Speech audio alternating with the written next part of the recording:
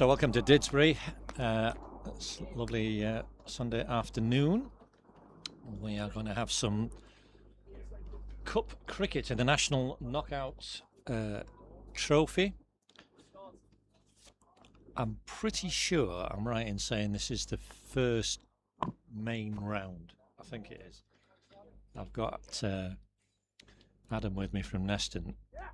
I'm pretty sure it is. I think we played the preliminary a couple of weeks back. So it's good news for Cheshire as a county, because at least one of our sides will be in the next round. Whether it'll be Didsbury or Neston, we will find out over the course of the afternoon. Didsbury have won the toss here and batting. Tom Haffel, the left-hander, and Sam Leech, makeshift opening partner, after a late change was forced on the Didsbury team. Chris Becker broke a knuckle frustratingly yesterday at a very late stage of the game when the result was beyond doubt. He was just diving to make a stop in the outfield, and there we are. So unfortunately his good start to the season, he's going to have to wait before he can continue that, because he's going to be out of action for a couple of weeks at least. We are just awaiting. You can see the Neston team. Why teams do this? I mean, you've had all that time beforehand. What is there to talk about now? All right, we've got a couple of minutes, but it's all a little bit unnecessary. And there are some very young players on the Neston team. They had an excellent win yesterday at Lindo in the league, but it's a much changed side today, and I'm relying on Adam for accurate identification throughout. I shall remember the binoculars are there. I don't know if you wish to avail yourself of those.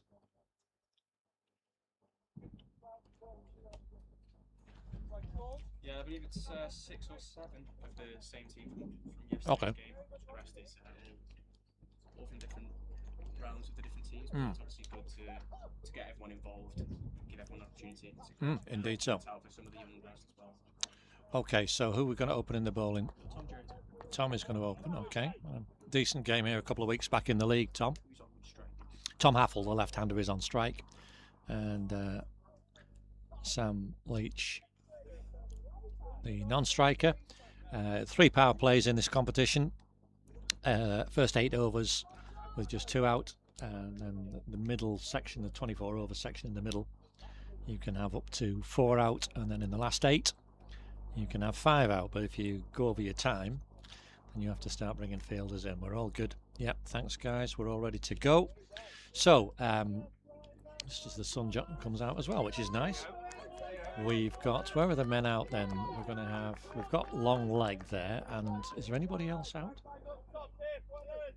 No, an attacking start from Neston. Plenty of noise, certainly as we start. Oh, goodness me. Just waiting for the clock to tick round. Oh, we're ready. Okay, here we go. Starting from the part. Tom Haffel is away straight away with a couple of runs. So nice work from Tom Haffel to get going. And Didsbury underway straight away. Where is the...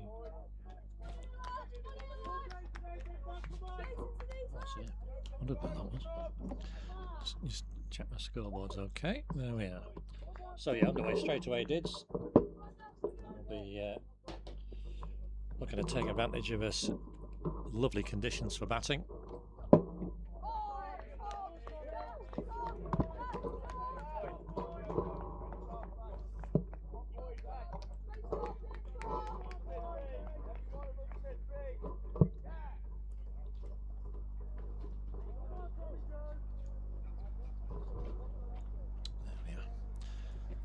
Yeah, so fairly aggressive field to start with, which is quite right. Well, we got 2 out now, though. Having said that, the square leg's gone back on the boundary straight away. There's a vote of confidence for you, Tom. A big gap on the leg side for an easy run wherever Tom Haffel wants it. So we've only got, who's this young man here at mid-on? Sorry, good. Louis Davies. Well, he's at mid-on. I'm just trying to turn the camera around and show you if I can. There you can see him, young Louis, clapping his hands. He's quite wide at mid-on. And he's the only one in front of square on the leg side. So he's got he's got a bit of work to do. Well, that's going to be wided. First one I suspect of a few this afternoon. It's as we're used to in these competitions, fairly tight on the wides. Oh. Yes, indeed.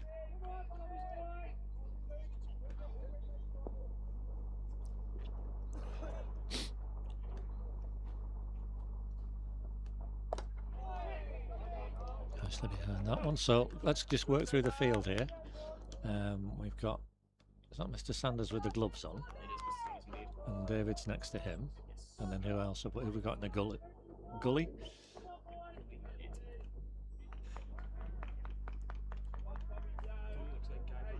Okay, point, backward point. Okay, we got a backward point and a point for the left-hander. Oh, that's a good ball. Okay. Okay, and then extra cover.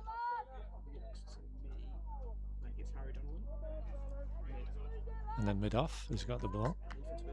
Okay, so the two men out here then will be... Okay, yeah, good. Good identification skills there, Adam. Excellent, well done. Nicely clipped away. Just be one though. Same with that huge gap on the leg side. So Tom Apple's pinched the strike as well. Sam Leech will have to wait to face the ball because we've had first over tidy enough from Tom Jones.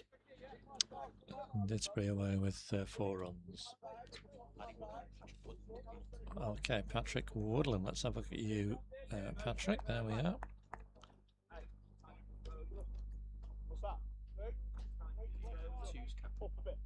Okay, this is captain of Neston 2s, who are the strongest team in the division, I believe, at the moment, holding everybody else up. Just it is early days, but it is quite a tough start, I know, Neston.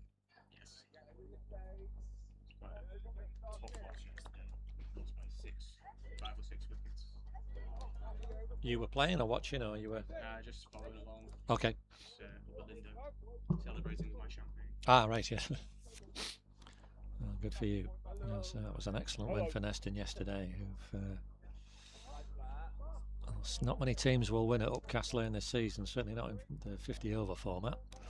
So that was a very creditable achievement. Right, so for Patrick, we've got on the cover boundary and a very, well, I want to say deep backward square leg.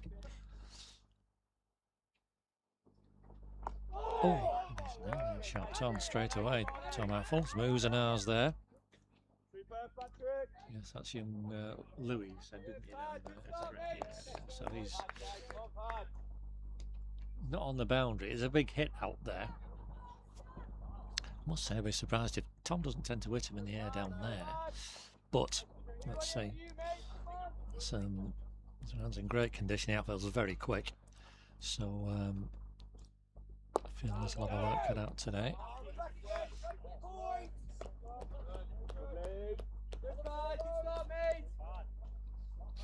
Lovely, Patrick.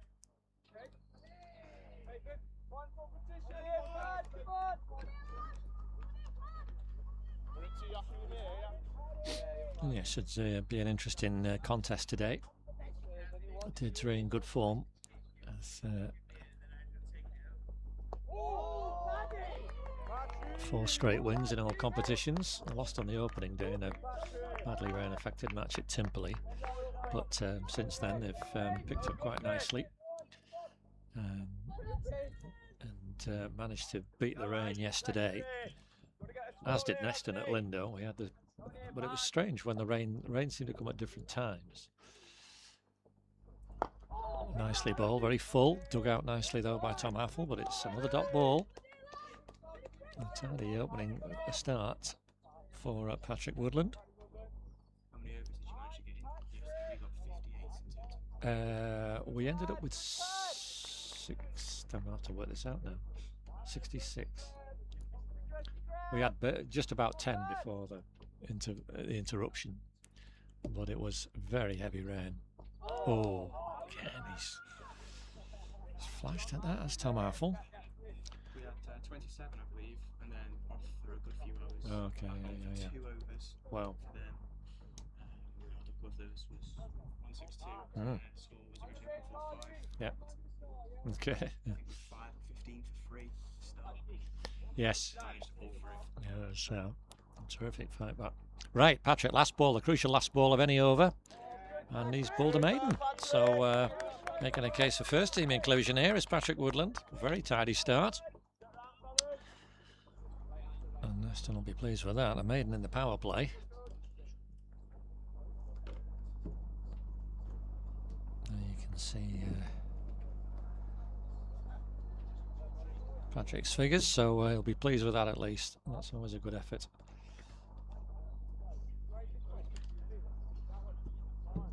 So Sam Leech is going to have his first ball of the game. Because of the strength of the ones, he's been playing second team, Sam. Made 103 and then 96 in his last 2 games for them, but didn't get a bat yesterday. But has his chance at the top of the order today, and let's hope he can make something of that. Wide ball. Fine player, Sam, and he'd walk into most first 11s in any of the Premier Division clubs. It's just a sign of how strong things are. Then you get things like Chris Becker's injury. Obviously, every club has availability issues at most weekends. So it's 2 men back on the offside for Sam. Cover boundary in third man. It's a bit of a swish. And stop ball sequence building up for Neston. I'll be happy with that. Again, there's a big gap on the leg side for Sam. There's backward square leg and mid on. They're the only fielders on the leg side. He's got a wide third man and cover on the boundary on the offside. So it has to be outside off stump really, and he's keeping that line very nicely, is Tom. Anything too straight, be easy pickings.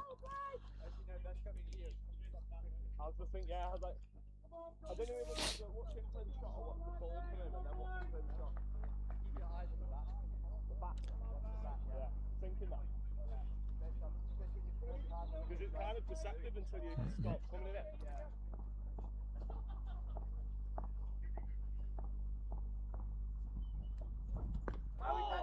And that's hit him. I got the impression that struck him on the pad, but no, he's got some bat on it, some glue on it, so he's away. Here's Sam Leech with a single. Better for that, but that wasn't the most comfortable of shots. But he survived and he's away, so.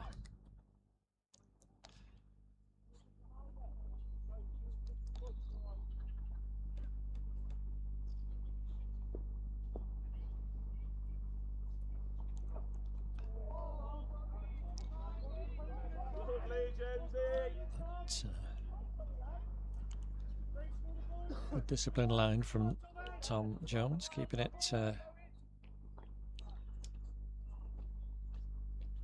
outside that off stump where he needs to be, on or outside.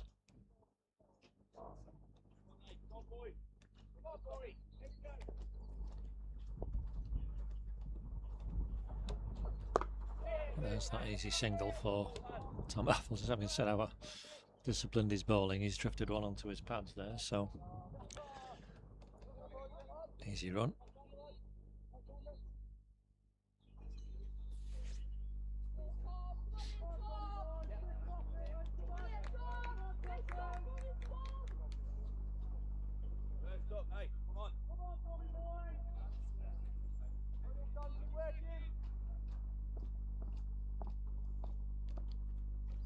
Last ball of this third over, and it's nicely defended. So this tidy start from Neston continues. 7 off 3. And, he's too content just to get the feel for bat on ball, the conditions.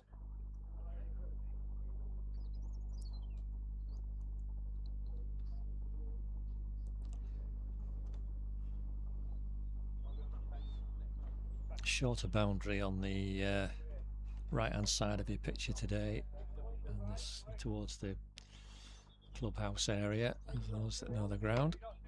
Tom Havel's offside. He's got a man back on the cover boundary and a backward point. He's got a long sleeve jumper on, an old fashioned jumper. Is that Matt Moritz? Yeah. Well, he's into action there with his long sleeve jumper. Nope, you can't prevent the single. It's not that cold, is it? You'll see him coming across the picture now, I think. Okay, there he is. A proper long sleeve sweater on. And now we've got a bit of a...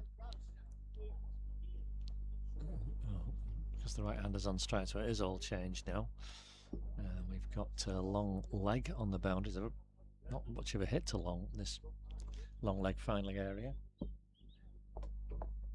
And a man back on the cover boundary. Young Lewis is back on the cover boundary now. He's covering some ground.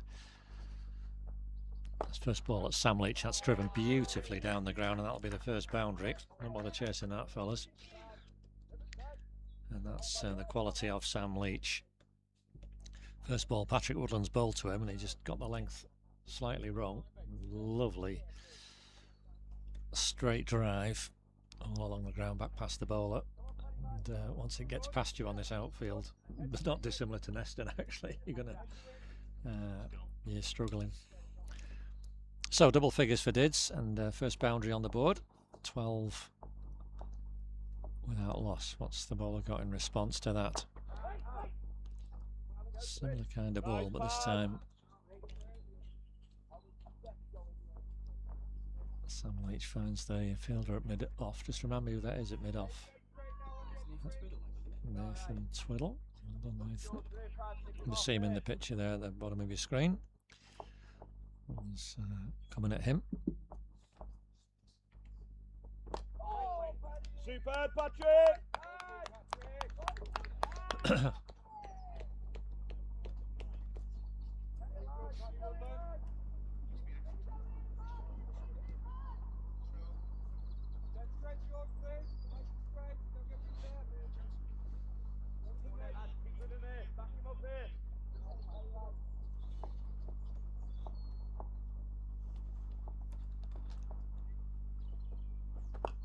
Well, now that's come off a leading edge, and it's going to be over mid-on's head, I think. Yeah, gosh, that was slightly fortunate there for Sam Leach. He was looking to play that, I think, a lot squarer through the leg side, and he got a leading edge, and it sailed up in the air. Who was that? Who, sorry? I'll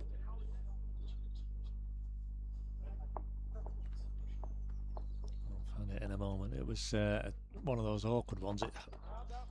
Well fielded by the bowler in return. End of the more eventful over. 7 from it, 14 on the board for Dids. Yeah, that shot just sailed up in the air. It's one of those that hung in the air for ages. Very difficult to judge, and he was running backwards, the young man. Okay. Let's just have a look. Got any detail on here? George Ferry, there he is. That was George who's doing his darndest, but it's very difficult to judge, and in the end it was some way behind him. It's a little bit easy to judge if the batsman actually gets hold of it, because they were meaning to hit it there. But not having a heart in mouth moment for Sam, but he survived, got a couple. He's on to 7.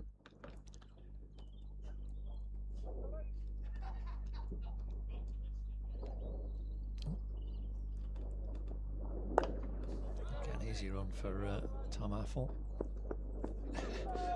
And fair play to young Louis there. Louis Davis. He's sprinted round from, where was it, backward point to get behind the man just to do some backing up. Good cricket that.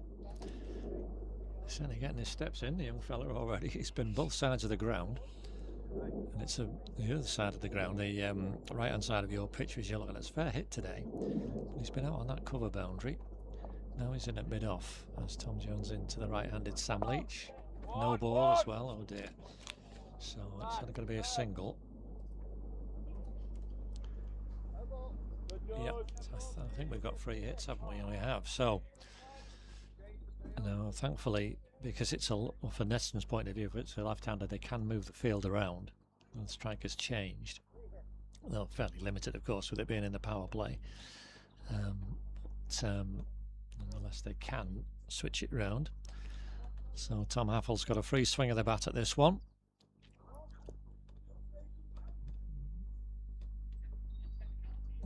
So let's see what Tom can come up with here.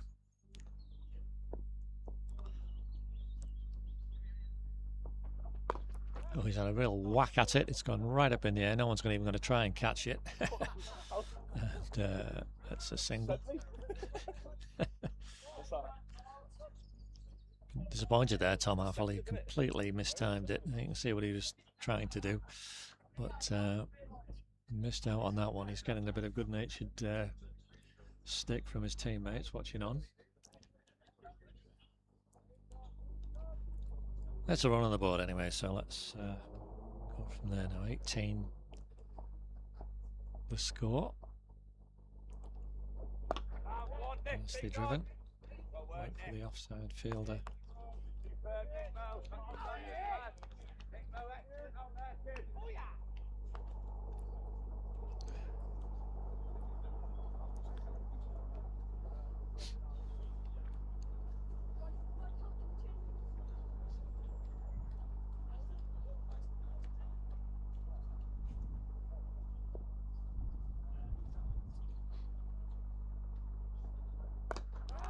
Now he's completely made a mess of that, Tom Haffle, and it's an early wicket. And Nathan Twiddle, who missed out in the last over with that one over his head, has had one sit straight to him and has caught it very nicely at mid-off. So not a good shot from Tom Haffle. I think he changed his mind just at the last split second. And he has to go, so he's out for 7. And the first wicket falls with a score on 19 as Charlie Lowen comes out to bat, the Didsbury keeper. He's been in terrific form recently.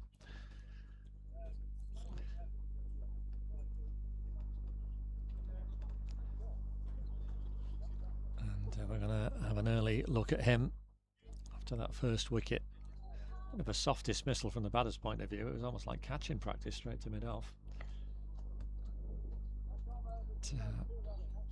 Disappointment for Tom. Couldn't make the most of that free hit, and then the next ball he's just given an easy catch. I'll say easy catch, none of them are easy when they're coming straight at you and you're expected to catch them, but he held on quite comfortably. So brings Charlie Lowen to the crease. Checking earlier, he's averaging 87 this season, Charlie. So had a fantastic 81 not out yesterday. The 70s a couple of times already this season. Here's his first ball,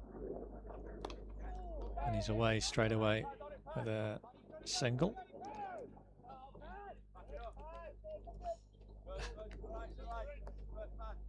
Nicely tucked away off his legs. There's 2 right-handers in now, of course, so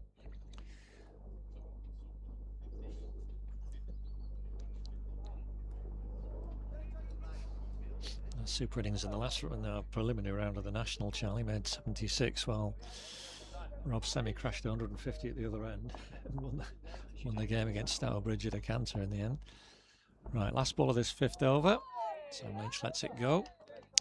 So 5 overs gone, 20 for 1. I think Neston will be the happier of the 2 teams just right now with that early wicket. Just the one boundary still in the first 5 overs conceded.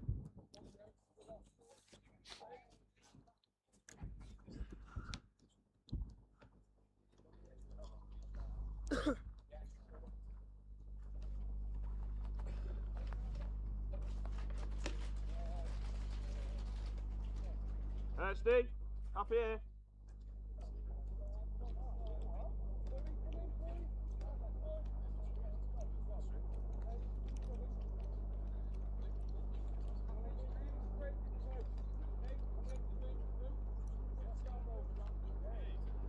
So, Patrick Woodland now a new batsman to bowl at. So his men, just one man out. Deep square leg is out on the boundary, but everybody else is in the circle. Neston trying to put a bit of pressure on, and that's fair enough. Silly power play.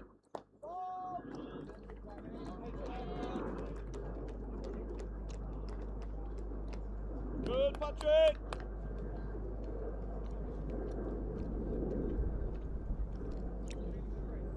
Charlie Lowen had the game interrupted yesterday by an Uber driver bringing his earbuds or something. He left in the Uber the night before. He paid the Uber driver to come back to the ground with them. I turned up beeping his horn and late play. Oh, he's given him this time though, and Charlie Lowen's gone. And an informed Didsbury batsman on his way home, umpire Darren Walker, no hesitation. Didn't look very far forward, and that's a wicket now for both opening bowlers, and Patrick Woodland will be delighted with that. It's a big wicket to get of an informed batsman. And Charlie Lowen, who has to depart, it's just a single to his name, and early strife for Dids, 20 for 2. As we await the arrival of Rob Sehmi. I'm assuming that Robbie will come charging onto the pitch. All action when he comes out, but he's not quite ready, and I'm not surprised. He was thinking, here he comes, look. Well,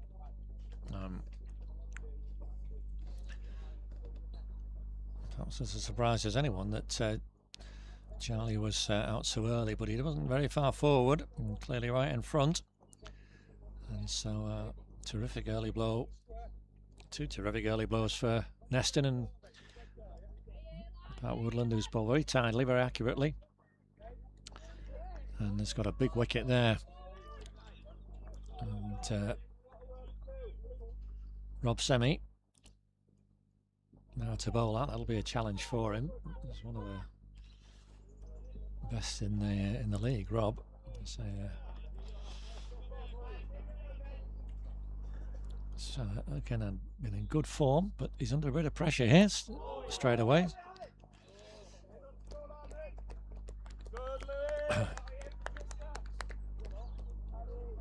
Key for him is just, I think, 20-25 balls, and if he can face that many, and he gets in. But there's a little bit of pressure out there because Neston have got a lot of men in. You can see Matt Moritz is coming there in his long sleeve jumper. And that's flicked beautifully through the leg side, but only be a single. So Rob Sehmi off the mark. 21 for 2.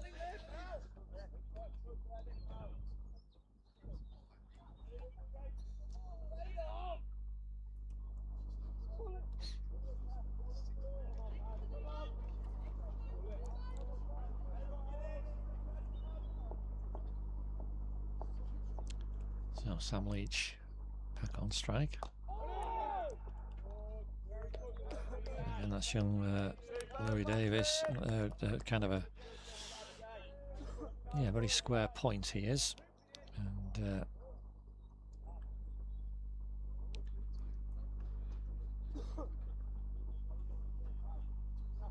he looks well up for it, doesn't he, young Louis? Good and fair play to him.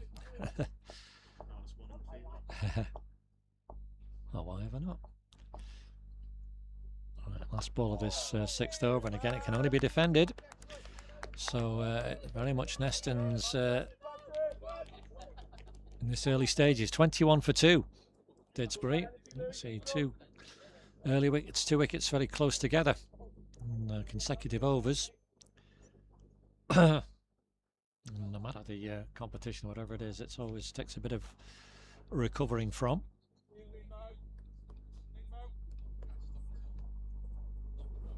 Tom Jones will continue.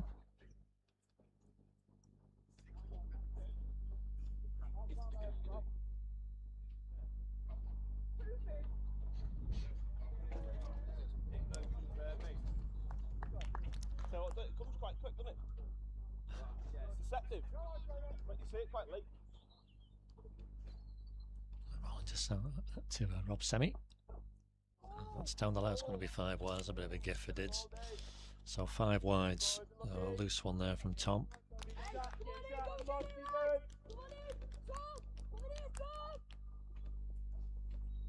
That's young Louis, you can hear. Trying to encourage the bowler, but that was a loose one. Gratefully received by Didsbury, I can tell you, at this point in time.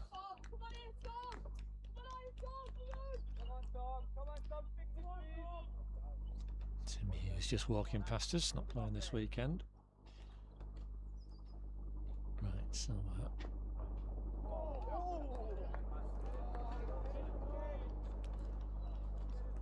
that's a better line for the bowler.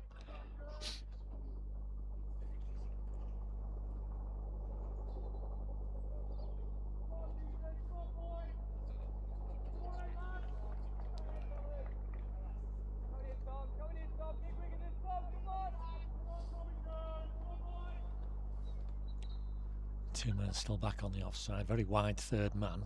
And cover on the boundary.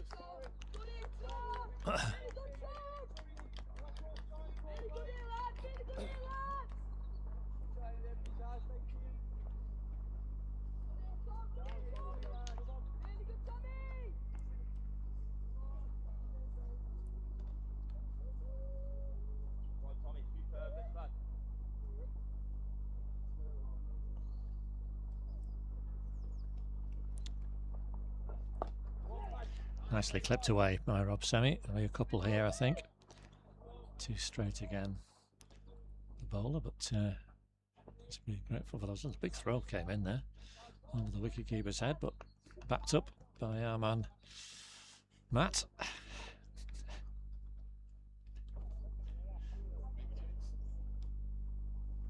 He's the overseas, so Yes. Oh gosh, this will be midwinter for him, won't it?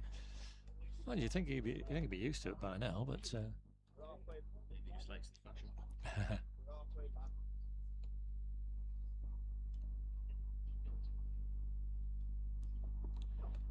As a Rob Sehmi has been caught. It's Matt Moritz who's caught him. It's just off this camera at this other end, but it was in the air and brilliantly caught by Matt Moritz, low down. What a start now for the visitors. That's a huge wicket. Rob Sehmi goes for 3 and Didsbury 28 for 3 as captain Nick Anderson comes out and surveys a very unhappy scoreboard for the home side, and got a serious amount of batting to do, and he's not had much this season, Nick. Either the wins have been so big. Last week at Chester he didn't need to bat. Yesterday in a truncated game he wasn't in for very long. But he's got a job to do here now, because that's 3 big wickets. Rob Sehmi in great form. Yeah, 159 in the last round of this competition. 93 not out last weekend at Chester.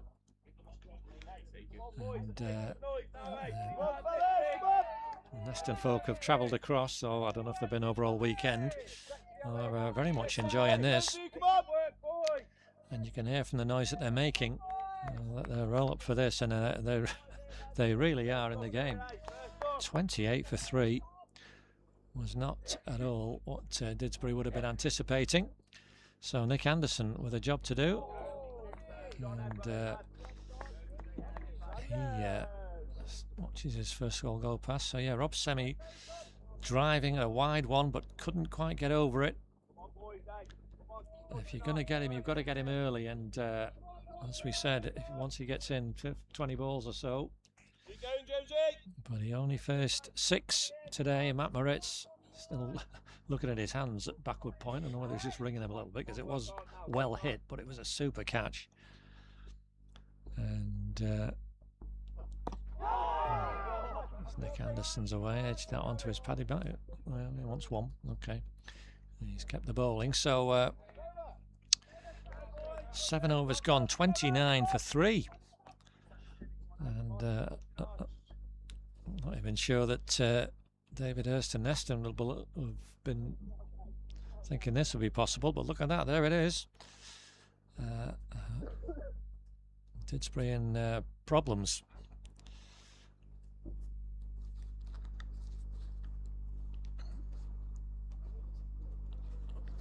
No, they've still got plenty of time and plenty of ability to rectify this, but it has to be done. It's never easy getting started. And the skipper coming in the power play, the first power play, with 3 of his top batsmen out.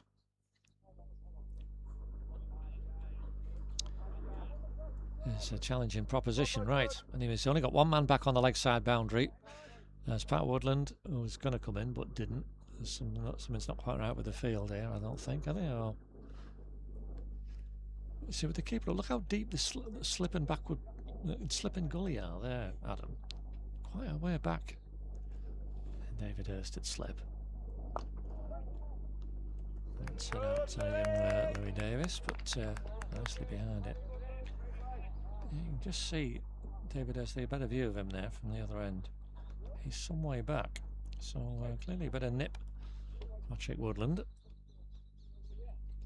Now we've got a man going back out to the cover boundary, so very close extra cover. That's our man Matt Moritz, we can tell him in his jumper.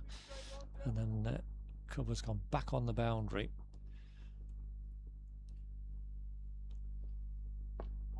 But there's nobody down there, and there's some work for David. He's got to get those legs going. His opposite number. He's going to get 2 leg bites. I thought he'd hit that, but anyway, we'll take the 2 runs. 31 for 3. I thought he got a bit of bat on that, Nick, but umpire Darren Walker said no. But it's 2 on the total, is the main thing.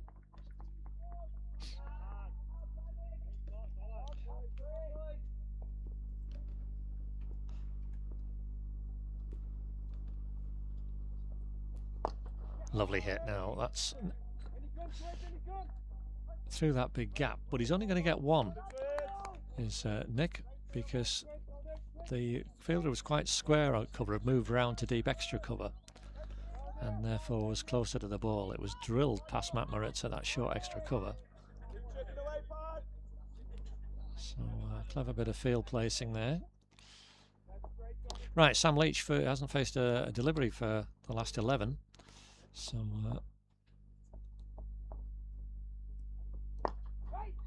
he's hit that nicely, but again, well fielded by young Louis Davis at forward point, well along the ground. Not classically fielded. I hope his coaches weren't watching, but he stopped it. Was the main thing. Got his hands on it, and he's been the busiest man. Oh, absolutely, he has. Yeah, absolutely. And fair play to the youngster. How old is he? Do you know? You're going to guess at 14, 15. Sorry, apologies if you're not, Louis, but nicely driven again. Sam Leach put straight at Matt Moritz. You can see him there, just in the shot.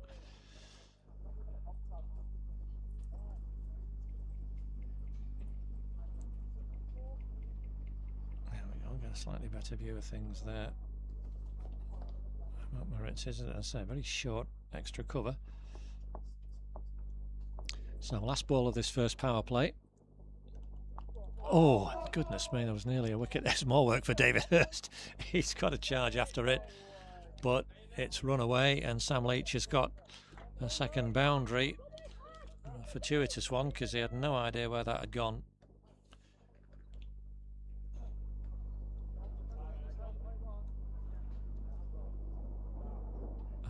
What's happened here?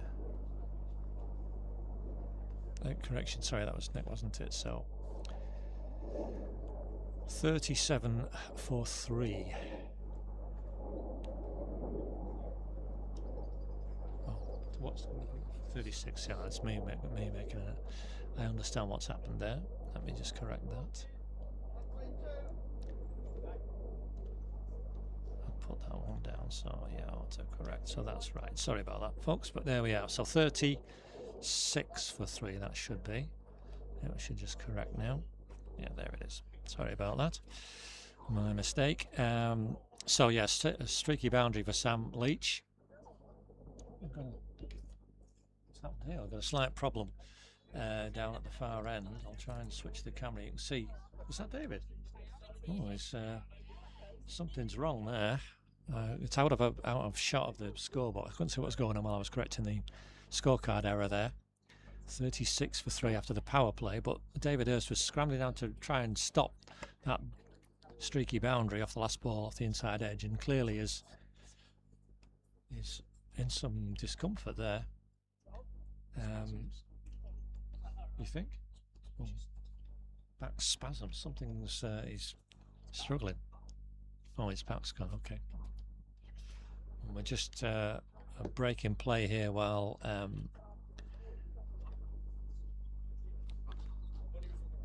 there's an injury concern. You can see. We'll just keep the camera there, but the players have just gone off to get a bit of refreshment quickly in this break in play. So, Adam, after that power play, what are you thinking? It's very much Neston, isn't it? 3 big wickets. I'm smiling. Wasn't expected to be here, but obviously credit to the lads for giving it a go. I've been very impressed with the young lads. Yes, indeed so. And it's a credit to proud of the club really that we can bring 3 youngsters that are more than just turning up, shall we say. Yeah, no, fair play. Less expensive. Fair play. It's one of the things about playing for Neston in this league. There's always long trips involved, and the big trip yesterday, and this game today, it does put a lot of strain on selection. That ambulance is not for us, by the way. I don't think it's that serious.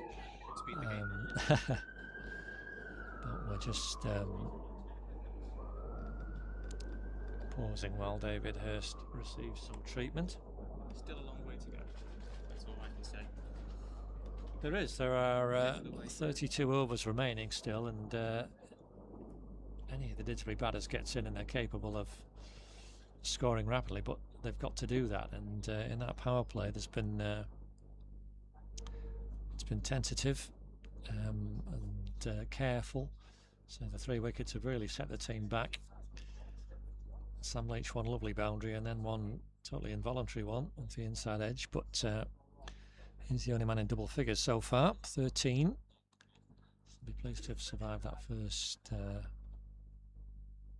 stanza, but we'll just wait until the players were able to resume after this injury break.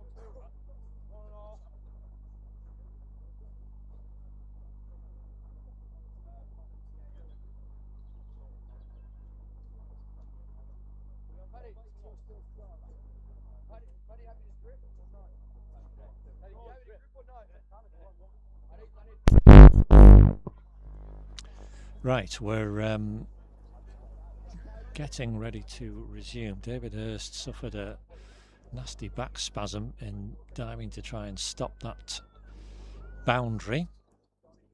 I don't, so he's not on the field. There's a youngster come on. Who would you know the 12th man? Johnny. Oh, is it? So Louis' brother, I take it. Okay. Oh, apologies if I'm misidentifying, but it's we're just trying to work out what is what. Right. We've got is Tom going to continue? He is, right. So we're just about ready to resume play, and you can see 36 for 3 after the power play. Tom Jones is going to continue, and he's going to resume battle with the Didsbury skipper Nick Anderson. He's stopped our clock there during that delay. But it's power play 2 now, so up to 4 fielders out. They've only got 2 out though, still keeping, oh sorry, correction, 3 out. Oh, he was running in then, Tom Jones, when Potsy shouted play, so there we are, thank you John. We've got 3 out now, so we got the sub is at fine leg, who we think is, sorry, did you say? Johnny Davis, yeah. Fine leg, third man, and cover on the boundary. So, eventually we're ready to go again. Tom Jones in. That starts with a wide. Didsbury in the second power play need to really make a much better fist of things. So he's not really had, well, certainly not any scores of note, Nick Anderson, this year. He didn't bat in the last round of this competition because such was the quality of the third wicket stand. So it's a test for him. And we're hoping he can get himself in and sorted. Now David Hurst is sitting down in front of us.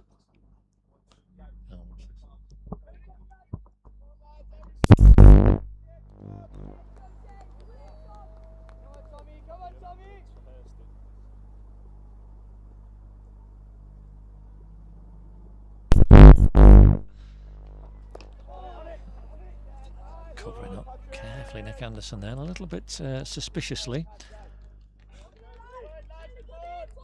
And we can see David Hurst right in front of us. At least he's sitting up now.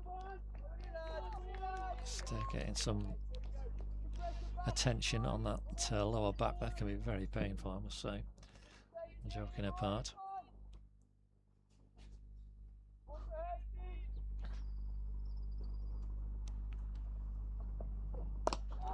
Well, that's that straight drive, and that's going to be 4. They're not going to stop that. Even young Louis Davis racing after that. It's beautifully timed, and Nick Anderson does have a first boundary now, and nicely off the mark with his boundary count off the mark with that lovely straight drive. Nicely played, not try to hit too hard, and just all timing. Even though the 2 fielders in pursuit, not a chance of stopping that.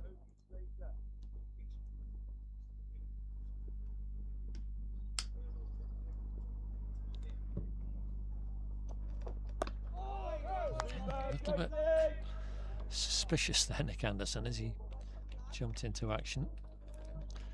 Oh, David's down supplying some magic cream down here. You can see it from around the camera, just to your right there. Neston will be desperately hoping that does the job for him in terms of being able to bat at least. Might need a bit of time off the field just for things to settle down. Back on the field, Tom Jones in. Oh, and that's upish, Nick Anderson, but high enough over square leg for another boundary. So this right, saying Didsbury's most productive over so far in the match, 9 from it.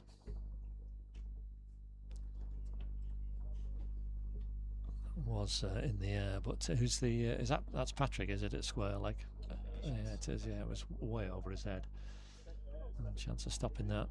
Got a bit cooler, a bit. There's still plenty of blue sky above, but some Clouds have suddenly obscured the sun. We could do a bit of warmth, couldn't we, Adam, I think? Right, so last ball of this 9th over. Full toss. I'd be disappointed. Nick Anderson, who have missed out there, might even have got a run with the slight misfield, but did not in the end. So better over Dids, 9 from it, 45-4-3. And you can see those 3 wickets: Tom Affle, Charlie Lowen, and Rob Sehmi. A real scalp for Neston. Patrick Woodland is going to continue. And David Hurst is very gingerly just sorting himself out. He's kneeling down now and looking like he might try some stretching. Well, there's no back stretching. But much as we wish, David, well, the young Johnny's gone from fine leg to fine leg here. Must be thrilled to bits to be on the field, though, at least, and fair play. He's come all this way, and he's got his opportunity, which he's be pleased about. Tough competition and side as well. Indeed so. Right, Sam Leech on strike. As Patrick Woodland's into him. We've got, you can see now, as Matt Moritz got rid of the jumper. Yeah, he has. He's it is. It's getting colder, and he's taking his jumper off. I can't make any sense of this. But he's there at short extra cover. We've got fine leg, extra cover on the boundary, and square leg on the boundary.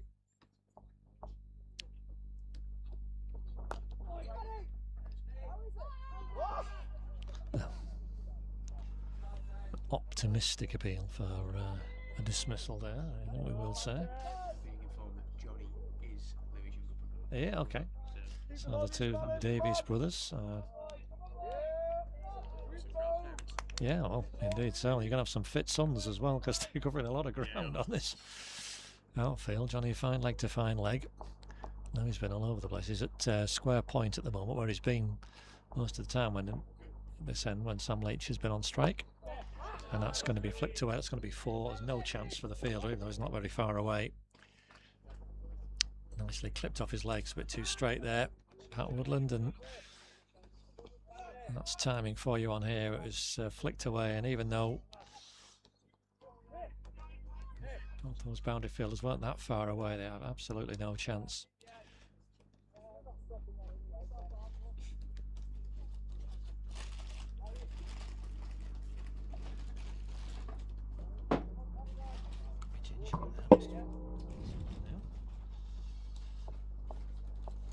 So 3rd boundary for Sam Leach. To 17 now. Good pad.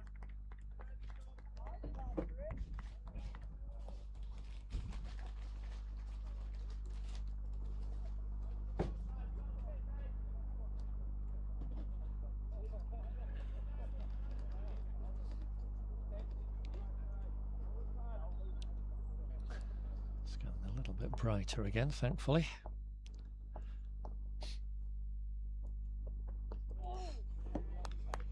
Good pad.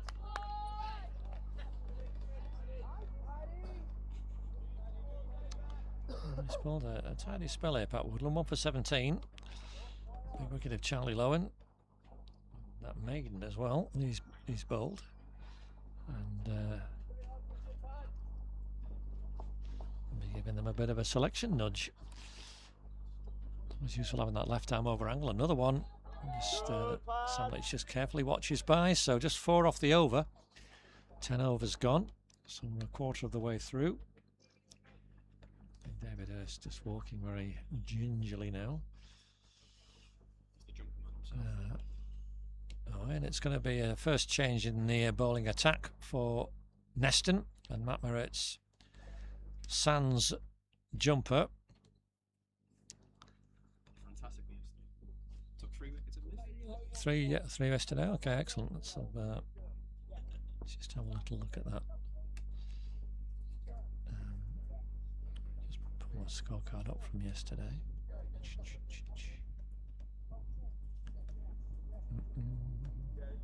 Come on, Maritzi!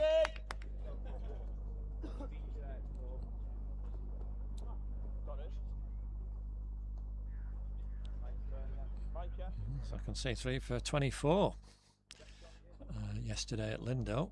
Some good wickets there. Dan Newton, blimey. Paul Sam for a duck. Sam Battersby and Charlie Hodge. 3 very useful wickets to have taken those, I can tell you, in that league game yesterday. But today a different challenge for him.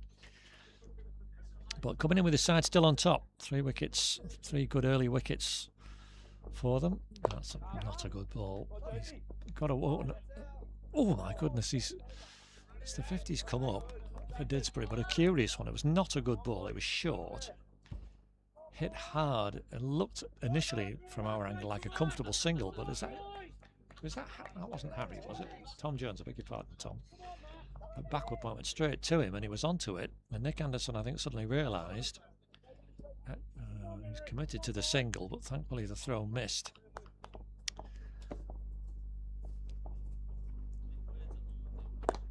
Short again. Sam Leech just hammered it square, and it's going to be 4 runs. Yeah, just 4 runs, not 4 bars there, John. Just apologising for being it. I don't think his vision was obscured, but the fielder sprawling round on the cover boundary. Who was that? Remind me again, Adam. Nick Morrison went underneath him. It was hit hard and went very quickly, and got another slight delay. We know he's found the ball. It gone into the car park area along the ground. Nice shot from Sam Leech. The last 3 scoring shots have all been boundaries. 1 involuntary, but 2 much more where he intended. And he's into the 20s now, 21. Come on, Matt, his 4th boundary. Come on, lads. And it's much needed for Dids. Boys, come on. After that costly start in terms of the wickets that they've lost. Nice and hard in the ring, Nick, man. Come on, boys.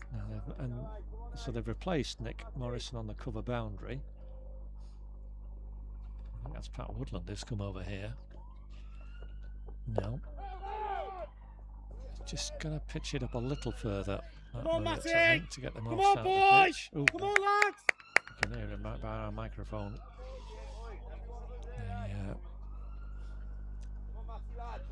Neston bowler, Pat Woodland, encouraging his team, and why not?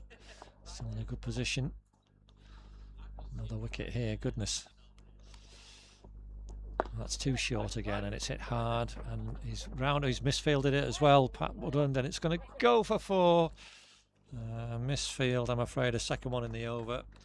And a 5th one for Sam Leech, and it was hit hard, short. It wasn't a good ball, in all truth. Pat Woodland rushing round, got behind it, but it bobbled awkwardly, hit his arm, and then skewed away over the rope.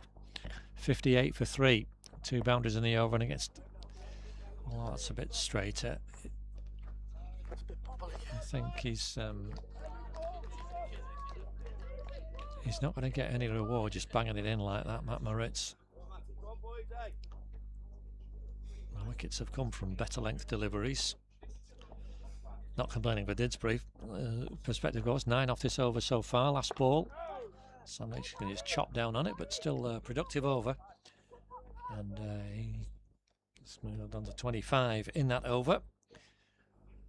These two just rebuilding. You can see 3 wickets in consecutive overs. But, just adding a little bit of order to proceedings. Having a chat, Nick and Sam, they've been this club together and battered together many times.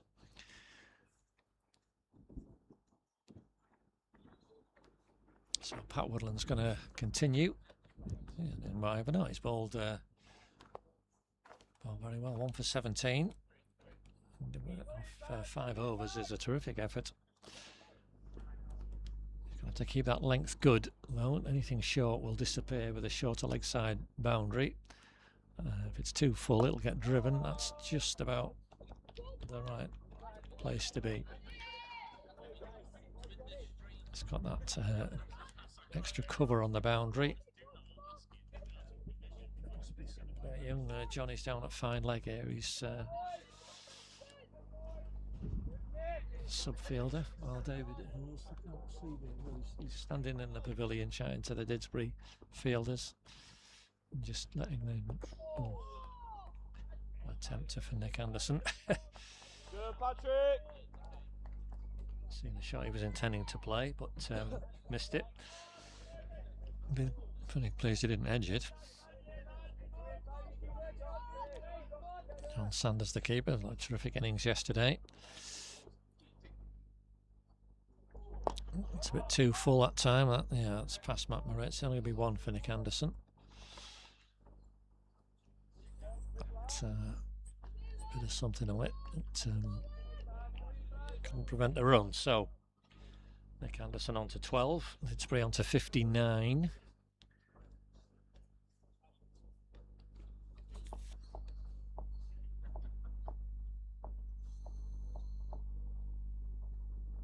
Oh, that's not a good ball. That's well fielded though. Hit the slips. Was that Guy? Yeah, wringing his hands there. That was very wide and a good piece of work at slip. Good job he's further back. All these runs will be gratefully received by Didsbury. 9 wides now. One blot on the Neston scorebook from their perspective. That's more like it from Pat Woodland's point of view, though.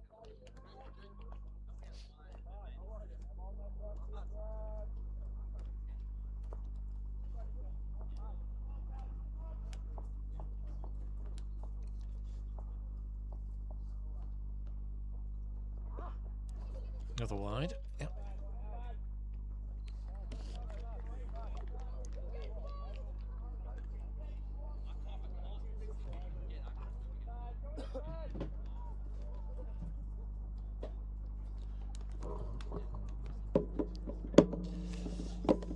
Let's see what's in my tuck box today. Oh. Oh, in the air. And just while I'm eating it, Sam Leech has gone. Is that young Nathan? George Ferry has caught the catch at mid-wicket, mid-on area. Sam Leech did that earlier. Missed time one and it flew up off a leading edge. That previous one went really high in the air, but this time it's skewed up. And he's been caught at mid-on by young George Ferry. And just as they were starting to recover a little bit, another wicket leaves Didsbury 61 for 4 as Steve Green comes in. And Didsbury are in a bit of a hole here. There's still plenty of overs remaining, but this regular loss of wickets is hurting them and really lifting up the our opponents today, Neston. Pat Woodland, second wicket, 2 for 20. And has done a fantastic job for his team. Not a regular first team player, but has been more than an adequate replacement. Just as I was having a bit of food. Couldn't describe that dismissal fully. So we've another new batsman, Steve Green, the left-hander. It's had a quiet start to the season, Steve. He's a super talented player, but hasn't really had an innings of note so far. Today will be the perfect day to write that one. Oh, my goodness. Didn't last at all. Thankfully, it's missed the edge and the stumps. Adam next to me had his hands on his head there, and understandably so, but what an effort from Pat Woodland that is. 2 for 20 from his 6 overs. You can see those 4 circles on the worm, showing how Didsbury have struggled really in these first 12 overs. 61 for 4. Sam Leech just getting set and settled, but then got that leading edge again. And his useful innings, 25, curtailed though much more quickly than he would have hoped. Matt Moritz in for his second over. And suddenly balls that batsmen would normally be quite happy to have a go at, they're having to think more carefully about, because they've got some batting to do, Didsbury, here, to get up to anything like a respectable total, a defendable total. It's too short, hit hard, but well fielded. Tom Jones at backward point. Disappointed to have missed out there, Nick Anderson. That was not a good ball. But, couldn't get it past the fielder. And the bowler will know he's got away with one there, but he's generally banging it in a bit, as he has done again there. Oh no, and again, just an indication of the pressure that Dids are under there. That was flipped away to young Johnny Davis at backward square leg, who misfielded it, but Nick Anderson unwilling to chance a single, even to a very young fielder. He knows the situation his side are in, recognises it. Now this time he'll go, and might get a couple here if he can get down. Young Johnny, no, he's got down very well. Back up on his feet straight away, pings it in. Just a single, and he gets a good round of applause from his teammates, and rightly so. It was a good effort from the sub fielder.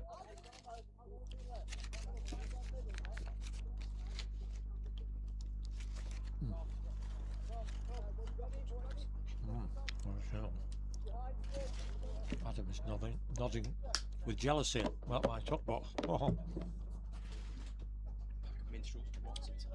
Minstrels and what? Nice and healthy.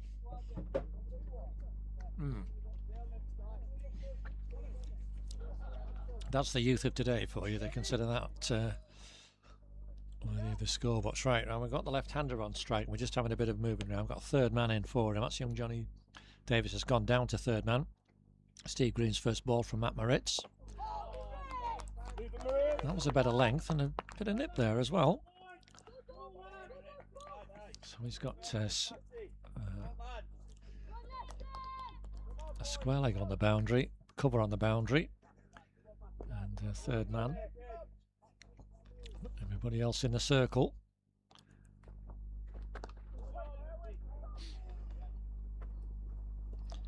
Nicely behind that, Steve Green, but just one off that 13th over. 62 for 4. Neston very much in control of this game, and work to do, a lot of work to do. Pat Willen's going to continue. I think he might bowl through his 8.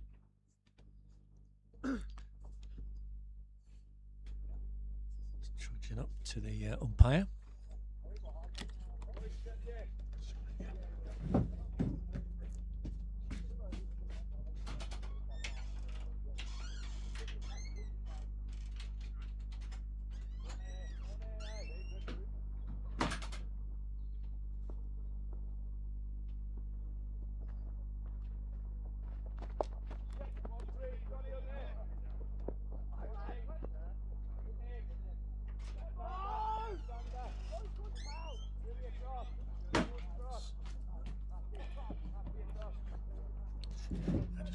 Nipped outside. The sun's out again and it's pleasantly warm.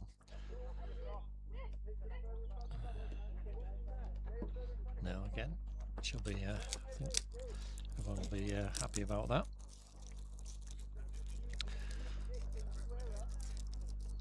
Entirely tucked away that last delivery by Nick Anderson, so Steve Green surveying what this field. Just one man back on the boundary, they're all in a circle.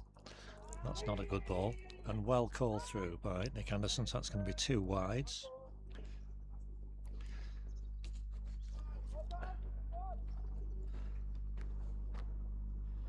.13 wides now in this innings and correction, 12 wides, Standard. and already Standard. Neston just need to be careful about that.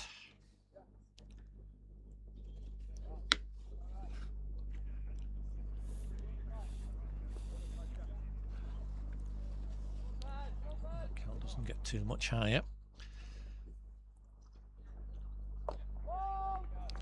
Super bad.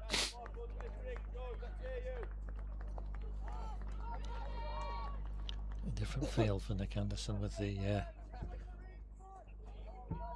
men back either side square. Matt Merritt still persisting in that shortish extra cover position. Oof, that's nicely done past the outside edge. Nick Anderson reaching for that one.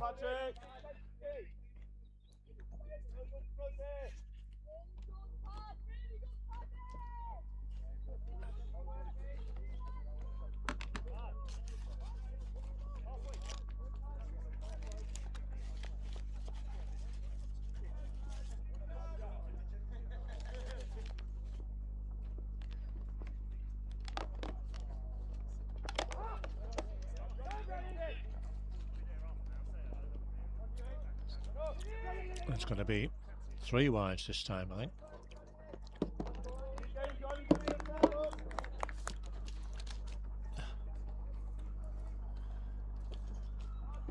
He's bowling from Pat Woodley, be cross with that. But all these extra runs greatly received and extra deliveries as well. 15 wides now. Second highest score. It is the second highest score, Adam, yeah, and it's just shows how costly they've been. It's a nice bit of fielding by, you saw there from Matt Moritz. That short extra cover. Quickly onto that.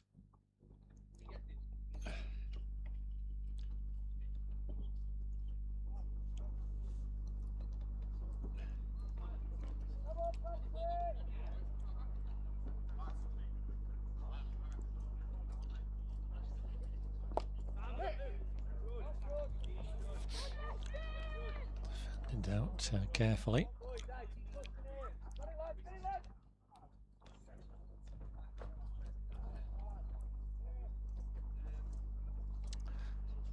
So last ball of this 14th over.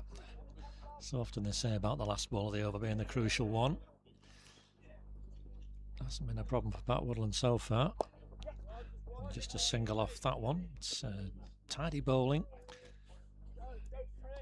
Looks like he's struggling a bit there, the bowler. There's a bit of a hobble back to the umpire to get his hat. But another tidy-ish over the wides a little bit. A blemish, but 2 for 27 as you can see with that maiden. He's done a super job for his team. And those 2 big wickets, Charlie Lowen and Sam Leech. He's still looking a little bit ginger as he's at mid-wicket now for Matt Moritz's third over to Nick Anderson. Nobody back, so Nick will be mindful of that. Anything just in that slightly over-pitched slot.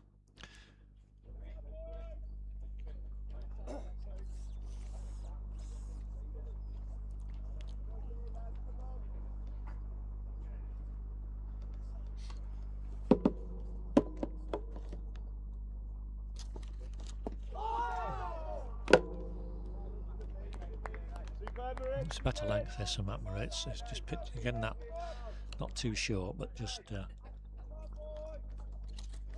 not drivable either.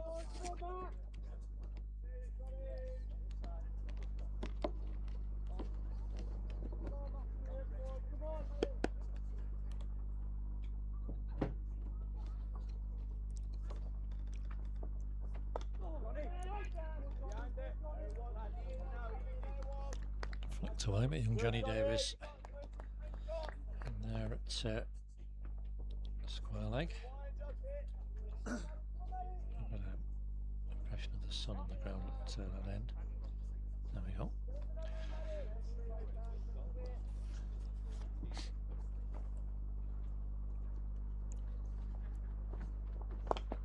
It's too short, but single this time will be taken. Good running by these two.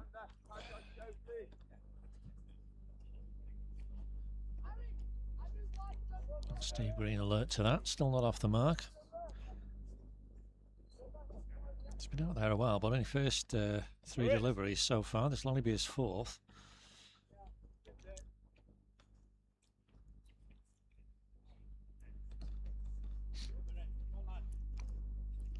Big gap on the leg side in front of square.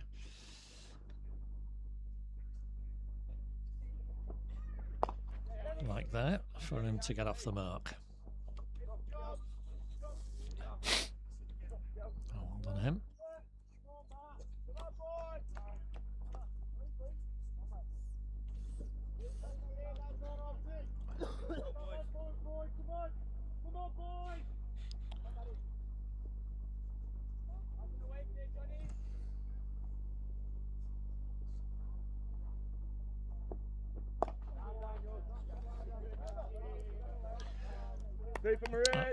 Another tidy over from Matt Moretz, just 2 from it. And Didsbury.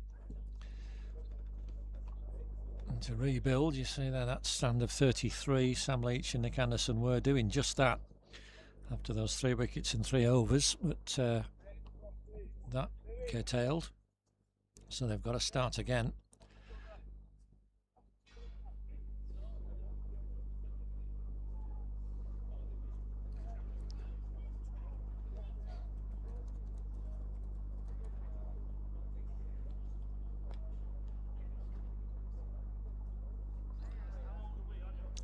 So Pat Woodland is going to bowl out.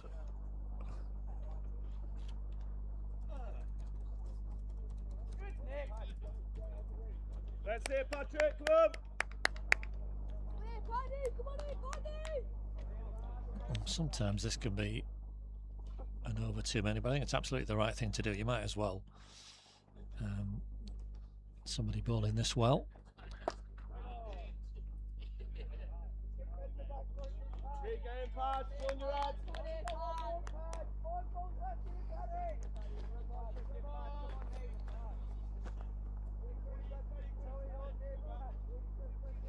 Just having a look at our other Cheshire sides in this competition today. So I think 5 in total, so this is an all Cheshire match, obviously. Nicely driven by Steve Green, but straight to mid-off. So in Group 7, Hyde have had to travel down to Barnt Green, which is Birmingham area. Barnt Green are 106 for 2 off 17 overs. Nantwich entertaining Porthill Park. Porthill are 81 for 2. And in our group, Widnes are somewhere. That's nicely flicked away by Steve Green this time. Just a single. 72 for 4.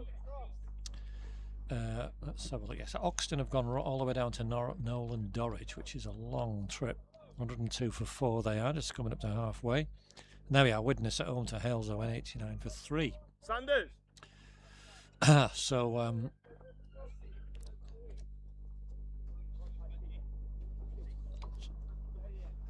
so the Cheshire sides are doing at the moment. Back here with this.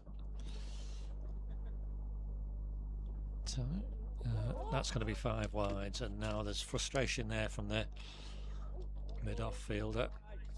It's a second lot of 5 wides, and the is that Guy at mid-off? Oh, beg your pardon. So who's at mid-off? Nathan Twiddle has just waved his arms in exasperated fashion at the frustration of those 5 wides. Forgive Pat Woodland a loose one, I think, but it does all count. I mean, of his 33 runs, he's bowled 5 wide deliveries, but I've gone in double figures, and 20 wides now have been bowled. In a total of 77 is a significant amount.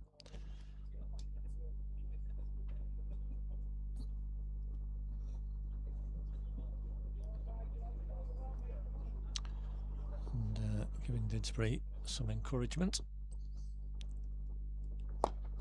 Nice full length, yeah, driven out past the short extra cover. It's only going to be one though for Nick. He's gone carefully onto 17. 32 balls he's had now though, so I always think that kind of figure. He's starting to just get more completely city youngsters charging all over the field here, and every credit to them to have their energy and enthusiasm rubbing off on the older players. Last ball of Pat Woodland's spell, which is defended carefully by Steve Green. So I'd be disappointed with the wides he's bowled there, Pat Woodland, but 2 for 34 from his 8 has been a terrific effort, generally for his side.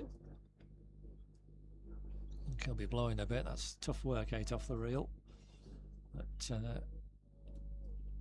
as I say, a little untidy, but even then in that final over you can forgive him. I think that's one blemish for the 5 wides. So who's taken over as captain then? Is Harry?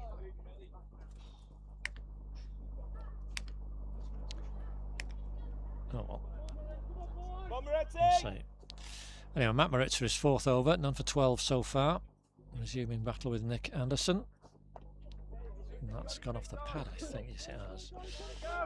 Should be a couple there easily. Yeah, the young Johnny coming round to get that. So 2 leg buys.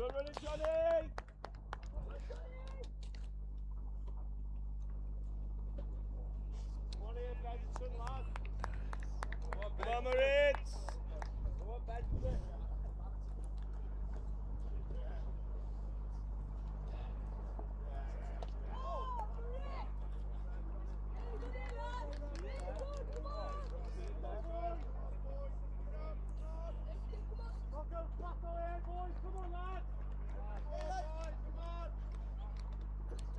Plenty of noise being made by the Neston fielders.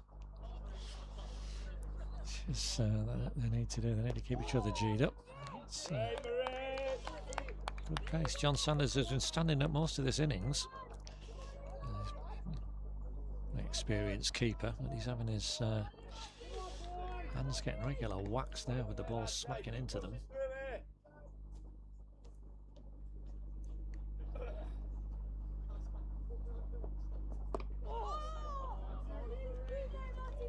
Anderson covering up very carefully there.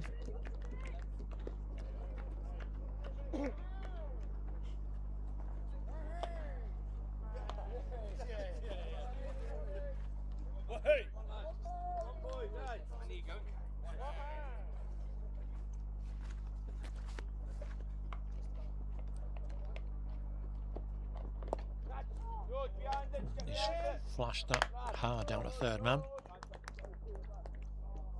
Well fielded. One of the is that young Nathan down there. I think it's the man who took the catch, George Ferry was it? Oh, yeah, got himself behind. That was travelling towards him. That ball down to 3rd man. You can see him trotting across to 3rd man for the left-hander, Steve Green.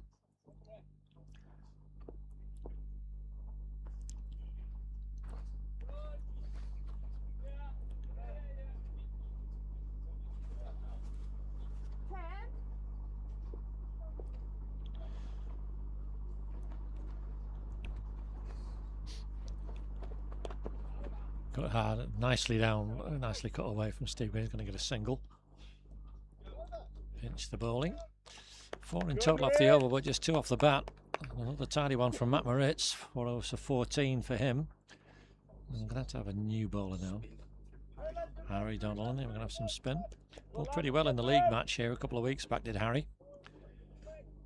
Held his own yesterday in a tough position to come in. Came in with one of the 2 overs that we played, the extended play. Okay.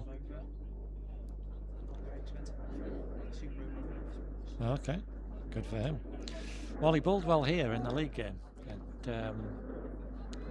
it's very tidy then. And the handy cricketer, Harry. First look at spin in this match. Just kind of a slight delay while the sight screens get moved. You see the fielder's trotting down there to do that because he's going to presumably be going over and round, is he?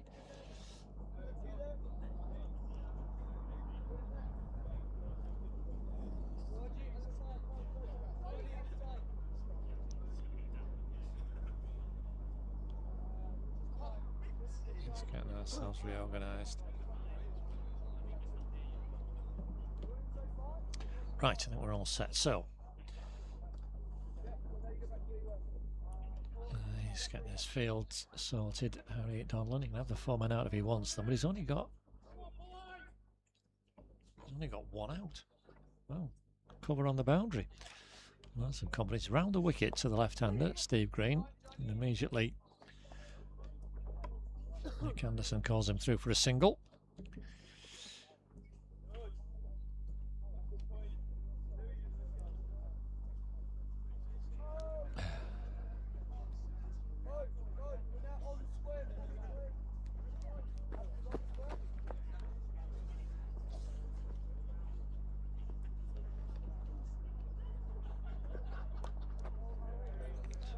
Nice, Donners.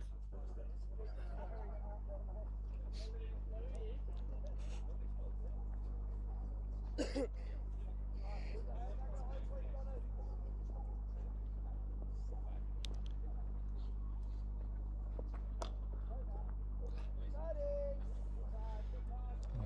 Anderson can only defend carefully.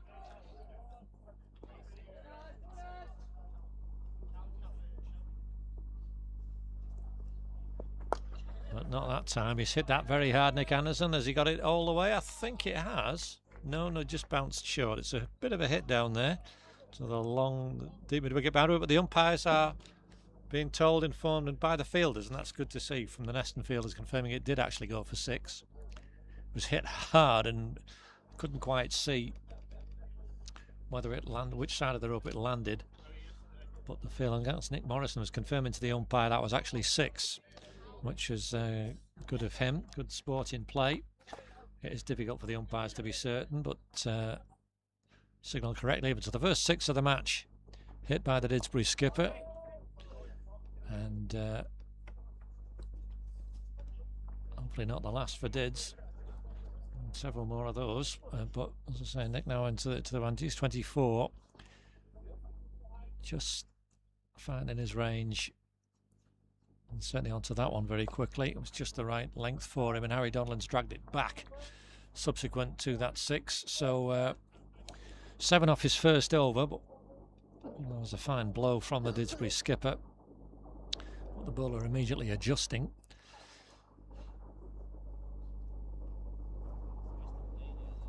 So 89 for 4, 18 overs. Matt Moritz going to continue on this tidy spell of his. Conceded 2 boundaries in his first over. They were both misfields. But since then it's all been singles only that he's conceded. And George Ferry realising too late the left-hander was on strike, so he's had to run across from third man to third man, as it were. And now we're having he's going to come round the wicket to the left-hander, Matt Moritz, so we're going to have another delay while the you can see the young lads going down to move the screens. Moving the wrong one initially. Come on, boys. There we go. Yep, that's fine. So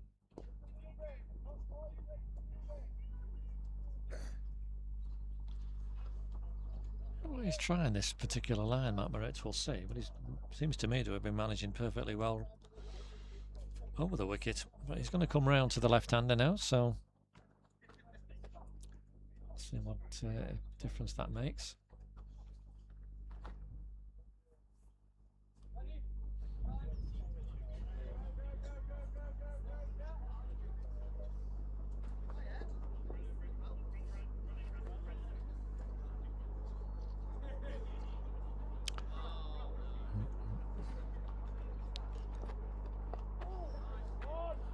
Straight away for Steve Green, reaching outside the off stump. Risking a second. to young George. Now he's got some ground to cover now. He's realised quickly, so you'll see him in the top of the picture. Come round in front of the... there he is. So he's got to get across now. But good thing with these young players, so that they'll do it without complaint. And quickly, so we can move out to the action.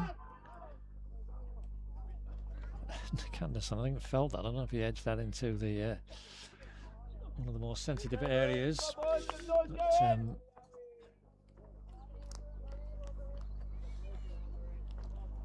But that was the perfect length from the bowling perspective, just right. The batsman's got it, then a groping forward, can't drive with any confidence. It's Fuller, it can only be defended away.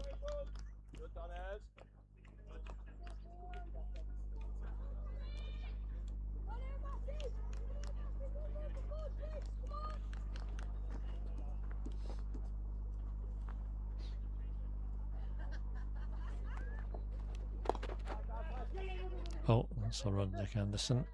Realise there's one on there. Smartly done. So he's on to 25 now.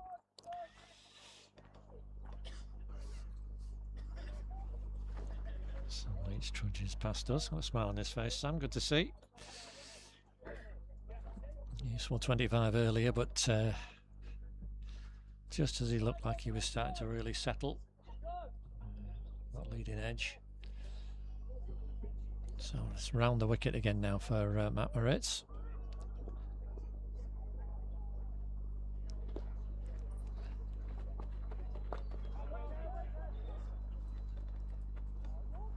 Well, it's worked for him. Another over with just 2 singles conceded so far. And just a ball left, so...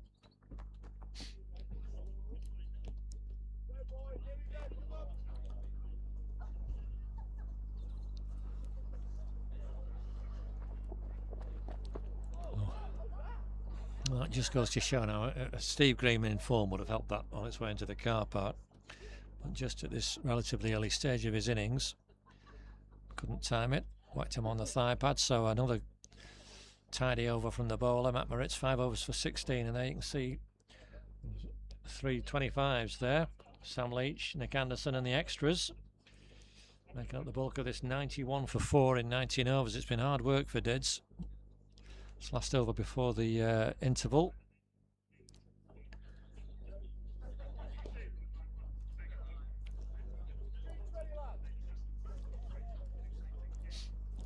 Nick Anderson just wanted to make sure drinks are ready.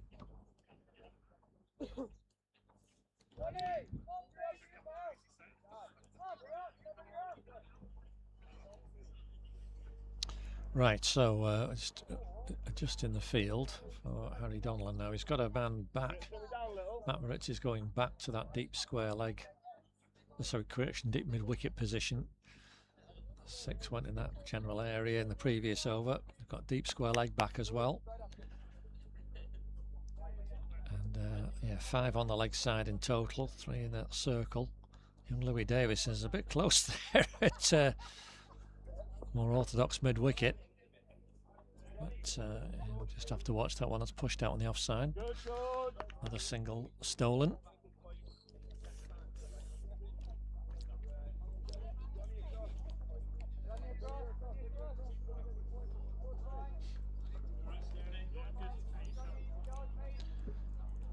.92 for 4.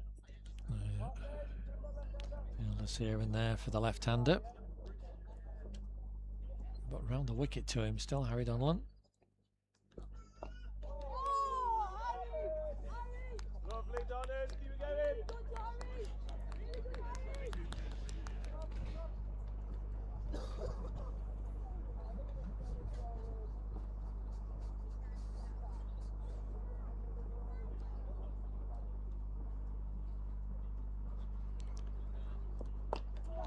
The wicket, Steve Green, and it's got a good, good signal. What was that? Nathan, it's stuck in his hand there. You can see the Neston skipper, David Hurst, incapacitated, but walking a lot more freely now. He's coming back to where he left his boots. Put those back on, so we may be seeing a reappearance for him. He's had a bit of time off the field. So his back went when he was diving to try and stop a boundary at the end of the power play.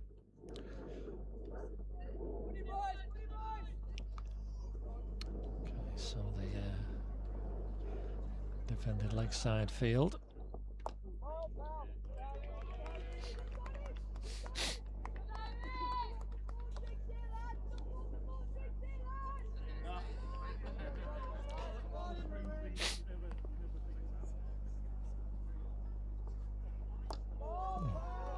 Quicker ball, well defended, well seen by Nick. So last ball before drinks.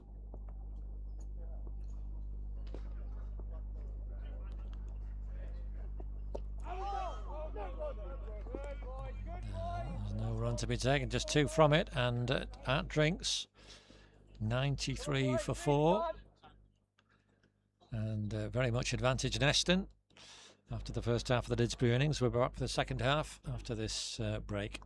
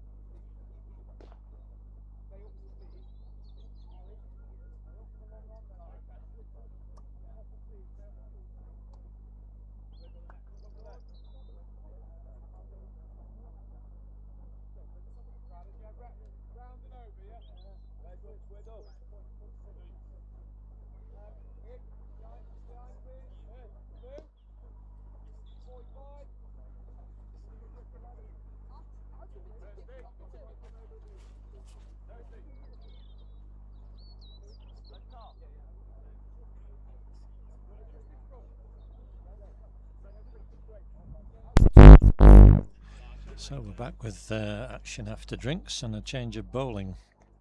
Matt Moretti's fine spell of 5 overs for 16 has been ended by the decision to bring Guy Bradshaw into the attack. So that's the wrong decision necessarily, but he's going very well, Matt, and keeping things nice and tidy, but he's been held back for his last 3 overs, so Guy Bradshaw now.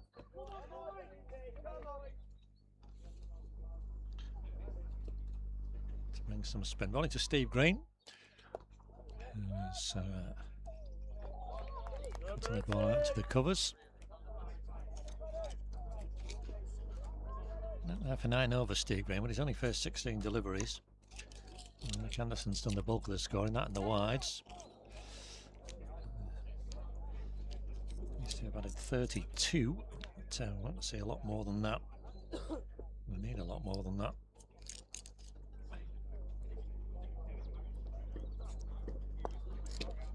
Cut hard and well by the left-hander. Pat Woodland out there doing some work on the cover boundary. Keeps it to 1.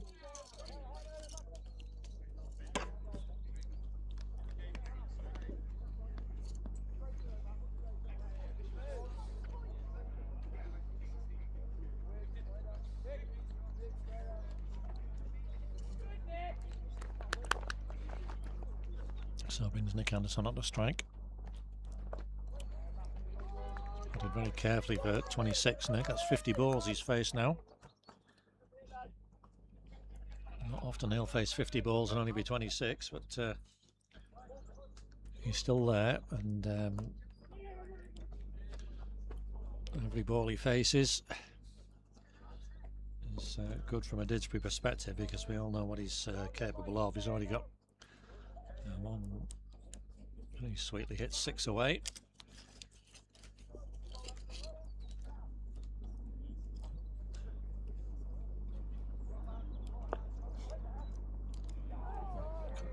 Steve Green, but well watching. That's young Nathan there at backward point.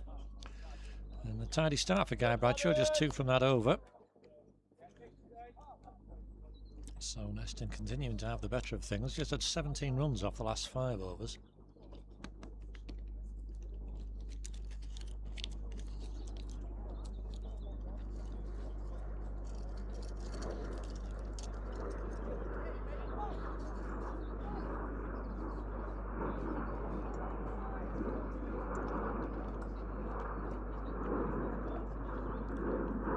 Very much still Neston with the advantage here. Harry Donnellan, 2 overs for 9. One of those hits in that 9 was the 6. So another tidy effort. He's round the wicket to Nick Anderson, who's just defending.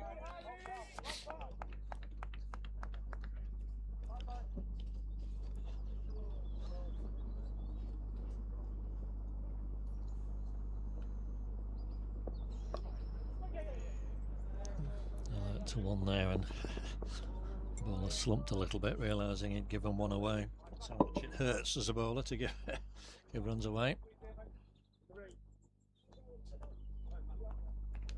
Standing between the batsman. Getting another precious run onto the board. 96 for 4.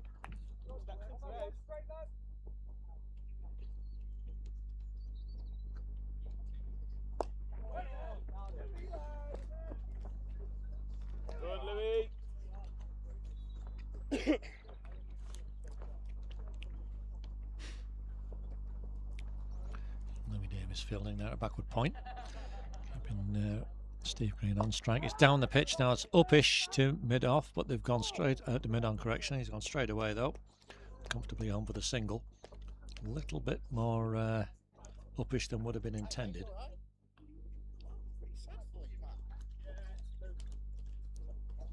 Steve.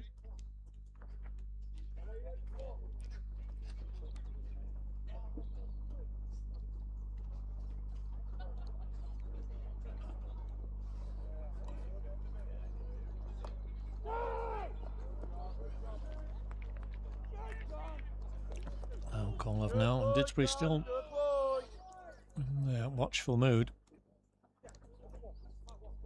Just can't really get any momentum going. It's been around about 4 and a bit and over. You had a shout of no from Harry Donnellan there that the run was pinched. The ball hit barely 5 yards, but Nick Anderson's done that. Steve Green ran well and got another one. So 3 off that over. You can see that run rate, as I was saying, it's been hard work. Only been 7 fours and a 6 in these 22 overs.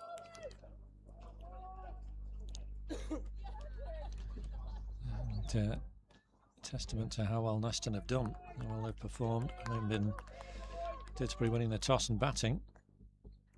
Hi Vivian, what brings you here?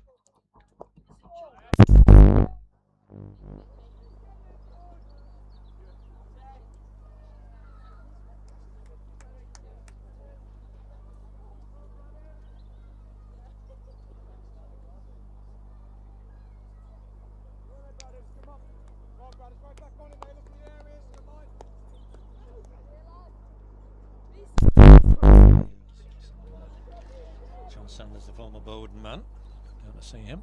Anyway, that boundary for Nick Anderson brought up the Didsbury 100. I was just distracted talking there. Worked away, and he's gone for a similar area there. Is that Nathan or George down at short fine leg? George Ferry? Yeah, it is. I couldn't prevent the run. Now, is David back on the field? Is it slipping? Yes, yeah, he is. He's back on the field at slip. So young Johnny Davis, who had a wonderful time deputising for him in the field. He's back off, and David Hurst back on. So hopefully, from Neston's point of view, he'll be fully fit.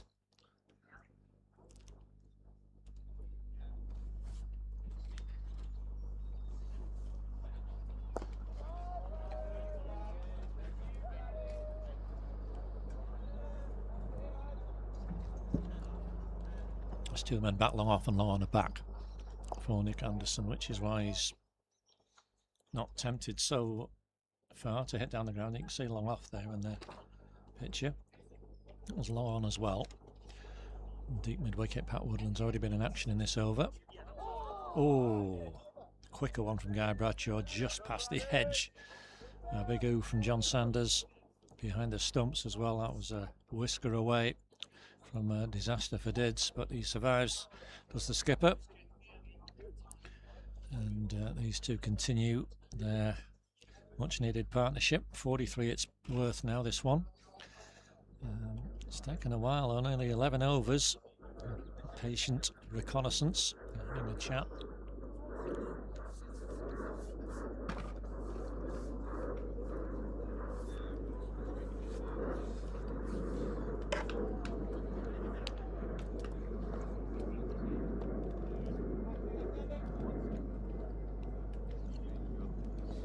Harry Donnellan to continue, so all spin for Neston.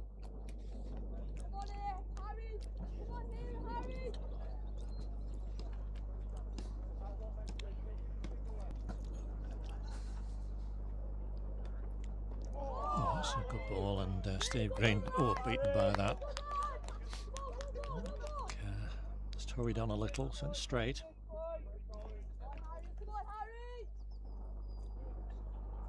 Survives. 9 off 23, Steve, but he's got into double figures now. Nicely turned away. It's the partnership now. That's the key thing, that he's been able to stay out there. Some 12 overs with Nick Anderson. These 44 they've added. It just all helps.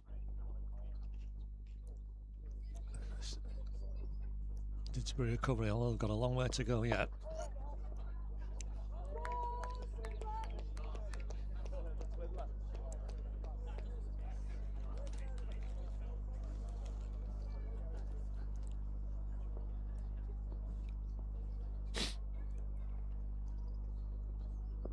Lost that sun again now. It was nice and warm when that was out, but Still plenty of blue sky above, so no good light. Oh, man going back to a long on as well. I think that might be Tom. He's gone back there, sensing that there might be a big shot coming, but Nick Anderson is not to be tempted. And Harry Donnellan is keeping the pressure on here. Just one off this over so far. And this run rate dipping all the time. Below 4.5. Oh, goodness. And Nick Anderson trying to defend, almost gifted a wicket there. I think he might have had enough of this, because just one off that over. And with 16 overs remaining, Didsbury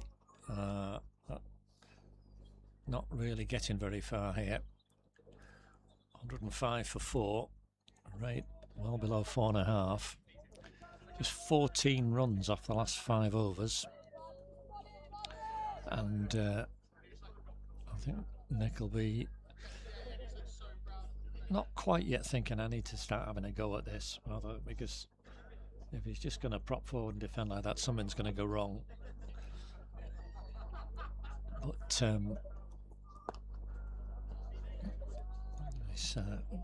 smack out Pat Woodland there in the deep. Steve Green, another single for him.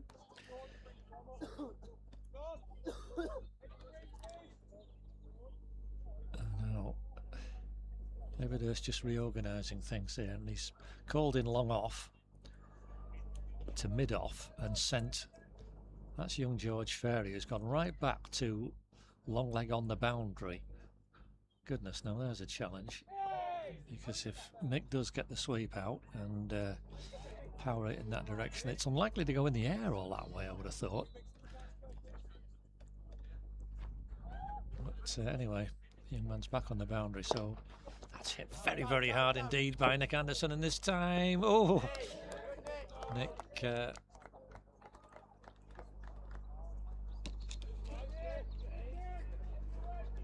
just got the details up.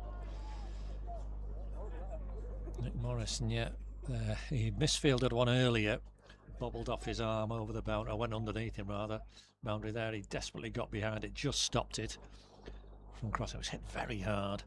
Only a single. Nicely weighted by Steve Green, timed nicely. Another one.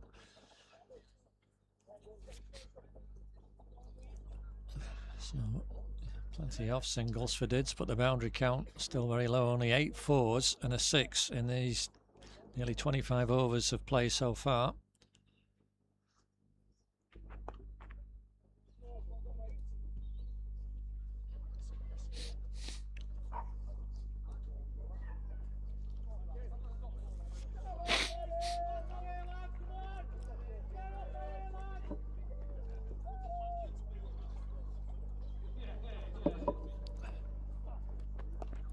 Helped on its way down the left side. It's a poor ball from Guy Bradshaw, and Steve Green opens his boundary account.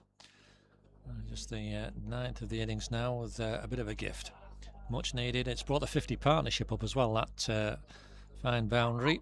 It's taken a while, some 14 overs, but much needed. Dids have been in no position to really throw the bat because of the loss of wickets. There you can see these two have worked very hard for this, and it's been much needed from the home side's perspective. 113 for 4, 15 overs remaining now, and hopefully Steve Green, having found the boundary for the first time, will be feeling more settled now. He's been in a while. How long has he been batting? 51 minutes he's batted.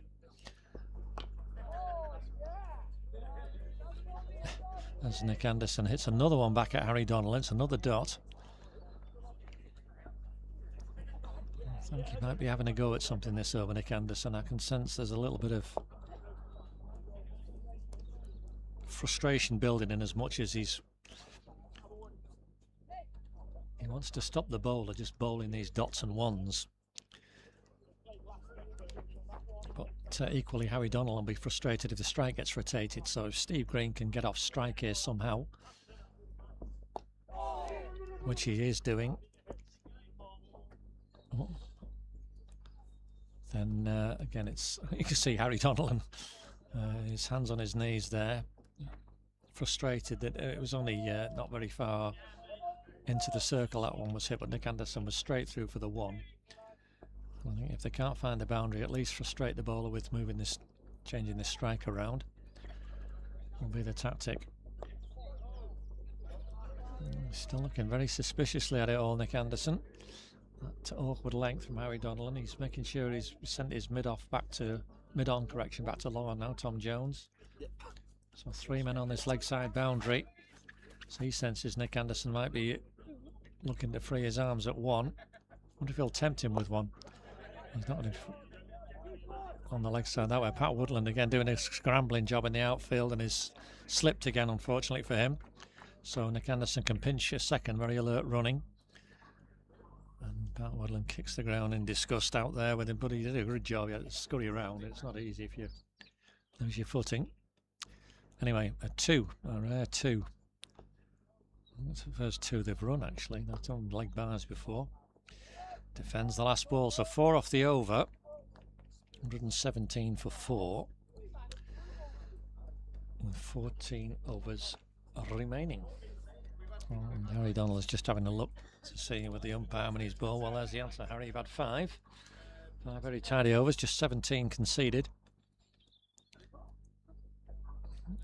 Guy Bradshaw is going to continue. That loose one, the last ball of the previous over. Steve Green pounced upon. So other than that, it's been tidy stuff from him as well.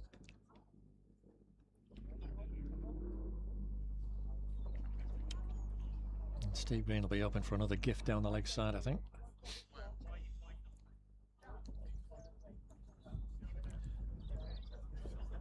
Oh, a nice floaty half volley, if there is such a thing.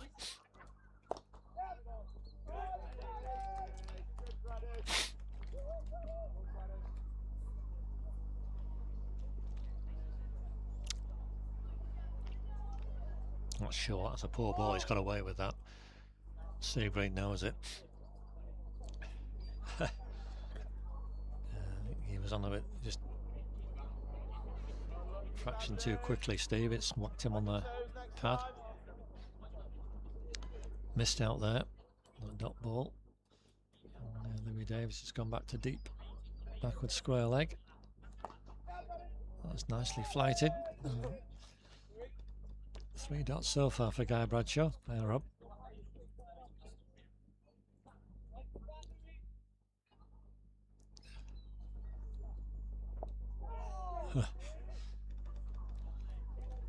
Forward and back. Steve Green chopped it away, just about kept it down enough. It's only a run.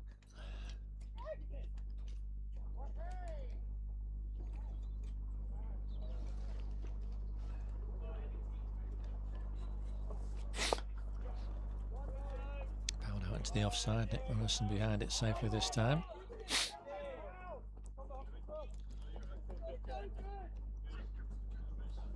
This good containing bowling continues. Just 2 off this over and a ball left.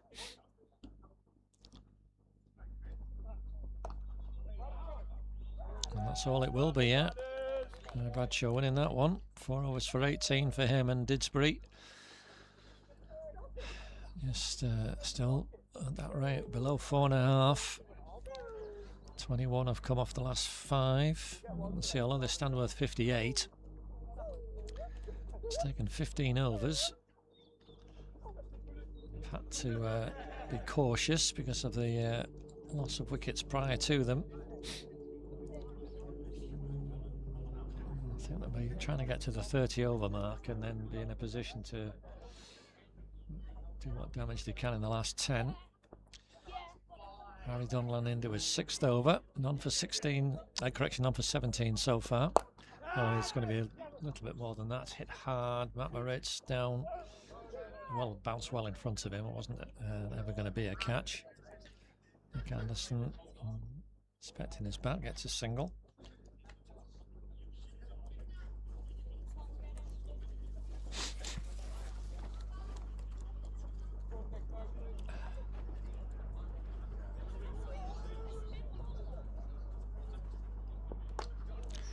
And that's a big hit from Steve Green. He's gone down the ground there. And has well and truly broken the shackles of Harry Donlan with a lovely straight 6. Well, in his repertoire, Steve Green, that kind of shot, and beautifully executed. I think it's gone through into the. You see the fielders going to have to go through and get that. We've got a spare in the. Just let the umpire know. John, we've got a spare if you need it. Yeah, it's too new. Yeah, I think we'll put it back on. Put that ball on the field, Adam.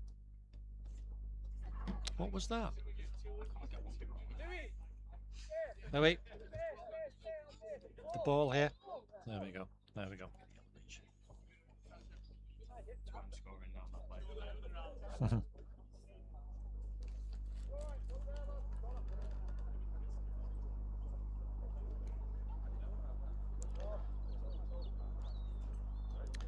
I've got a message from a listener as well. My darling wife, working hard on the allotment this afternoon, she is. So hello, darling, and good to know you're listening. Love you lots.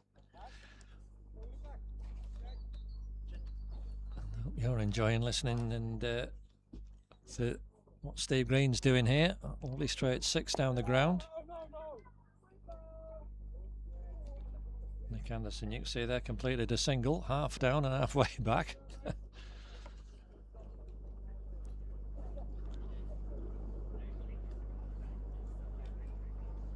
Big gap on the leg side square. If he, well, he's looked for it, Steve Green. He's not quite executed it as he intended. Is that young George? Is he up here now? Yeah, gosh, he's covering some ground. He's at backward square leg. It's in his direction. So Steve Green under 25. Very useful innings indeed. He's suddenly, after that quiet start, 25 off 36. Nick Anderson now just stroking a 1 down the ground. 9 off that over, and just the signs of a little bit of confidence, a little bit of swagger in the right sense coming into this pair. Now they've added 67. And there was a sense they were right in controlling that over. It went exactly as they intended. There was 9 from it. They've nudged the rate above 4.5. You can see from the graph there, it's just pointing upwards again. I've been flatlining for some time. With 12 overs to go, projections are around about 200 to 210. If they can go well. Anything above 220 from here will be a terrific effort. But that's easier said than done. That's just projections on the computer. In reality, 128 for 4. Guy Bradshaw with 4 overs under his belt. They found the ball, the original ball, so they've got that back. And it's one of the much better facets of Cheshire cricket generally this season, that with the insistence on spare balls being readily available, there's far fewer delays. Nothing more irritating than searching in undergrowth for a ball when we could just be continuing play with a perfectly adequate replacement. Right, Nick Anderson on strike. Guy Bradshaw in round the wicket. That's whacked away hard. Nick Morrison again, a big test for him. Gets the long barrier out. And it rebounds off his knee, but he's kept it to 1. That's he's stopped it going over the rope is the main thing.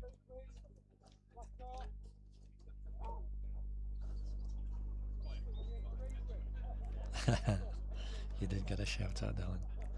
Plenty.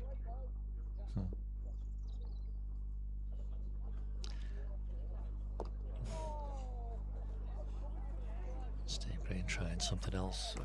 Similar to the last over there, but I think Bradshaw saw him coming, just fired it in a little bit. And that shortish leg side boundary hit will be appealing to Steve Green. He's well capable of clearing it. Cut that away nicely. It's going to be a couple there, I think. Oh no, well fielded. Is that young Nathan? It's George again. That's not George. He's all over the field. He's a one-man fielding unit. Now he's retreating way back to the boundary on the leg side. He's not quite there yet, so Guy Bradshaw stopped because he's about 3/4 of the way in from the boundary behind the umpire.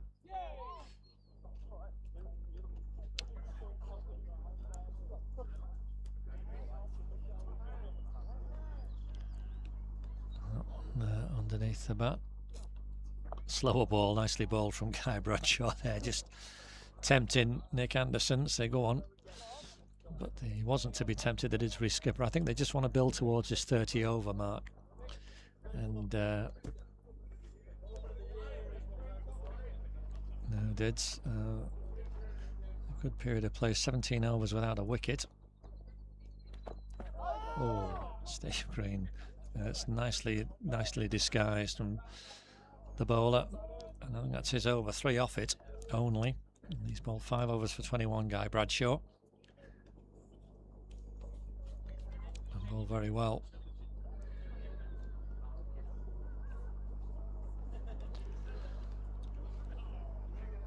So 29 overs gone there. You can see the Manhattan's a modest one, but the important thing for Didsbury is there are no more circles on it after the 12th over, representing the wickets. So this much needed alliance between them. It's 2 very experienced players. So yielded 70 runs now. And the field retreating as Nick Anderson is on strike. Long on, deep mid wicket, deep backward square leg. And Pat Woodland, who's just pulled his trousers down and back up again and just adjusting his attire.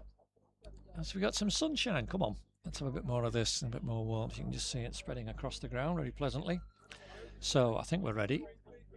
Nick Anderson is just checking something with the umpire, with John Potts, who's just checking his bowling card. I think they're finding out how many overs bowlers have got left. Well, the answer is Harry Donald's got 2 left. The previous over that he bowled was his most expensive, went for 9.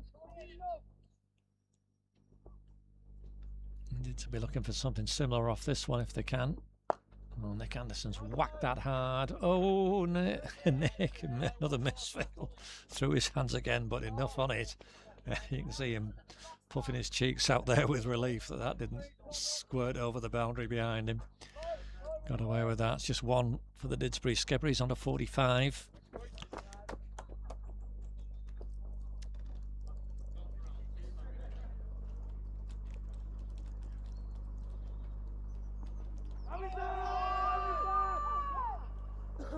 Appeal there from Harry Donlan, you can see, but by Darren Walker not interested.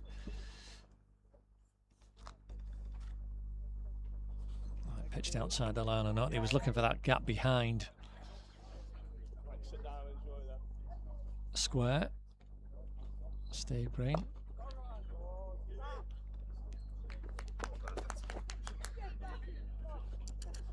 There's a big gap out square. It's backward square leg and deep mid wicket on the boundary. So Steve Green's got plenty of space to aim up, but he can only find mid. Oh, that's a misfield. I think that's Matt Moritz at mid wicket who was misfielded there. I beg your pardon, Nathan Twiddle. Sorry, Matt, where are you? Oh, yeah, you come in. Beg your pardon, Matt. That was Nathan Twiddle who misfielded that one at mid wicket. So a single for Steve Green.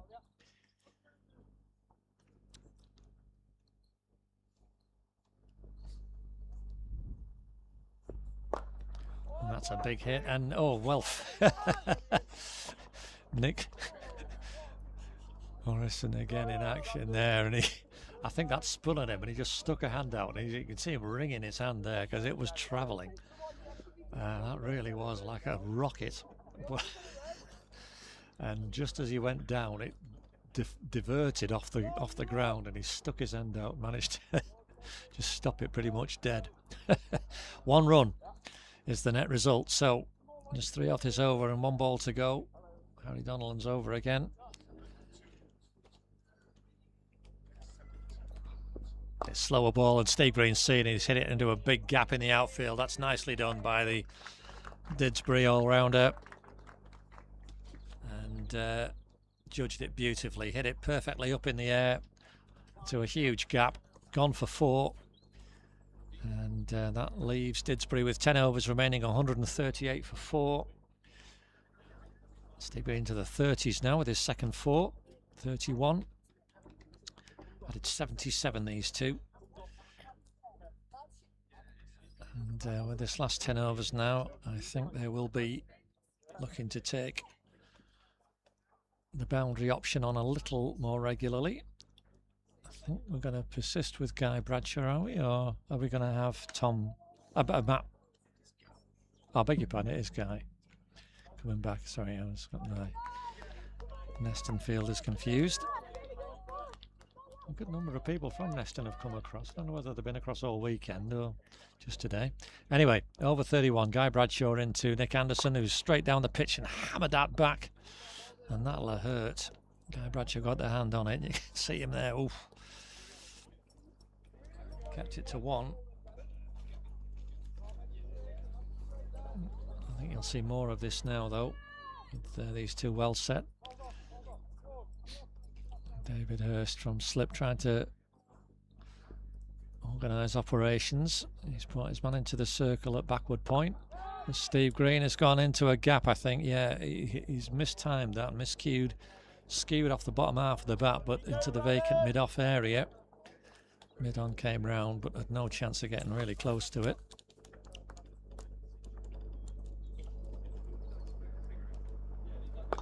Well, that's hit very hard by Nick Anderson for 6. Over the boundary for 6 and a 50 for the Didsbury skipper.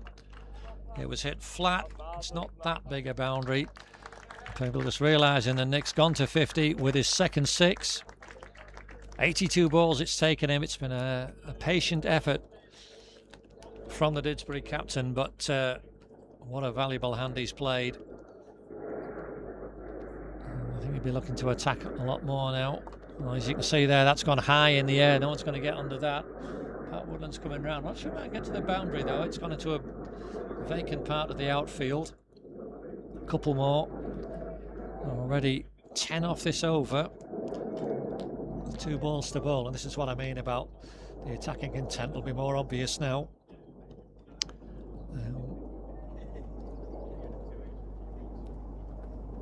Oh, that's going to be a wide. So keep knocking, brothers. This is more like it for Dids. Guy Bradshaw got in response. Nick Anderson down the pitch again, hit very hard. Going to be a single down to long on.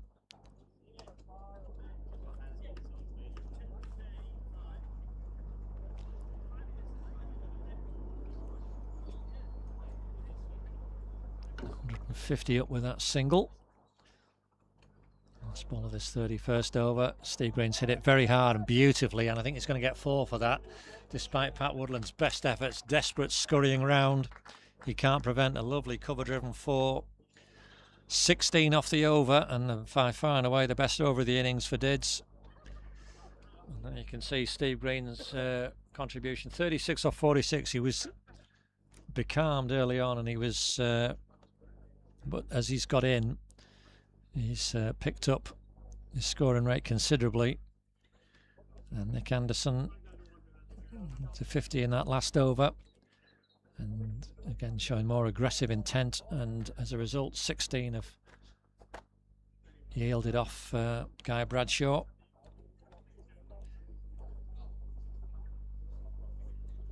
Partnership worth 93 now, these two.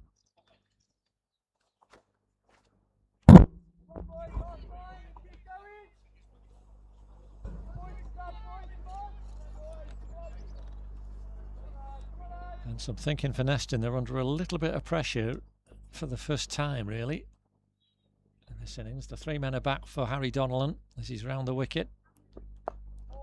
Nick Anderson gets the sweep out. Nick Morrison is in business again. Another slight fumble, but he's kept it to 1. That's the main thing. He must be heart in his mouth every time he sees Nick Anderson going down on one knee, because he knows it's coming his way. But he's done his job there. Right, brings the left-hander on strike. What's Steve Green got? He's locked for that dart round. Now I think he's got some bat on that. It's gone to the boundary, and he did get some bat on it. Look for that vacant gap, so smart work from Steve. He's on to 40 now, or 47. I do remember he was 9 off 22, so you can see the acceleration that's gone on as he's got his eye in and a bit more confidence. The reverse sweep now, and I think he's going to get at least 2 more. Louis Davis is herring after it, but in vain. Excellent chase from the young man. He absolutely legged it after the ball, even though it was very little chance of stopping it.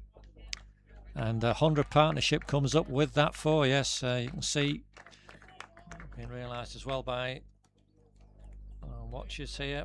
And what a valuable effort that's been. Steve Green on to 44 with the consecutive boundaries. 9 off 3 balls in this over. It's all happening. And Didsbury getting some much needed momentum now into this. 163 for 4. The rate's above 5 now, which is where it needs to stay at least, and hopefully north of that. There's lovely sunshine out now. He's hammered that square, and that's going to be 4 more. That's a poor ball from Harry Donlan, and the first real poor one he's bowled. And for the 3rd time this over, Steve Green has found the boundary, and he's on to 48. He's almost caught Nick Anderson up, having been some way behind him, but it just shows what he's capable of. Steve's such a talented player, and it's his best knock of the season so far. Been a frustrating time for him with the bat, but more than playing his part today. 48 not out he is. He's going to be, he's gone to 50 in style. That's gone for 4 or 6. It's one of the two. It's gone for 6, and what a way to go to 50 for Steve Green. A second 6, magnificent shot, and that's a well-deserved half-century for him. Much appreciated by his skipper as well. He's now 54 off 51, Steve Green. It's incredible, the acceleration. 19 off that over, so 34 have come off the last 2, and suddenly it just goes to show what happens when you take the time as they did to build carefully to that 30th over. And we suspected, we had them, that they'd put the foot down, and they certainly have. Yeah. 2 overs since then. Clearly taking more risks. That was a lovely way to go. I mean, it's a super shot. Okay, Matt Moritz, yeah, is after Guy Bradshaw's expensive last over. Matt Moritz has got to come back now. He's bowled very well, 5 overs for 16. But now a very different prospect to bowl to. These two, both past 50. And Steve Green's almost caught Nick Anderson up.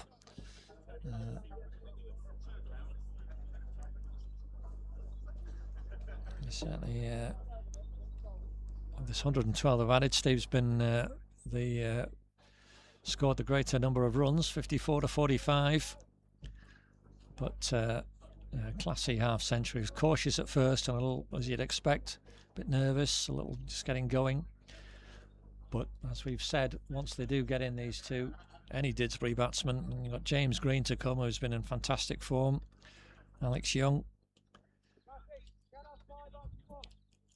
But these two will want to keep going for a few more overs yet, and if they do, then Didsbury will be in a much healthier position. 173 for 4, 8 overs remaining. Field spreading a bit now, men square either side of the wicket, deep. Long leg is in, long on is back. This is the last power play, isn't it, as well? So they can have an extra one out if they want. Here's Matt Moritz anyway into Nick Anderson, who's thrown the bat at that, as you can see. Inside half on it, so he'll take a single. So 1, 2, 3, 4 men out so far. Can have a 5th out if they want, but they're keeping 5 in the circle, which is fine. David Hurst now moving out of that slip position, got a short fine leg. Trying to stop Steve Green targeting that area behind the wicket keeper as he did such great aplomb. But there's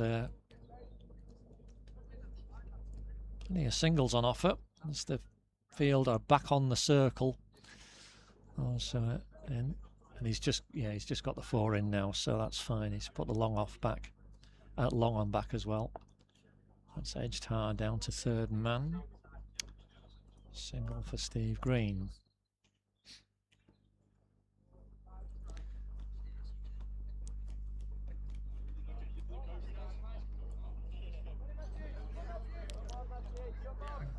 So Didsbury projecting now over 220, which is a precarious position they were in at 61 for 4.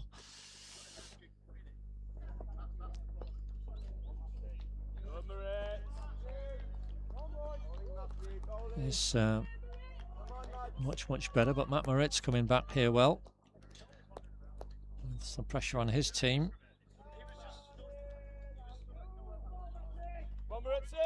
Not faced him so far.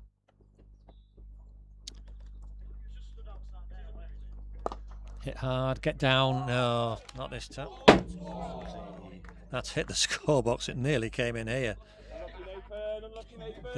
Nathan Twiddell's thumping the ground here in frustration. He's at extra cover. I'm looking at the fielder. That's why Nigel, who was very frustrated that he dived over that. It was hit very hard by Nick Anderson, rasping away to the boundary. His 4th 4. He's into the 60s now, 62. Oof, he went again, but he's copped that one. And this Nick often does this Irish cry of no when he's bowled a bad ball, and somebody's mimicked it as it's been hit in the vernaculars, or in that area. But bowler will be happy with the dot ball. So last ball of this 33rd over, and it's whacked out into the outfield. It'll only be a single. It's Louis Davis. So 7 off the over in total. And this good spell for Didsbury continues. And they're going to have a change of bowling at the other end because Harry Donnellan bowled a good spell. I think see that 119 partnership has dented his figures somewhat. There was a 52. Well, 26 of those came off his last 2. So it was a very tidy start to his spell. No risks being taken. He asked a fair few questions. Anyway, he's bowled out now, so we're going to have a change. It's only been the 5 used, and of those 5, Pat Woodland and Harry Donnellan bowled out, so Tom Jones has got 3. I suspect he's going to have to come back, is he? Guy Bradshaw's got a couple. But it's going to be Guy, okay, so it's expensive Guy in his last over that he bowled from the other end, the Parswood end, for 16. He's going to have to try his luck from the Fletcher Moss end. A short boundary on the leg side to Nick Anderson. That's it is a risk, and there's nobody back. Oh, what's David? This can't be right. This field. He's going to come round the wicket. I was going to say he's got to have a man out at deep mid wicket, and I assume that's Matt Moritz going out there. Is that right, Adam? Yeah. One of the better fielders. He got a fine catch to get rid of Rob Sehmi much earlier in the innings. So that left Didsbury 28 for 3 and Neston cock a hoop. And he's got he's absolutely in bomb alley there. He really is. Oof, that's hit very hard, but straight back to the bowler. Oh yeah, long on, deep mid wicket and deep square leg. Our mate Nick Morrison's at backward square leg. Oh dear, now that's mistimed and off the back of the bat almost, but it's gone into no man's land and just a single. I don't think Nick Anderson had much idea where that had gone. But, went safely. John Sanders couldn't get near to it. Steve Green away and called the skipper through for a single. So he's got 2 men back on the leg side. A massive gap on the leg side for him to hit a run into, Steve Green. It's the boundaries David Hurst and Neston want to protect. But that might go to it because that's gone fine enough. I don't think anyone's going to be able to get round to stop that. Indeed not. So Steve Green with a 7th 4. Goes up to 59. Come on, the boys.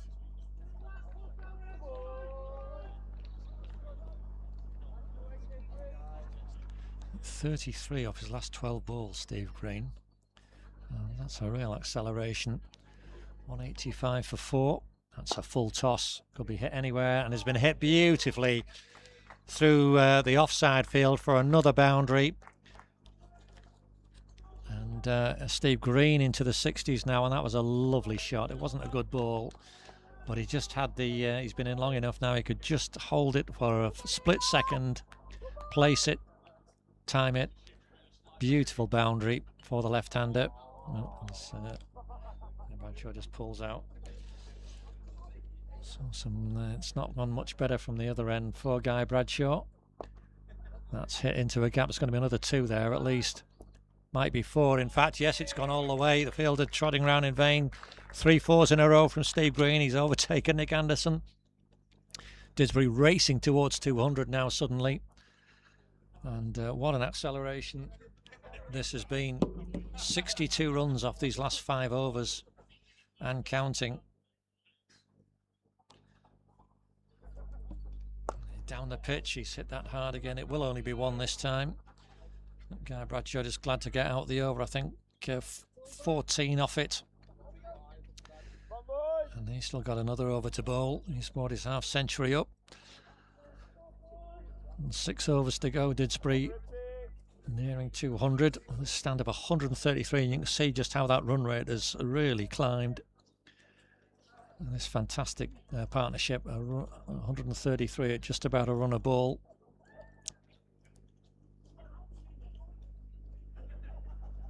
And an absolutely textbook example of how to rebuild after a loss of wickets. And this last 6 overs now, they'll really be looking to cash in. Steve Green on strike.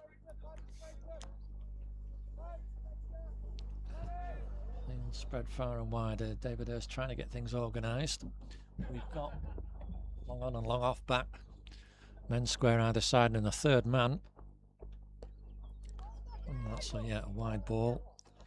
Had one of those for a while, but that counts. Also been damaging 22 wides. 2 lots of 5 wides in that, of course, which doesn't help. Adam nodding his head ruefully next to me. Ooh. And that's going to be the first bye, I think, unless there was anything on it. Well, a little edge is something on it. So yeah, it's a run. So Steve Green will... Oh, no. It is a bye. Thank you, John. I didn't think there was anything on that. So we've got to go back. So just put a bye on there instead, like that. 196. 196, I think. There we go. 196 for 4. Right, so the right-hander to bowl out for Matt Moritz. And I think that's leg byes this time, yeah. And an earlier signal from the umpire. Yeah, there we go. Don't know what you're doing. Not quite the umpire's course signalling that we have tried to drill into people, but we got the gist. It was a leg bye, so we've had wide bye, leg bye this over so far. We're going to get a no ball, complete the set. I'm going to get a lovely cover drive from Steve Green. He's hit that like a bullet for 4, and Pat Woodland at extra cover on the boundary wasn't that far away, but had no chance. And it's a long hit out there, but it was hit beautifully by Steve Green. His 10th 4. And he's on to 72 now off 58 balls. This is quite the acceleration from him.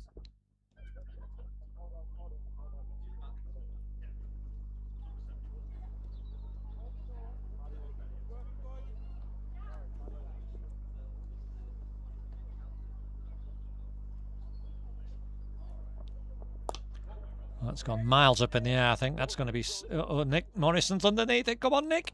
Oh, yeah. Oh, no, he's dropped it. It's a single. It went miles up in the air, that one. I thought it had gone so high and it's gone for 6. Nick Morrison, who's had a real pummeling on the boundary there. He's been absolutely in bomb alley. It went very high and he had it in his hands, but it just popped out. Catch gone down. And Steve Green survives.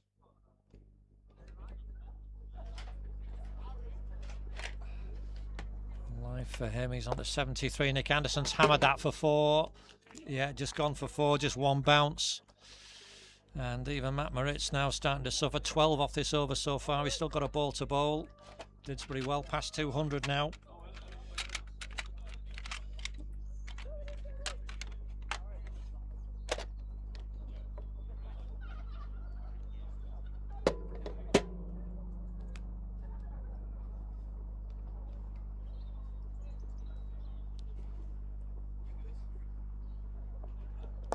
And that's a lovely hit. That's going to be 6, I think.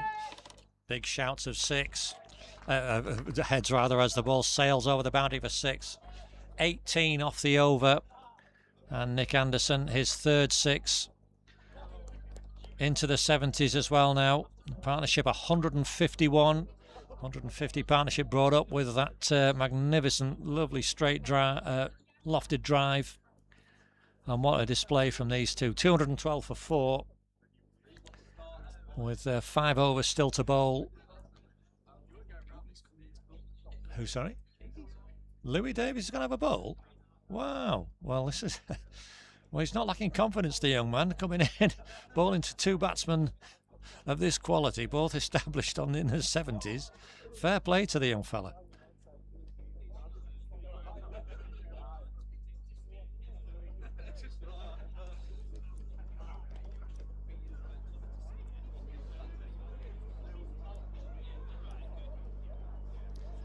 Just looking at Steve Green's stats, he was 12 off 26 balls at one stage.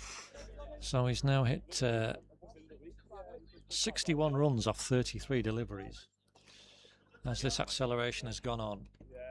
And that life in the last over.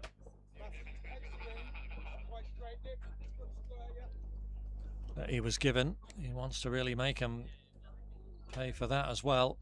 Well, Louis Davis, the young man, is going to have a bowl. And fair play to him, he's done a terrific job in the field. And he's been hit for 4 off the first ball though. That's too short. But it'll be a... Not sure how old he is, Louis. He's only short in stature at this stage. We're guessing around 14, 15. Apologies if that's inaccurate, but it's a huge ask for him in these circumstances. I think if they're going to bowl him, they needed to bowl him when it was 61 for 4 rather than 212 for 4 with 2 set batsmen and 2 quality batsmen as well. They know this ground well, they know how to get to the boundary. Steve Green already, and the 11th 4 for him. Well, that's now wided, so I'll have to do that one again.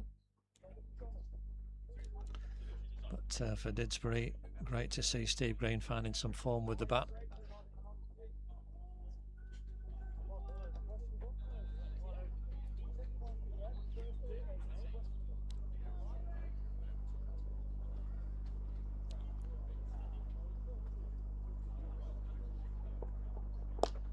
Whacked that for 4 and all.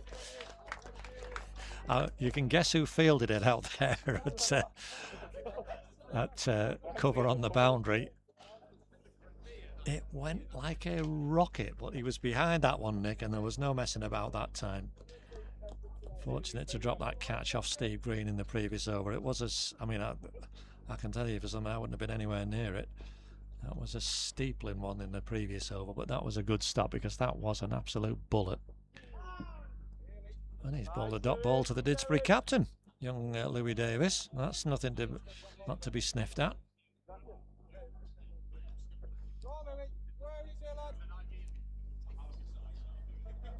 So credit to the young bowler there. He's got a dot ball out in this over. Still got 3 to bowl though. He's gone for the slower ball, and he's not lacking in confidence, is he? That's only a leg by. It's going to be 2 leg byes, actually. Yeah, 2 leg byes. Well, sensed by the Didsbury skipper. There's a bit of slackness in the field there. David Hurst, indeed, who was incapacitated earlier, and he's looking a bit ginger now. So Nick stole another run. 2 leg byes. 220s up for Didsbury. That was the projection some 10 overs ago, and they're going to be way past that. That's short. That's going to be hammered. Nick Morrison. Oh no, he's missed. Oh, I completely lost sight of that, as had everybody else. I thought it had gone much flatter. It was actually a top edge, and everybody was fooled by that. We lost sight of it. The fielders lost sight of it, and in the end, it's just dropped within 10 yards of the fielding circle, not near anybody. And Louis Davis nearly had a wicket there. That would have been a wicket as well. Nick Anderson out. As it is, he survives with a 1. So Steve Green on strike. 221 for 4. Last ball of this over. And considering that Tom Jones has still got overs to bowl and Guy Bradshaw, this is a brave effort from the young man. And he's only going to concede 1 off that last ball. So just 10 off that over, including a wide. 7 off the bowler himself, 2 leg byes, and that is a really creditable effort from Louis Davis at this stage to produce that over. He can be very pleased with himself, and credit to David Hurst for having the courage and confidence to go with that. 4 overs remaining, 222 for 4. Tom Jones is going to return as he needs to. He's got, he's not even going to bowl his allocation, Tom. So he bowled well early on, 2 for 30. 2 handy wickets as well. He got the wicket of Rob Sehmi and Tom Haffel to start things going. And a very different situation for him to come back in now, though. Looking at our 3s at Toft, look at that, 161 for 1 off 24 Didsbury 3s. That's fantastic. Almost as good as these two here. Who's gone? Ibrahim, young Ibrahim, 77 not out. Steve Green here back in this action. We're going to have another leg by, I think. We are. Called through by the Didsbury captain, Nick Anderson, who's 75 not out. Batted beautifully and really a fantastic job for his team. So not had much joy with the bat this season so far, Nick, but today when he needed to, he's produced a super innings, and he's still got plenty of time to find the boundary, as he'll be aiming to do now just about every ball. Not that time though. Tom Jones has done him with, I think, a little bit of a change of pace. The boundary fielders are fine leg. Pat Woodland's out at very square, deep mid wicket, long on and long off a back, and our friend Nick Morrison on the cover boundary will be desperately hoping this is pitched up and not short and cut towards him. It is pitched up, but that's got a massive distance by Nick Anderson. Oh blimey, nearly hit somebody on the pavement, and that is a huge hit. I think it's hit the tree in the end. The man is out there, Pat Woodland, but he just watched it sail over his head. A huge hit from Nick. A 4th 6. He's gone on to 81 now. His stand 168. We had a massive partnership in the previous round for Didsbury of 230 in the national knockout. Rob Sehmi and Charlie Lowen on that occasion. These two have added 168. Oh, and that's another 6, I think, is it? It was just bounced short. No, it's 4 this time, yep. Thought it was going to carry over, just laid back and hammered it, Nick Anderson, and he's got that 100 in his sights now. He's raced to 85. And Neston, who were very noisy and chirpy, have notably gone very, very quiet, understandably under this onslaught.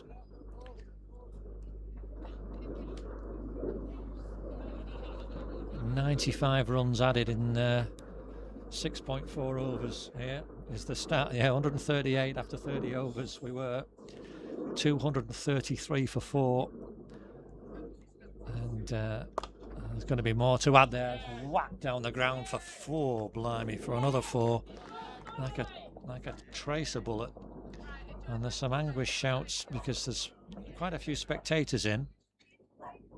And I never understand why this happens at cricket grounds, but people just tend to wander around with no regard for the fact that a very hard ball is whizzing around the place, and that one hit very hard.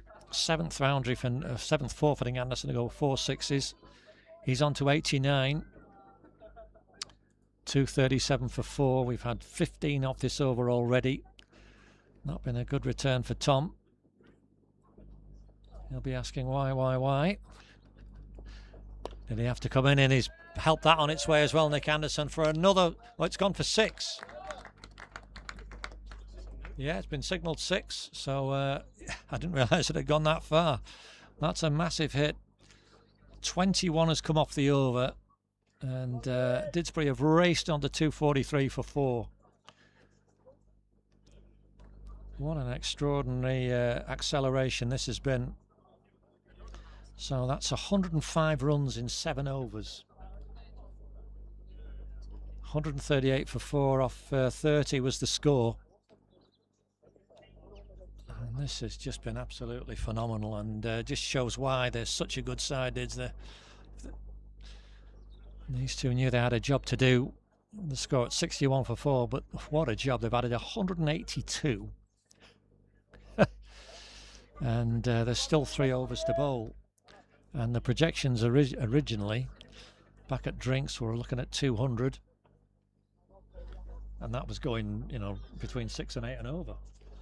And now they're miles past that. 3 overs to bowl. Louis Davis, to his credit, is going to have another one. He can't be bowling 3 overs, surely to goodness. Matt Moritz has got to come back and bowl another one. It's going to be Louis Davis. Did very well in his first over. Steve Green's hammered it over mid-on. It's going to be a brilliant sliding effort there. Harry Donnellan down, racing round from Lowen to keep it to 2. See, I can't see, sorry, the camera's at the wrong angle there, but that was hit very hard over the mid-wicket fielder in the circle. Oh, don't bowl short, young man. Steve Green's hiked that into a big space in the outfield. It's spinning away. Only be 2 more though. Is that young George? Yes, I haven't seen George for a few overs, but he's still working as hard as ever. 2 more for Steve Green.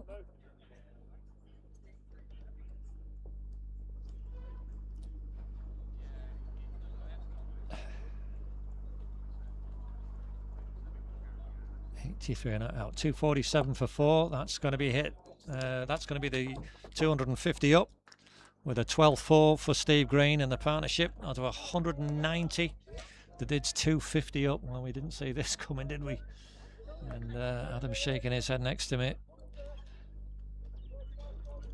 It's been an absolutely fantastic piece of batting. I did say they were getting frustrated. They knew there was a lot of caution in that early building of this stand, but once they got in, these two have shown exactly what they can do, the quality that they both have, that we know they have. Well, that's well bowled. Young man, very full, and he's thinking he nearly got through there, Louis Davis. It's only a single.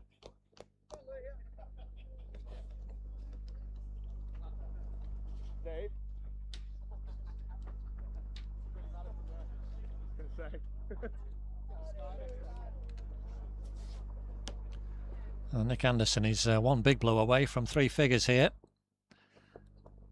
And he's going to get it in style with a magnificent 6-6 to take the Didsbury skipper to 101 of 104 balls.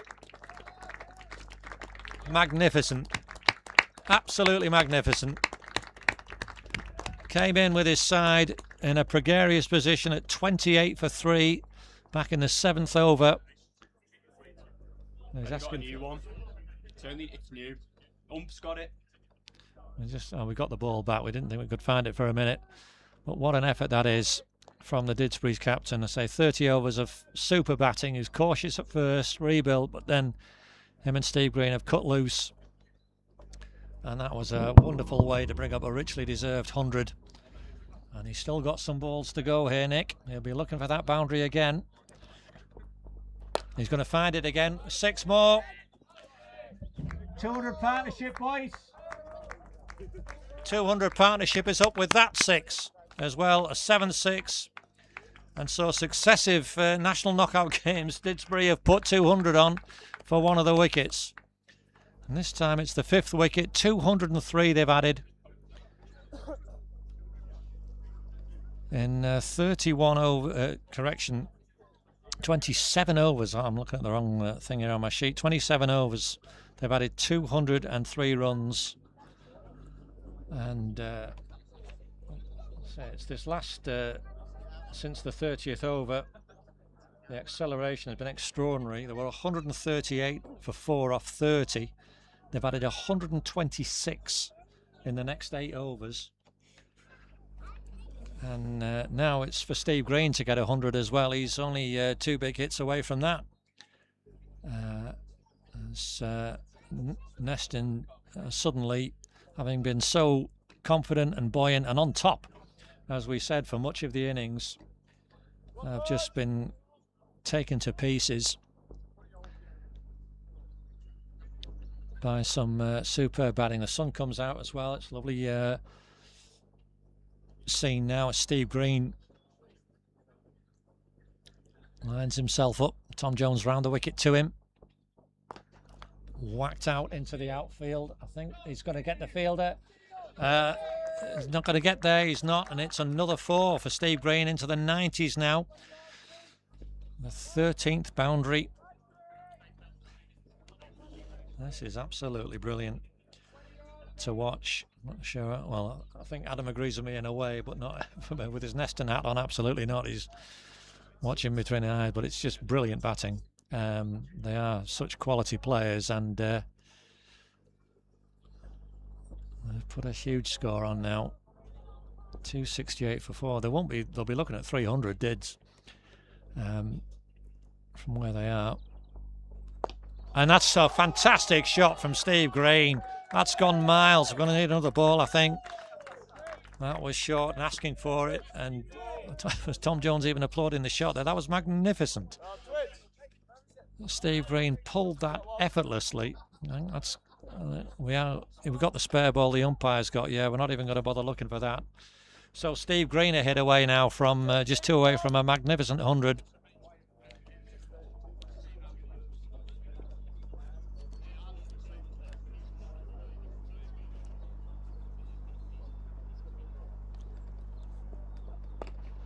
He sent it out. He's only going to get 1, I think. Yeah, it is only going to be 1. On to 99.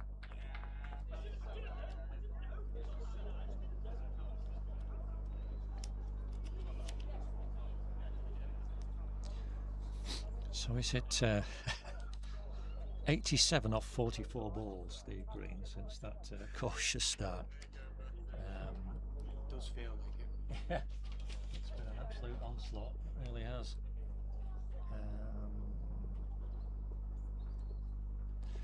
Nick Anderson on strike. He's gone boundary wise as Matt Moritz has caught it. He went to try and clear it, Nick Anderson, but he was well caught down there by Matt Moritz. You can see him just running in from long off, and a magnificent knock from the Didsbury captain comes to an end. 107 off 106 balls. What a performance. A stand of 214 for that 5th wicket, and he gets a big round of applause from a good sized crowd here, Nick. As he goes in, you can hear the applause for him, and he knows he's done a brilliant job, and he'll have enjoyed that, and I hope he did, because it was great to watch. Very, very cautious, patient at first. The Didsbury captain Quite a string of dot balls, but I'm just looking at the analysis now, and there was only all the dot balls he faced. He faced 57 dots in that 106, so effectively 107 off 50 odd that he's hit. But once he started going, it was the last 6 scoring shots yielded 32 runs, one of which took him to that brilliant 100. So as Steve Green's brother James Green comes in, that'll be of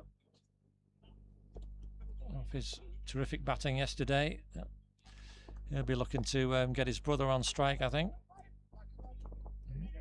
Oh no, they're going to come for 2. So team comes first, of course. James Green straight away with a couple of runs.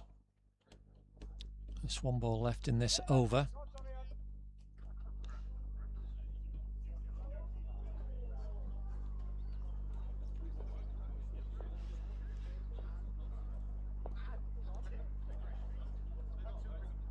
Last ball for Tom Jones today. This has hit hard down the ground. Should only be 1, is only 1. 14 off that over, so we've got an over to bowl. And Didsbury 278 for 5.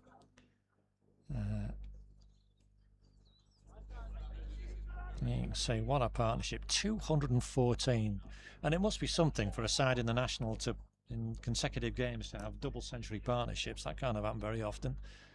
Now it can't be Louis Davis. I was going to say the young fella's done ever so well, 2 overs for 29 coming into the firing line, but no, it's going to be Matt Moritz, as it has to be, to finish off. His last over. A good early spell from this other end, the Parswood end. His last 2 overs have been a bit more expensive as the pressure has been on. And he's got James Green to bowl to. 278 for 5. Didsbury will be looking hopefully for 290, nudging 300 here, which is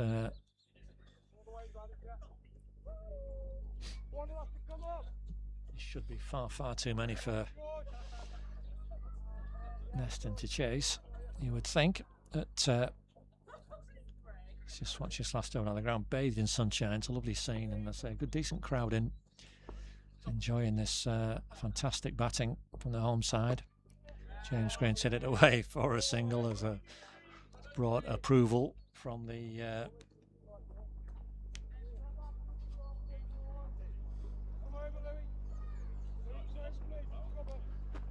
home crowd, as it brings Steve Green on strike. 99 not out.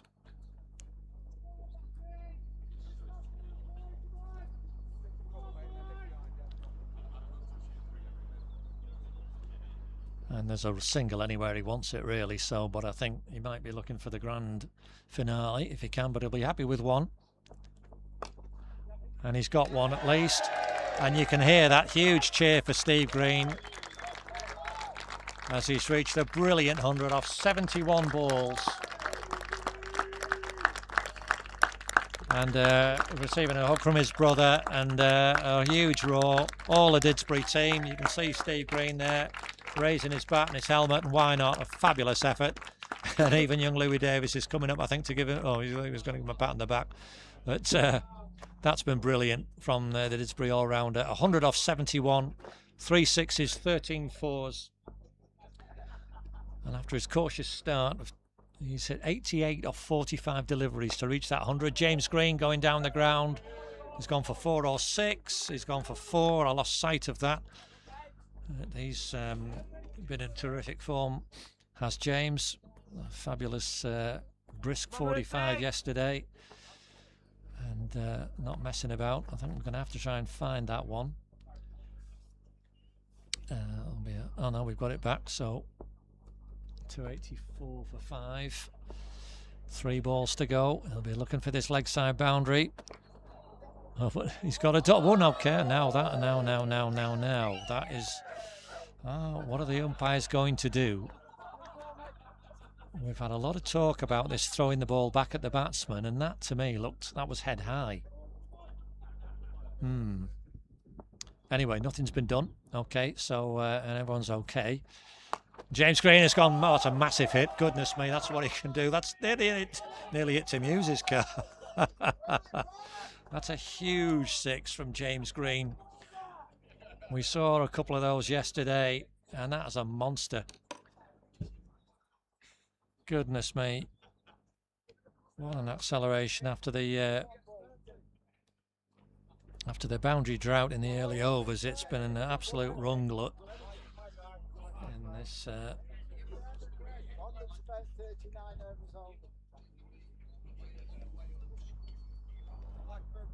We've only got one ball left. We're going to have to find one though, aren't we? From somewhere. 290. Cannot believe I'm saying that. But James Green hits the ball as far as anybody, and it's just a little bit of an anticlimax while we're waiting to find another ball. We only need it for one. Any ball will do, really. I think it's all a bit academic now. And David Hurst, who had that injury earlier,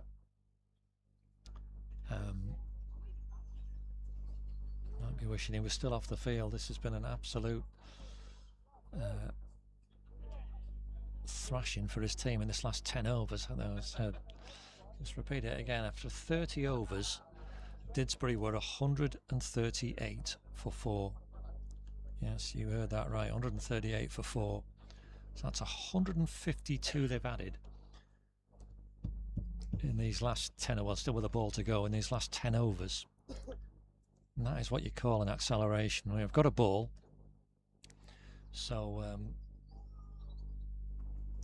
we're going to be able to have this last ball of this innings, and James Green will be going for glory. He's going to get 4. Is he? Can Nick get round? He's got round. Oh yeah. Oh, it's gone for 4. And Nick Morrison just in vain couldn't stop it. So another 4 for James Green to finish an amazing Didsbury innings. 294 for 5 they've finished on. And if you'd have told them that at halfway drinks, they were let me just check my records here. They were 93 for 4 at drinks. But it's that last 10 overs, 156 runs have come.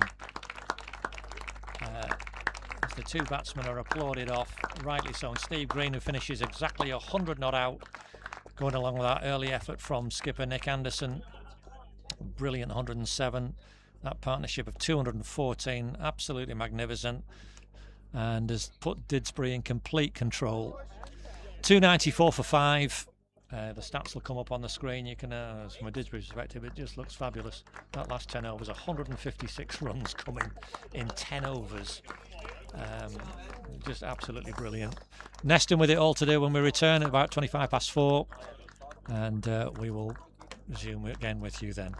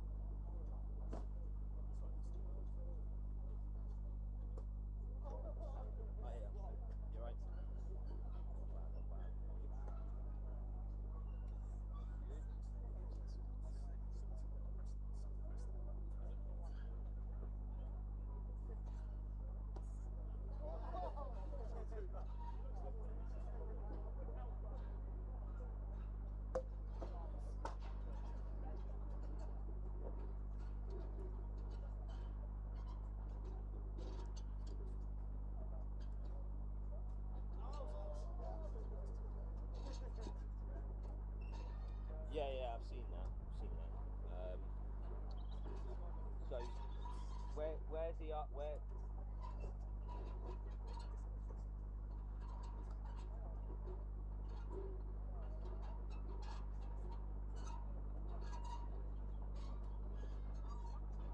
Yeah, I mean, we're it's obviously a difficult situation. If we'd agreed that he could change the spin there,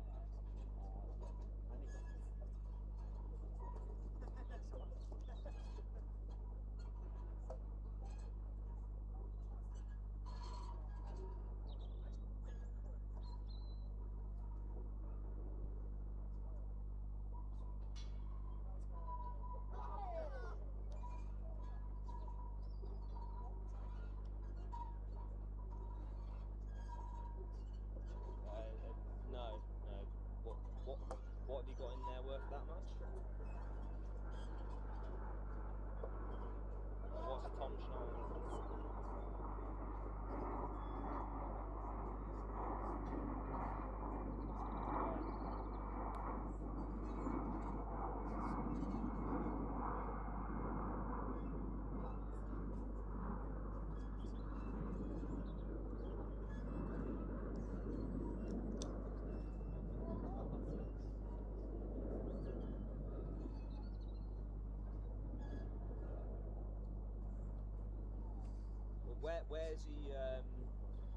Where's he asked you to park it? Or where?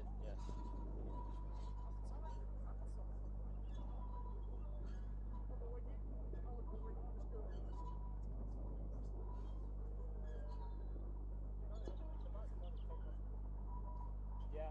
Yeah. I mean, I obviously get you avoid this. Is there a happy medium where down the side of the house?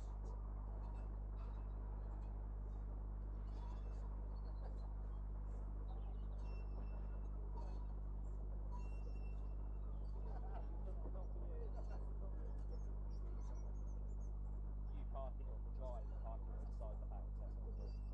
Not well, can you not?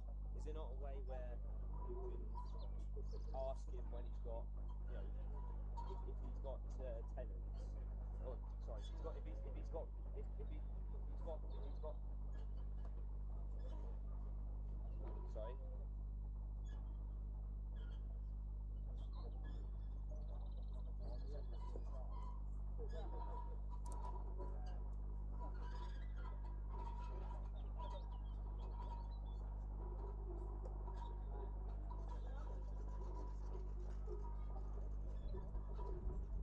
sorry.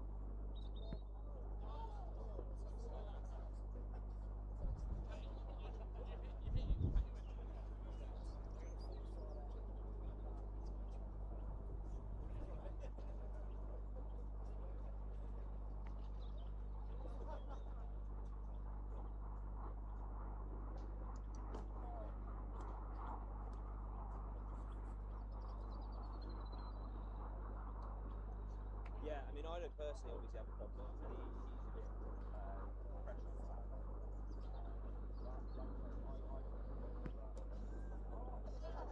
pressure. I don't know what piece of kind of documentation it would say on this, but yeah, yeah.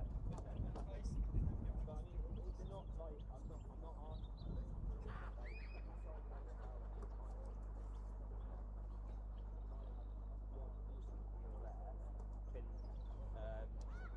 Can you maybe, is there a possibility where on the odd occasion he's got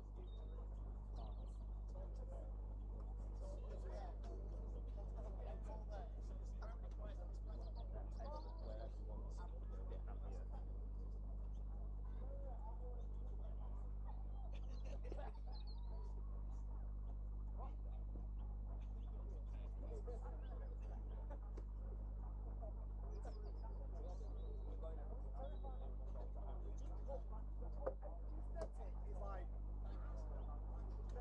Yeah, that's what I'm saying. I mean, if he's got a tenant, sorry, if he's got, if someone's going.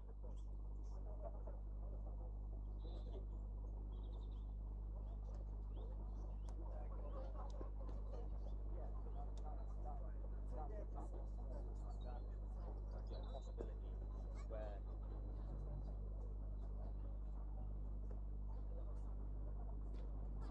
Yeah. All right. Well, let me.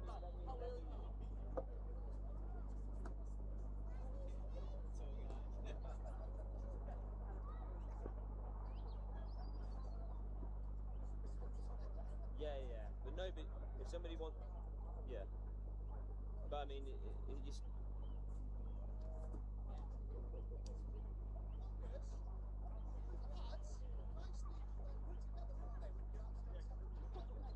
Yeah. But no, yeah. But I mean, there's not really much difference being just parking it right round the corner outside the house. It's not. It's a safe. It's a safe. Yeah.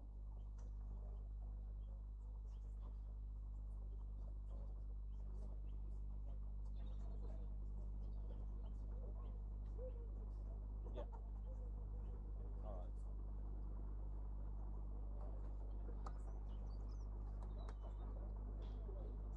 Yeah. I'll speak.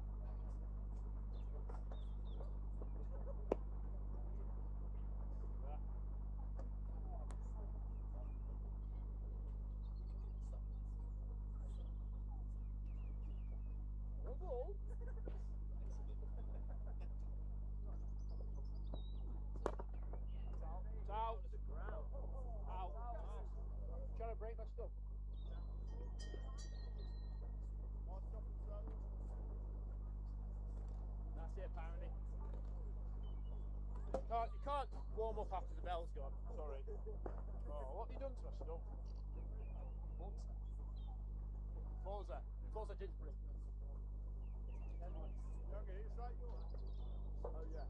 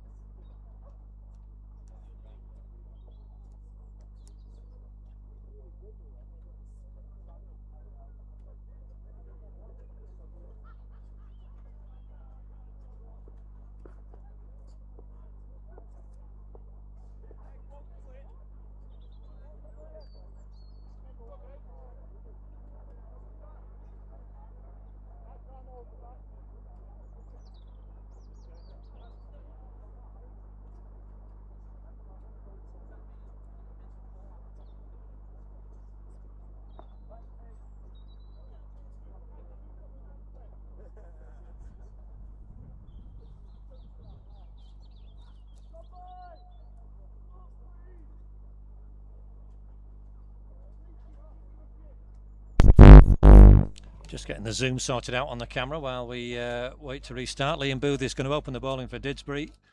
Buoyant Didsbury side with a massive score to defend after an astonishing onslaught that you hopefully were able to enjoy in the latter stages. 201 runs added from drinks. And Didsbury were 93 for 4. And a brief word with skipper Nick Anderson at the tea interval, and he said, yeah, it was hard work at first, but obviously once they knuckled down, then we were thoroughly enjoyed it, and they've set Neston a virtually impossible target here of 295 as Liam Booth is in, and John Sanders gets his account underway with an easy single down to fine leg.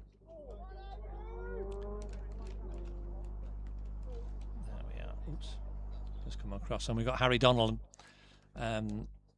opening the batting with John Sanders. And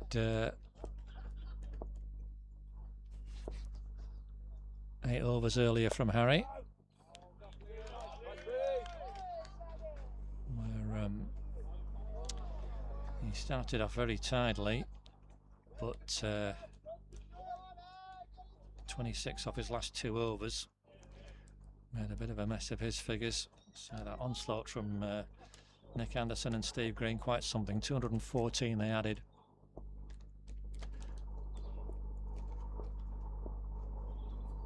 And some 25 overs. That's a nice shot though from Harry Donlan. Open his account. Slashed it through wide third man and all the way for 4. So first boundary for Neston. Didsbury were some 5 overs, I think, getting a boundary from memory, and certainly in the initial part of that innings there were 28 for 3 at one stage, Dids, and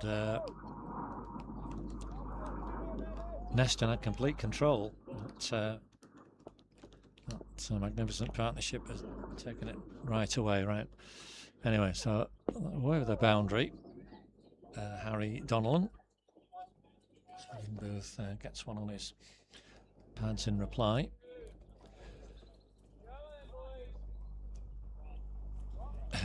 Nice afternoon now. Still a bit of a chilly breeze, but we've got some brightness and some blue sky. But I brought my coat in, Adam, so to protect myself. I want to have a check on some other scores shortly. But I need to work out who's fielding where to start with as well. That always helps. Liam Booth in. Nicked and caught by Rob Sehmi at slip, and that's a brilliant catch. And what a start for Didsbury. Rob Sehmi missed out with the bat, but smart as paint there in the slips. And Didsbury have a wicket already. Harry Donnellan has to depart.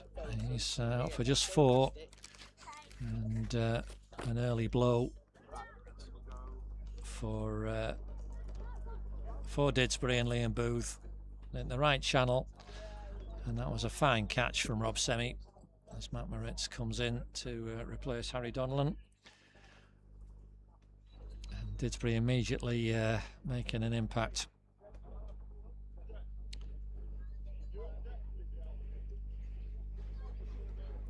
Neston 5-4-1. Brilliant start, boys. Just wanted to see how the thirds are going on at Toft. 246 for 3 with 3 overs still to bat. That's fantastic from the threes, and Toft good drive. Lee Brown was run out for 92, bless him. The youngster, he plays Saturday and Sunday every single game. I think he's 15 or so. He's keen as they come, and it's just missed out there. Well, that's a brilliant effort from him. So well done the threes. I'll check on the fours in a minute as well, see how they're getting on. We'll keep an eye on this game too, of course. Where are the fours? Let's have a look. 181 all out. Playing Elworth, who was 68 for 4 in reply, so that's looking promising for the fours. Anyway, back to this game. Last ball of this first over. And the left-handed Matty Moritz. He's got 2 slips, Sam Leech and Rob Sehmi. Steve Green, the Centurion, hands in pockets at point. It's a bit chilly. As he's round the wicket, Liam Booth. It's pushed out to Tom Haffel at extra cover, so an excellent first over for Dids. Wicket already, and early issues for Neston. This almost impossible chase, I have to say. He'd got 7.5 and over best of. Alex Young is going to bowl a fine spell yesterday. Pacey, and really kept the batsmen on their toes. He got soaked yesterday, Alex. He came out and it was pouring down with rain to help put the covers on with only shorts on. Honestly, his dad had to bring a towel and coat and everything because he was shivering in the dressing room afterwards. We were out with the side on. But he's anyway fully recovered from that, and he bowled very well yesterday, and he'll be looking for a repeat dose today. He's got 2 slips. Tom Haffle's down at third man and Liam Booth at fine leg of the 2 men out in this first power play. Will Street's at the very straight mid wicket. Jonty Wallaker mid on. Nick Anderson at mid off. James Green in front of us, extra cover. And his brother Steve at point. And Alex Young in. Oh, and that's a good delivery to start with. He bowled a lot of those yesterday where the batsmen were flinching, feeling for it. And John Sanders, who has, he's got a good 50. Yes, was it 50 odd he got yesterday? Yeah, 60 plus not out. Yeah, to 60 odd. Beg your pardon. A very talented player, but has never really made runs against Didsbury. I never saw him make a run against us for Bowden when we came up against him there. And he's away there with a flying edge down at third man. Well fielded, Tom Haffel. He wants a second run, does John Sanders, and he's just got in. Came back a little bit. It was a good effort from Tom Haffel down there, diving away at third man. You might have seen that.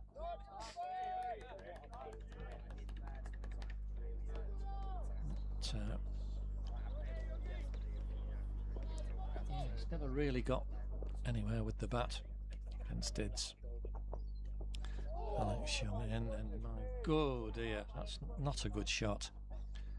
See, he was trying something in the leg side there, very stiff-legged, and that one whizzed past the off stump. And that's where Alex Young will be keeping it.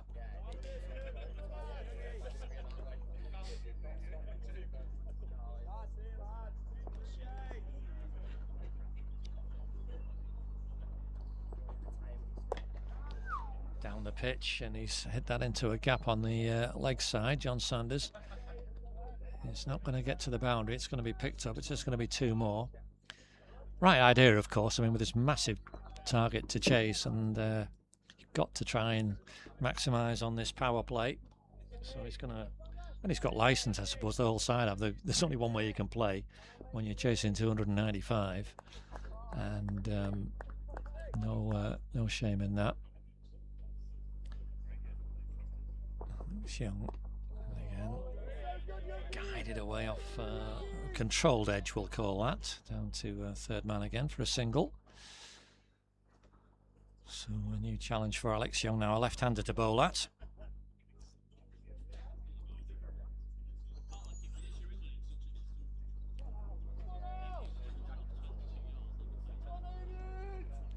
Just having a look at our other sides in the National. Oxton 169 all out at Nolan Dorridge, so we'll have some work to do to defend that. As Matt Moritz can only push away that delivery from Alex Young. Another good over completed by him. So 10 for 1 off 2. Didsbury with plenty of bowling options today. Jonty Wallaker bowled very well yesterday for some pace. James Green, who was the pick of the bowlers yesterday, 4 wickets and bowled very quickly at times. Too hot to handle. Skipper Nick Anderson, another pace option, and then we've got Will Street and Steve Green to provide some spin. So Didsbury holding all the cards at the moment.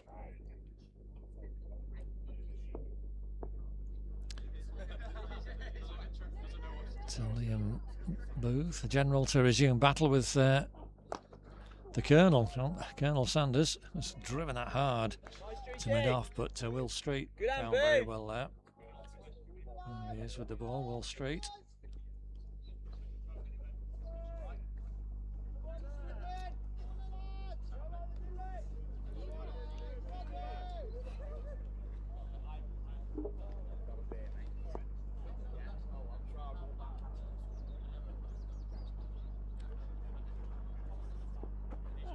And he's edged out of the way, but short third man, Jonty Wallaker there. Right in the perfect position to prevent any run.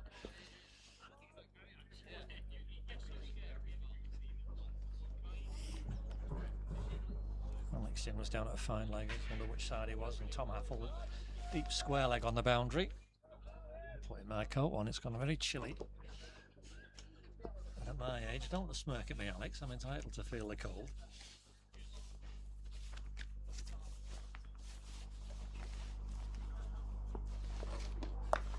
Hit hard again down the ground, but only going to be a single. Will Street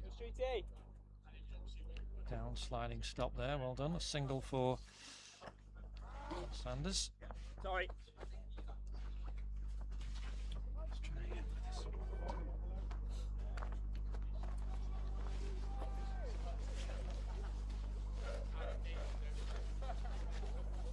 Yeah, that's better. Matt Moritz to face now, the left-hander. Round the wicket. Oh, goodness. That was, that's the shot he was aiming to play. Ball whizzed past the outside edge there.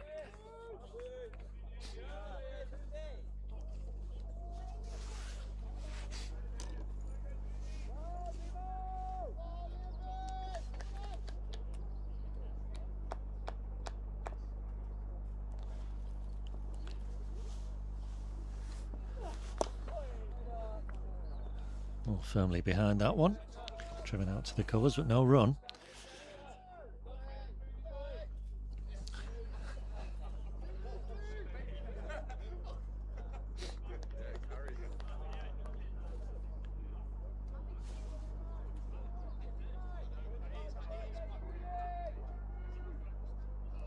Looking in Group 7 high, they've got a big chase at Burnt Green, 270 they're going to need. Be an interesting one at Nantwich for Port Vale Park, 221 for 7. Nantwich 28 for Nona 5, so that'll be a good chase. Nice drive from Matt Moritz, but it's only been a single. Get him off the mark anyway. And he's pinched the bowling too. How they teach them at Neston. Out well.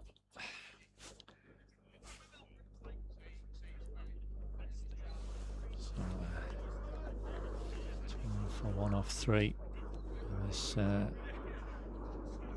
huge chase ahead of Neston.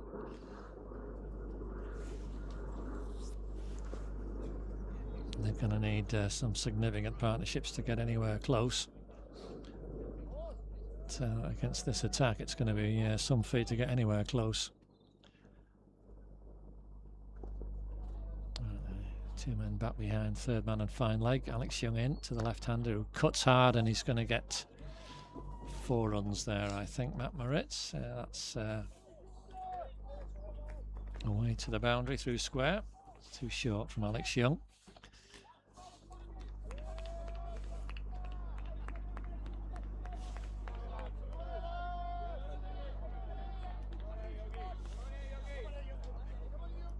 Encouragement from his teammates for Alex Young. And it's a repeat dose from Matt Moritz, who's that's not an action replay. That's same result from the same sort of ball. Too short, cut away, and Matt Moritz, successive boundaries for him.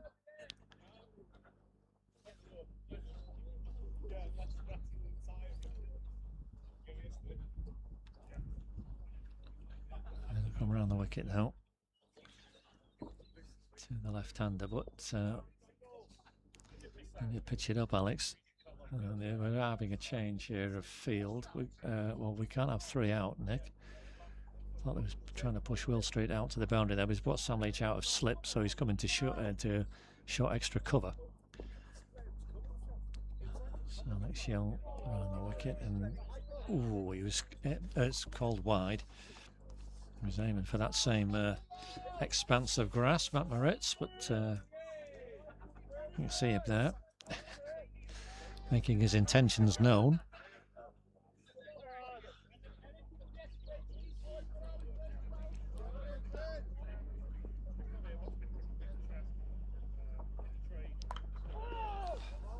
That's better from Alex Young, just tighter line.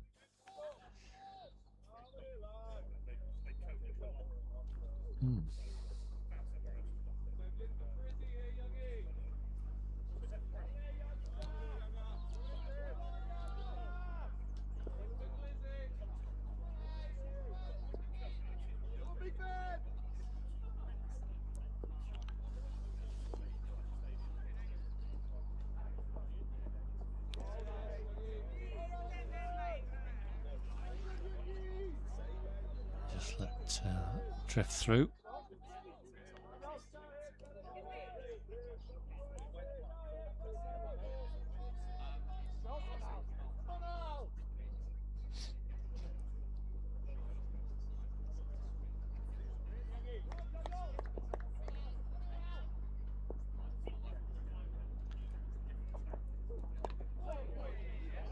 Didn't know much about that one. Not Moritz, but he's fended it away. Single down to fine leg. So 10 off the over so far. Encouraging from Neston. All right. Have you got any? Have you got any food left? Have you really? I see. Well, you'll find I've got a bit more left than you. Well resourced here we are at Dids. By pork pies, I think, somewhere. Alex Young coming in for the last ball of this over, and he's it was a quick ball. It was an appeal for catch there or something, I think, but anyway, there's nothing doing it. So it's a good ball. Too quick for the batsman. Whacked him on the pads. Dot ball, and good end to the over for Alex. See, initially this run rate very encouraging. That pink line way above his Dids were very slow to start with, but we'll be going some to stay with that graph as the game goes on.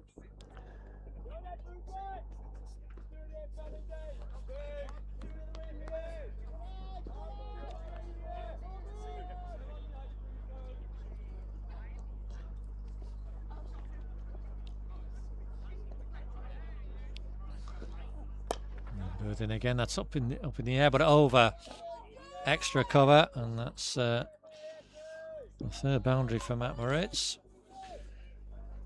To 14, and calculated risk there. He, with the field in, gets underneath it sufficiently to loft it over the infield. Did that successfully. Tom Haffel just unable to be anywhere close to that one. The boundary for the left-hander. That's edged. And down to the vacant third man for successive fours. Element of fortune about that, but it was not near any fielder. And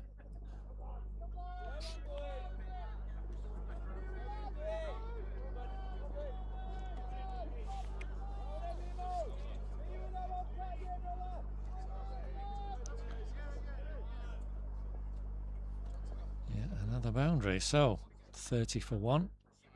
That one a bit too straight. It's been flicked away into a big gap. There'll be a couple here, will there? Yeah. Oh, just having to motor for the second. Matt Moritz, but he makes it home. Jonty Wallach around quickly from long leg.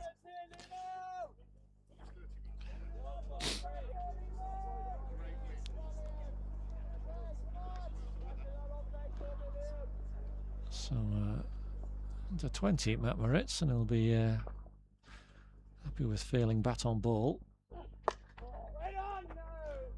He's not timed that. Pushed out in the offside. He's a bit annoyed with himself. Off the top half of the bat, that sounded like. Sun out again now, so it's a bit warmer, but I'm keeping my coat on.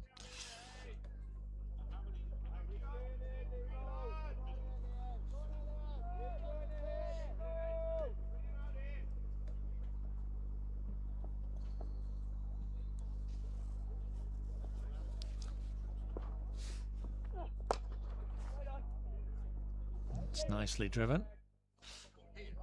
Nick Anderson at mid-off gets a hand to it to keep it to a single. 33-4-1.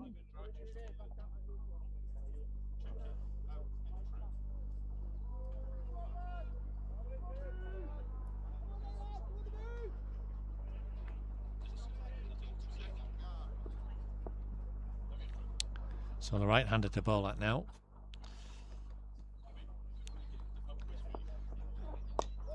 Then flicked aerially, but perfectly safely by John Sanders for a third boundary in the over. So 15 off the over, and Neston encouraging little period of play for them. 37 for 1 off 5.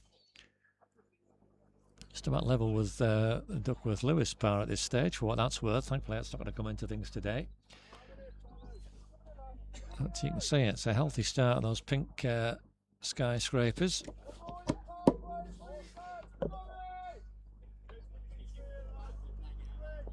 And Didsbury will just want to keep a little bit of a check on things here. Don't want too many boundaries given away in this power play.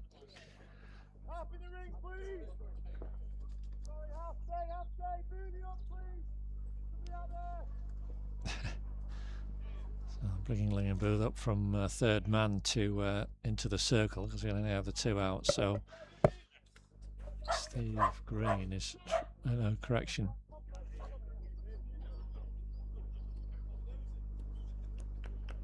That's Sam Leech. Sam Leech. Yeah, Sam Leech has gone out to extra cover. There's next young in.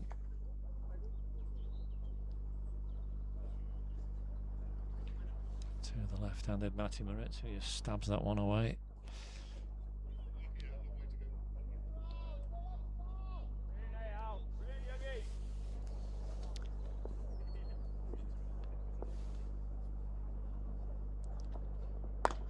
That's hit. He's got enough on it. He's not got all of it, Matt Moritz, and it's not even to a relatively short boundary going to get there. He's got a couple. I've been in his mouth for a moment because he didn't time that. And it was aerial. Two fielders getting close to it, but so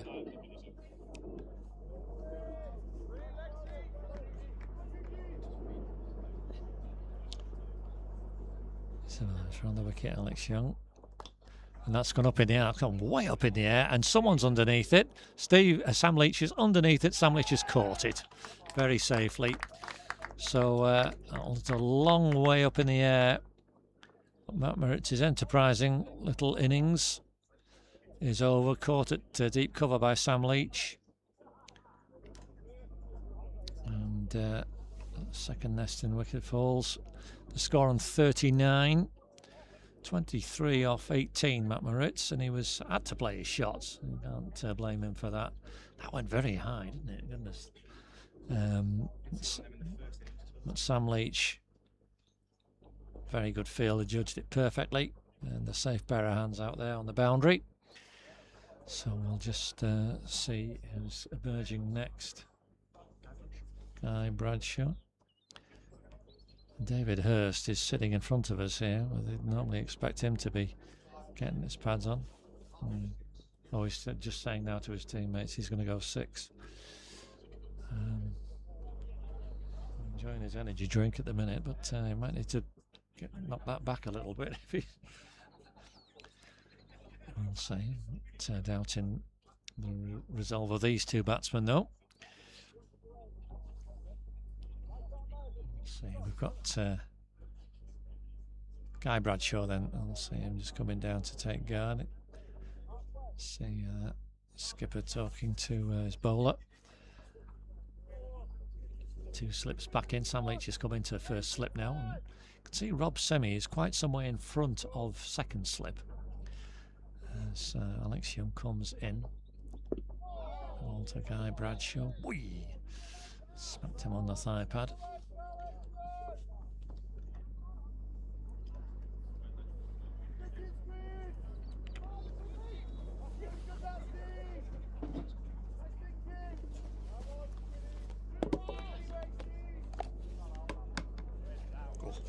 Still plenty in the top box here, Alex. You're saying, look at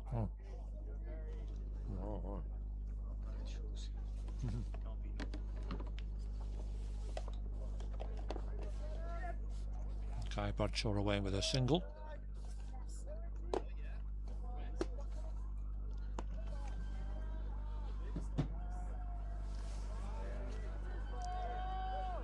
That's down to fine leg. So John Sanders has not seen much of the bowling. Just 5 balls in the last 3 overs he's faced as John. So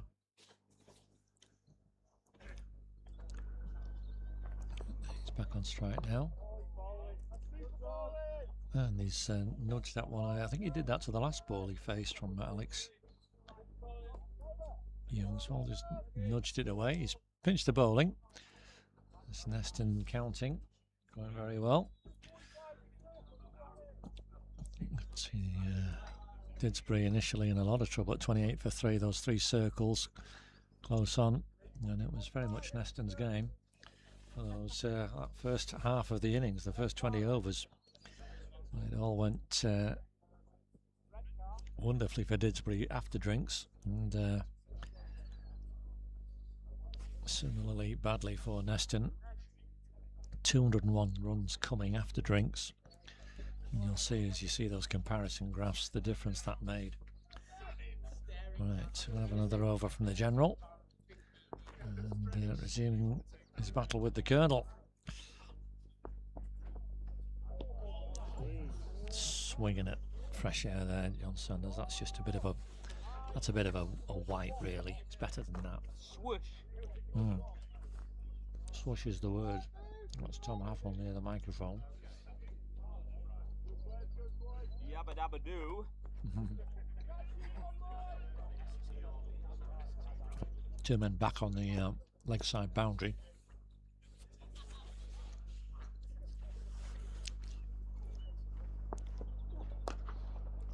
As John Sanders has hit a lovely shot straight back down the ground. 4-6. Sorry I didn't catch all of that quite on the camera. That was a lovely hit. Straight, elegant. He was balanced there, in control of that shot, like the previous one where he just threw the bat at it. Did that really nicely.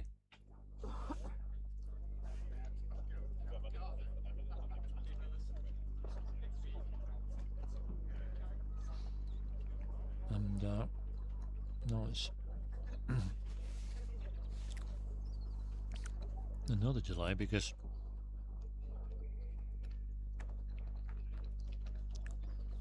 we're fetching the ball back from the business park. And I don't know why they haven't been provided with a spare, the umps, but they haven't.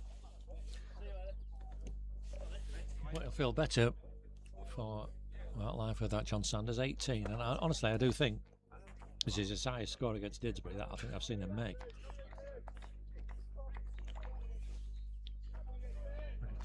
Very talented player, but one of those things. Well, maybe it is today. It has to be one day, doesn't it? You'd think. Let's see what Liam Booth has got in reply. So nice and carefully behind that. John Sanders playing it out to mid off. Let's just come back from the other end. There we are.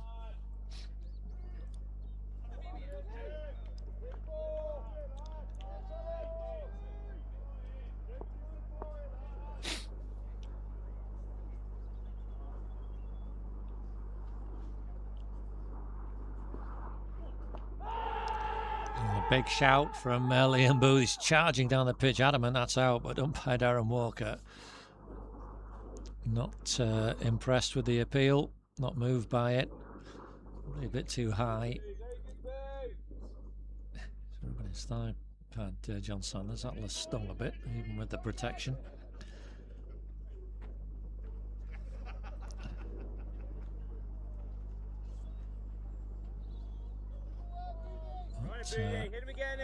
Keeping him honest, I think you say there. Giving them plenty to think about, the general. So see if we can keep this pressure on. That's a bit of a height from John Sanders. He's got away with it because he's just bounced in front of Tom Haffel at deep square leg. So, oops, single for the batsman. Let's put that. Let's go down as a dot. That's my mistake. There we are. 48. 4-2. So just gets himself off strike, and Guy Bradshaw comes down to face the music. Oh, and it's a beauty. A beauty. He's clean bowled him, Liam Booth. Is that charge down the wicket again? We saw it earlier with the LBW appeal, but in that case, no need for an appeal. That was an absolute beauty. Nipped a little bit, I think, and the batsman a bit wooden, prodding not properly forward and beating all ends up. Clean ball, very pleasing moment for the bowler there. Finish a good over, and you can see there on that scorecard as Tom Jones comes in.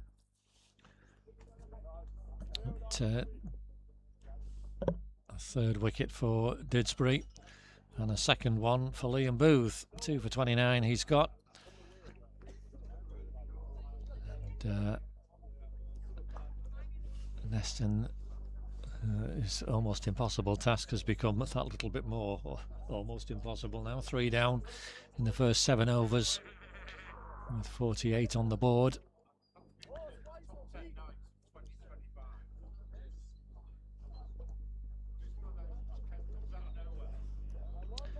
And John Sanders is, I think, going to continue to play his shots, and you don't blame him for that. The main hope now, he certainly played a shot there, but oh gosh, Whizzed through to the keeper again.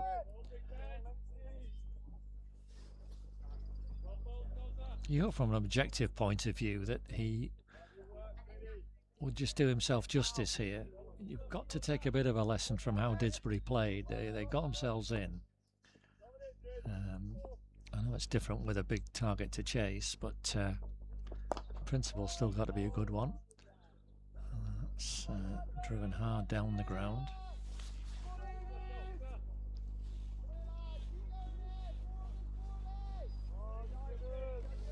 One thing for the batting side, you will, like at Neston generally, you will get plenty of, we don't have the slope that Neston has, but you'll get plenty of assistance from the ground itself. The outfield's quick. Pitch is good.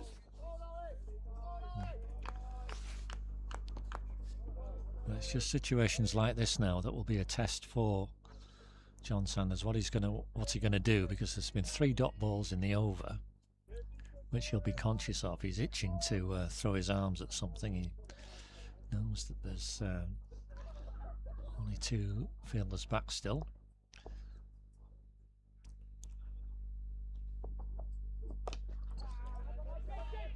As he's clipped that into a gap in the outfield. He's not going to get a boundary though. It'll only be 2. Bring up the Neston 50.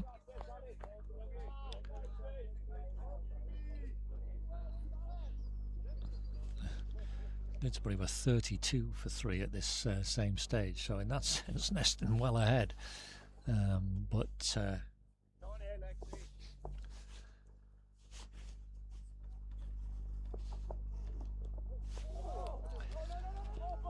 That's down the leg side. It's only going to be 1 wide, and then Tom Jones was probably right in thinking there's another run there, but it's just a wide.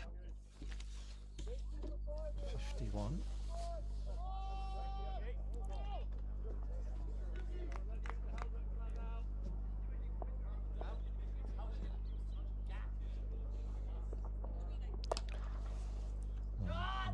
That's a fine shot from John Sanders, and that's what I mean about doing yourself justice. He stood still, waited for it in his half, and has hit that and timed that really well. Second 4 for him. To go with that lovely 6 down the ground he hit a couple of overs ago. He's under 25.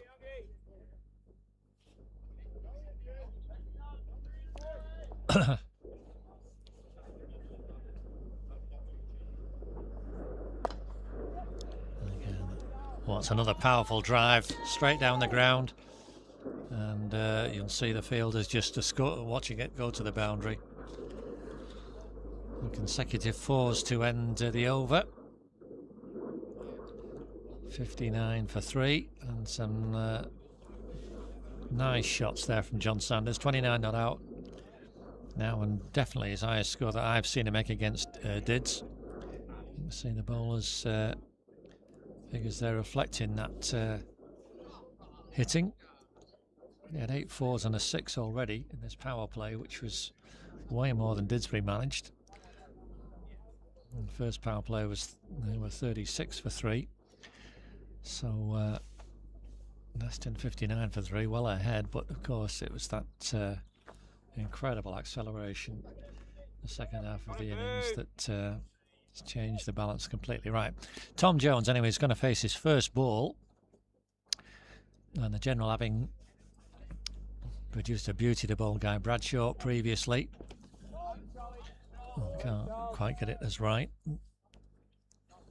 so another wide goes on the score, and Tom Jones technically still has to face a ball, or a legitimate ball anyway. Well, the good opening spell earlier did Tom, had a couple of wickets, including the key one of Rob Sehmi. But when he came back, and he only bowled 7 overs instead of the 8. Young Louis Davis bowled 2.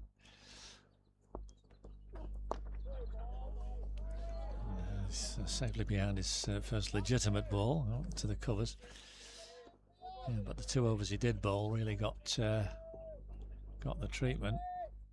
Just have a look at that on my sheet. Yeah, he's First 5 overs, 2 for 30, and then his last spell of 2 overs, 1 for 34.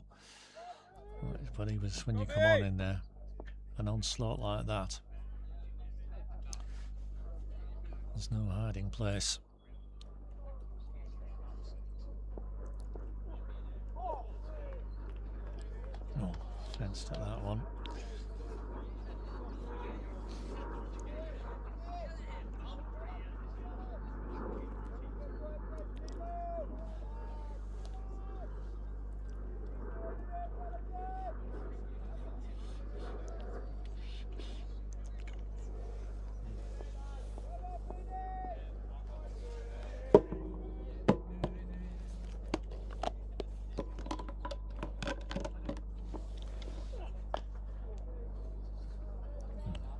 Nice blow, but not timed at all by Tom. He's just dribbled out for extra cover. James Green doing the fielding.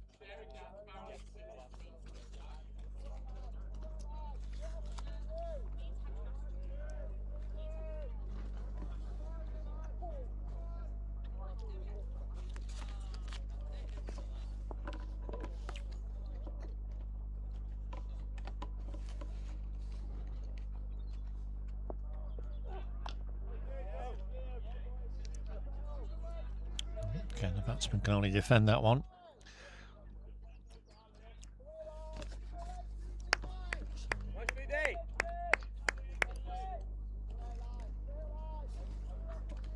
Four dots in this over so far.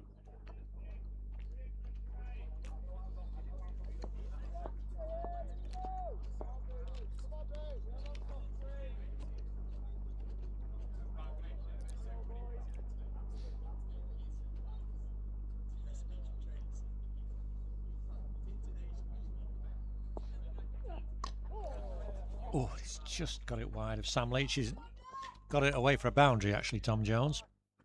Not fully convincing, the shot. He's well off the inside edge, and as I say, Sam Leech at mid-wicket was interested momentarily there. It was a bit wide of him. Tom Haffel on the boundary couldn't react quickly enough.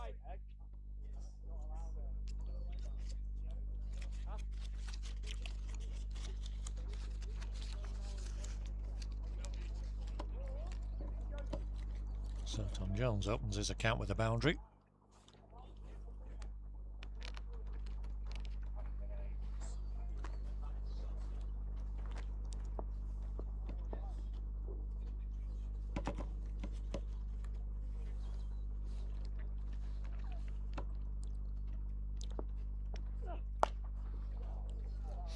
And that's powered away for 6. Wow. So, such a tidy over to start with. 4 dots from Liam Booth after a wide initially.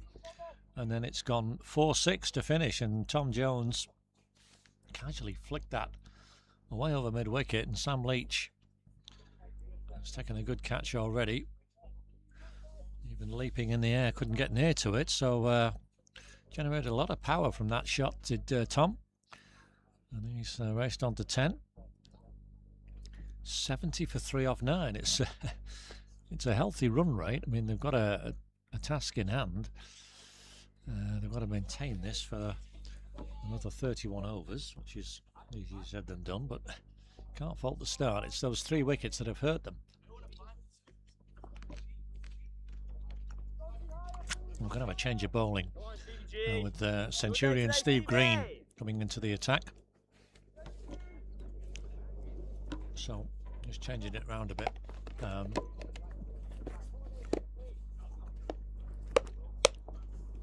Just looking at who's where in the field. As he's round the wicket to John Sanders, who's hiked that.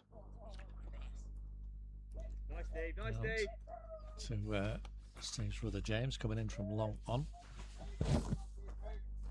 Alex Young's very wide at long off. That's John T. Wallaker back at deep mid wicket. Tom Haffel on the cover boundary. That's the 4 out that we can have.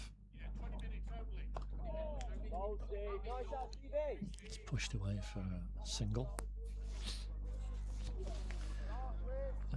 Steve, who's struggled again with the pink ball, this year so far. Didn't bowl yesterday. But, red ball, I think, is for him, and he's induced a false shot there from John Sanders. Inside edge on that one.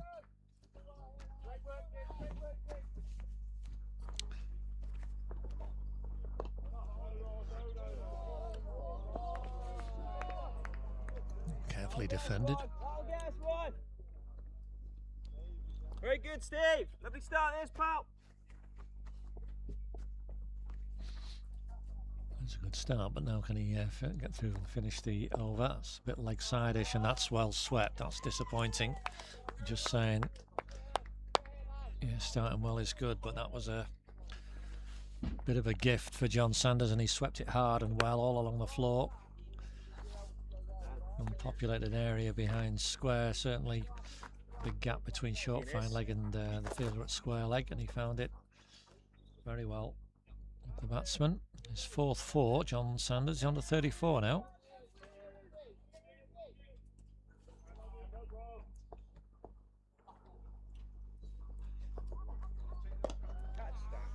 And he's down the wicket. He's avoided the fielder as well, so John Sanders slightly winning the end of that over. Successive boundaries, 10 from the over, and he's on to 38 off 28. And you can see how that's affected the Neston run rate. It's looking very healthy. Going at 8s at the moment now. And, of course, 80 off 10. And that's roughly the rate they require. So 7 and a bit, certainly. So that kind of thing. But it's, as we've said, keeping it going for all the length of time they'll need to. Well, if they can, good luck to them. Right, with Charlie Lowen standing up now. Challenge for Tom Jones. That 4 and 6 off successively in both deliveries in the previous over. Didsbury just shuffling things around. Deep mid-wicket, deep square leg back. 3rd man and fine leg. The other 2 fielders out of the circle. Mainly offside coverage for the right-hander. Driven that out to one of those fielders. James Green at very forward point.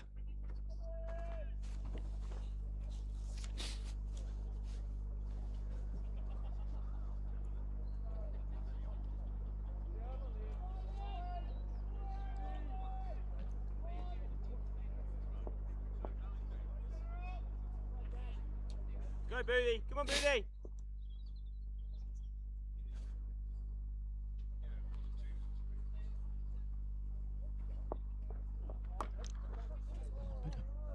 Oh, a bit of extra bounce on that, and he's it's dropped short of Nick Anderson at mid-on.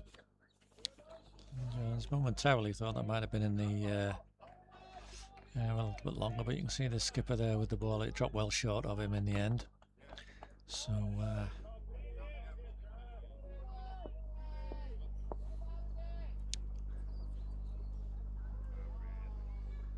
just a dot ball the result.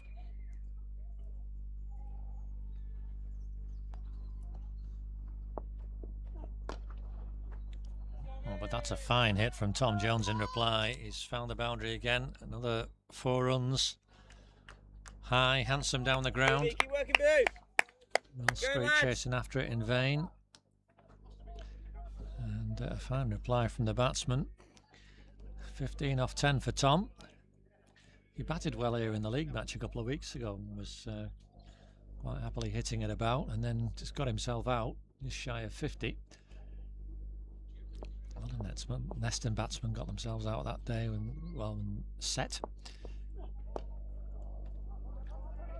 That's nicely pushed away into a gap. I think he'll be looking for 2. Yep.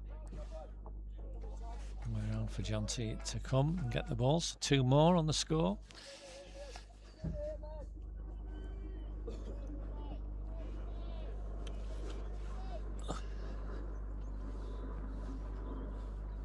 Go on, Booty.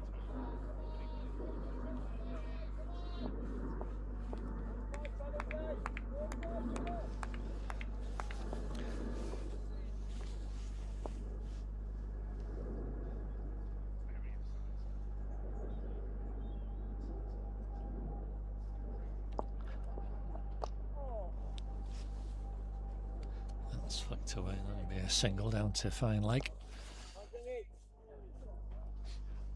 18 off 12, Tom, and this pair of all suddenly quickly added 39.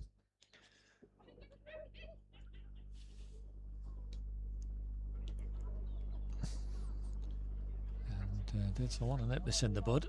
Want the batsman to get set. John Sanders batting now for just about 3/4 of an hour. That's got well used to everything. Long off his back for him now. So fine legs come into the circle. You can see Alex shown there. Very nice. Defends that as the batsman. And the 11th over, 87 for 3. And you can see in comparison terms, Neston well ahead at this stage. Didsbury only had 58 on the board, so some 30 runs ahead of where the home side were at the equivalent stage.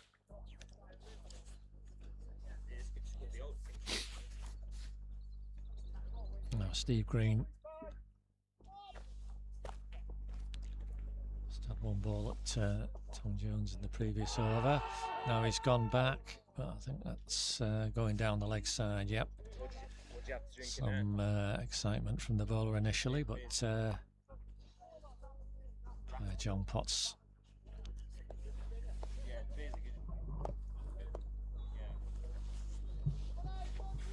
not interested.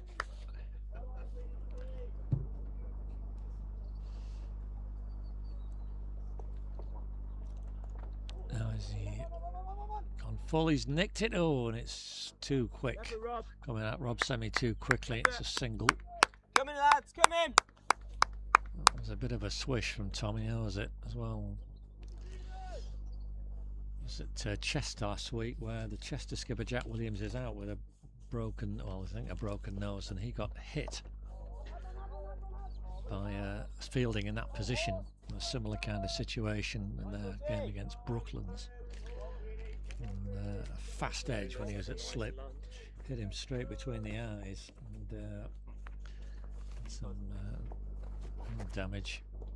On that occasion, Rob Sehmi just couldn't react quickly enough. But anyway, we're on from there now. Wide from Steve Green, so I'll do that again. 90 for 3. The score. And again. Go Stevie, let's go Stevie! This is what's been happening with Steve, I'm afraid. It's been a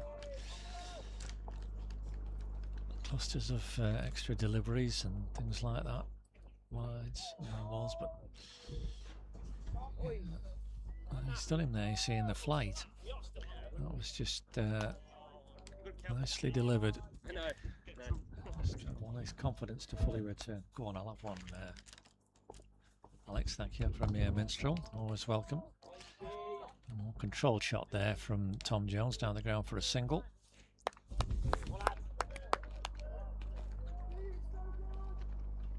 $92 for 3.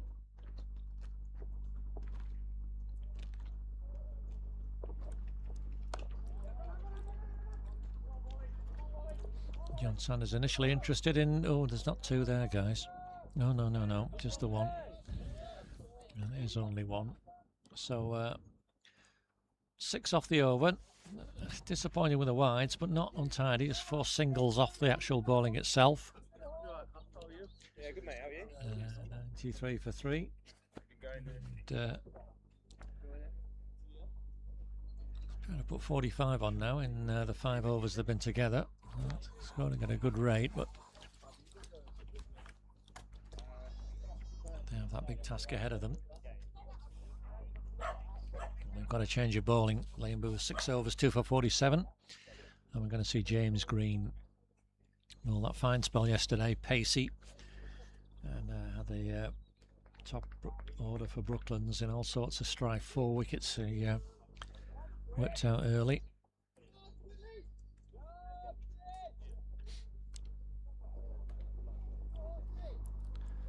Big scores in the Premier Division. And the third 11, Didsbury 267 for 4 at Toft. Sale 282 for 7 at Ashley. What's happened there? Have a look at that. Somebody's going, oh, Braden Ross, 71 of 45. As James Green is in. John Sanders is carefully defending.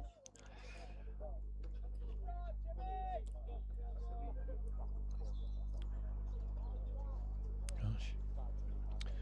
Okay.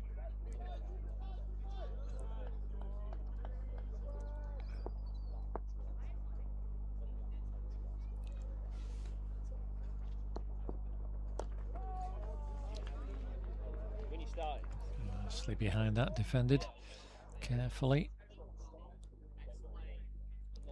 So, Didsbury threes have certainly made the most of that at Toft, winning the toss, batting. 92 for Ibrahim. Run out, it says, for 92. Oh, just missed the clip.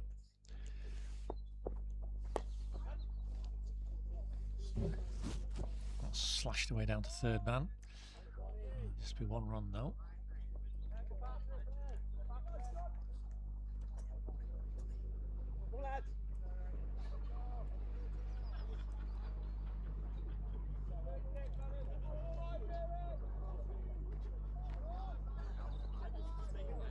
See what the fours are doing. Playing Elworth. Oh, 106 for 4 Elworth, so well, that's up at a slightly strange shot there from Tom Jones. He's sort of lobbed it away for a single nonchalantly. He's on to 21 now. Because obviously, I'll be here more than I did last night. Yeah.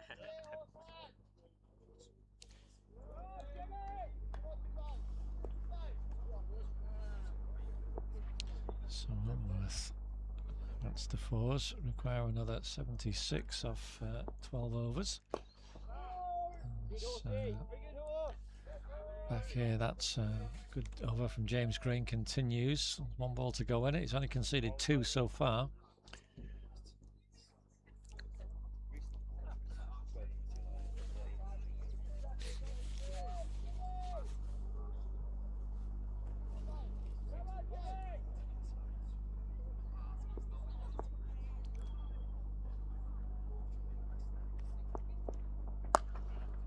That's short, powered away.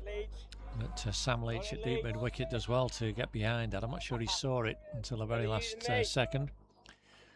It's a single for John Sanders, who keeps a strike.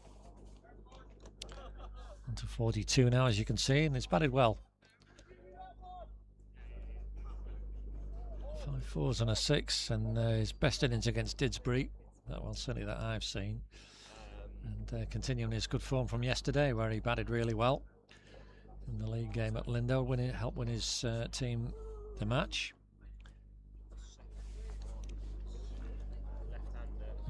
And, Isaac, how are you? Okay. Steve Green in.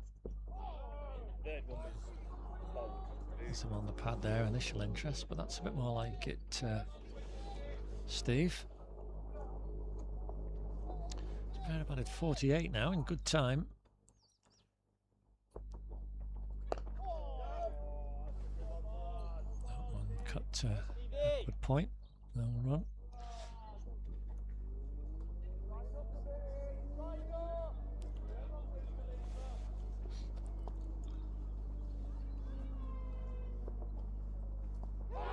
And that's big shout again, or initial shout, but John Potts immediately showing no interest, going down the leg side, that one, he's saying.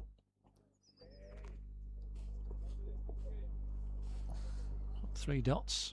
So good first half. And again, another shout. A little more confident, that shout, but Batsman had a good stride in. Umpire again unmoved, but that's it, Steve. Just keep it there. That's the kind of ball that we want to be bowling. And 4 dots the result. Back carefully defending now, John Sanders. So Are we going to have a maiden, Alex, do you think? Let's have you're good. It'll be our first one. No, it's down the pitch, but only a single. That will be, and that's an excellent over from Steve Green, his best so far. 3 overs for 17 for him. You can see the 4 bowlers used so far. There's expensive-ish with the field up, and they didn't go over boundaries. You'd expect that, but it's those 3 wickets that have been the important ones.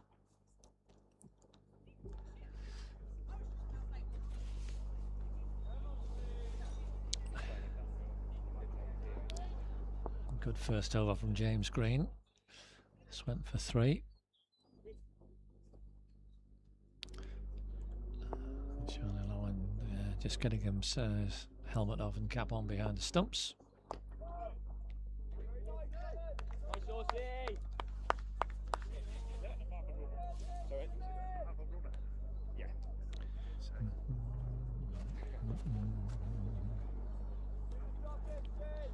See what our 5s are doing actually as well.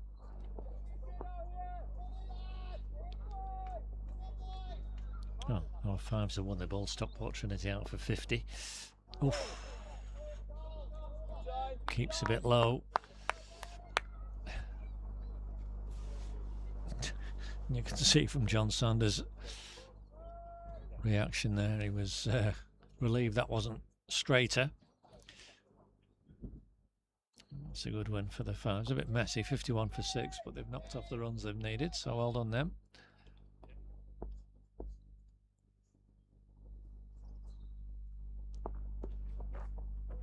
Nice horse, very good horse.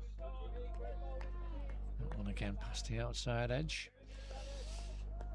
So these dots starting to build up again now for Neston. Bad news for them, but great for Dids.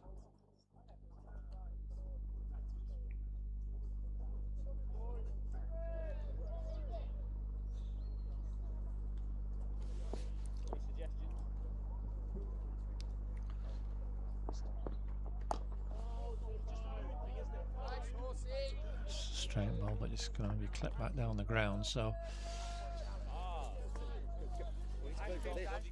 it's,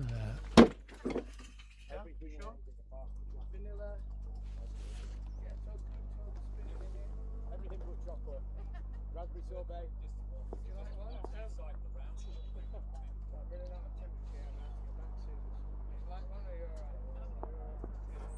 Catch that, Leech.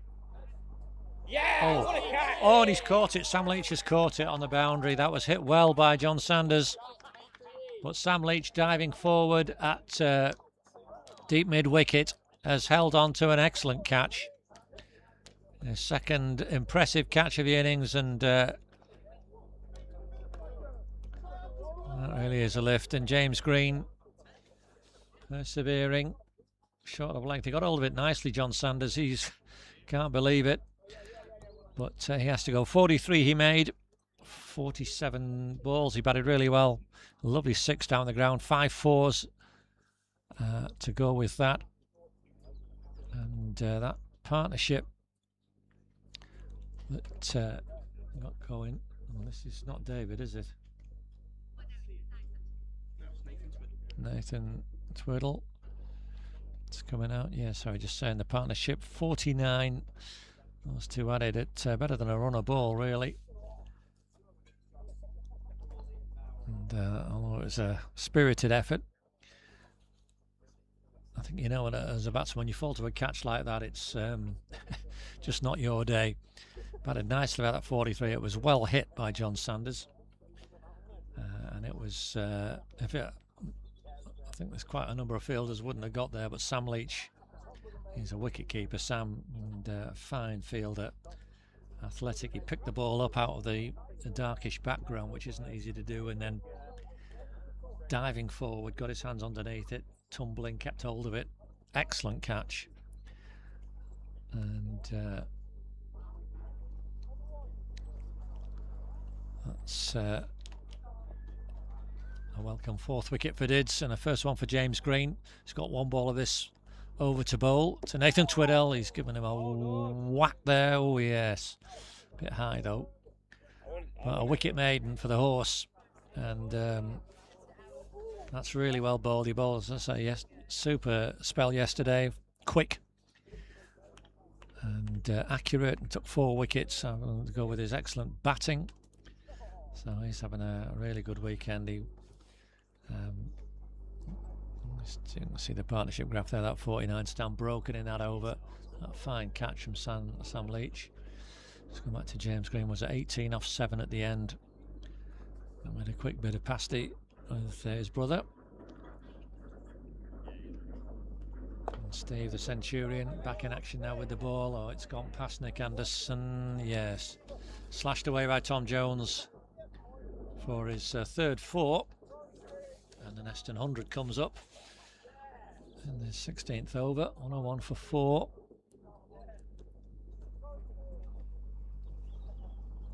And Tom Jones will be pleased with that. Heading down the ground now, but no great power in it, or not lofted, just a single. No, he's probably going to come over the wicket, I think, to the left-hander. Or is he going to stay round? He's going to stay round. Okay.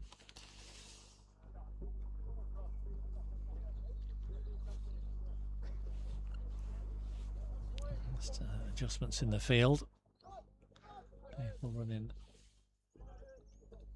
there and everywhere.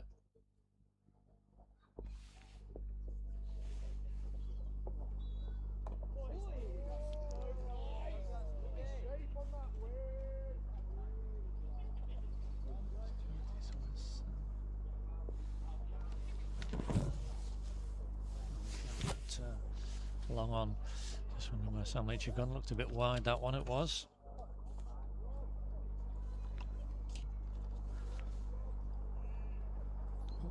Wide number 6 of the innings. Steve's 3rd.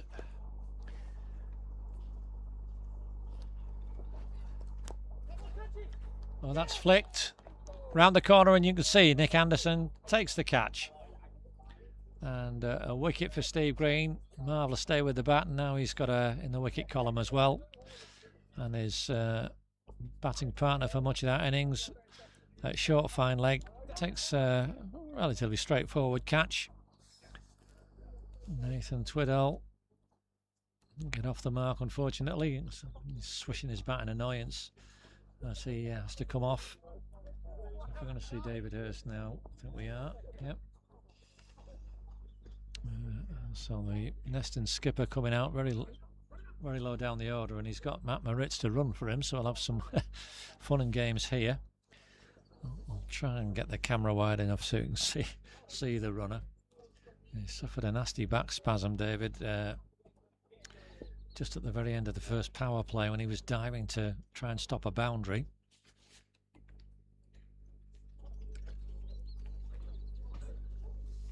Let's get in touch with the umpires. Right, I want you to on point with this runner.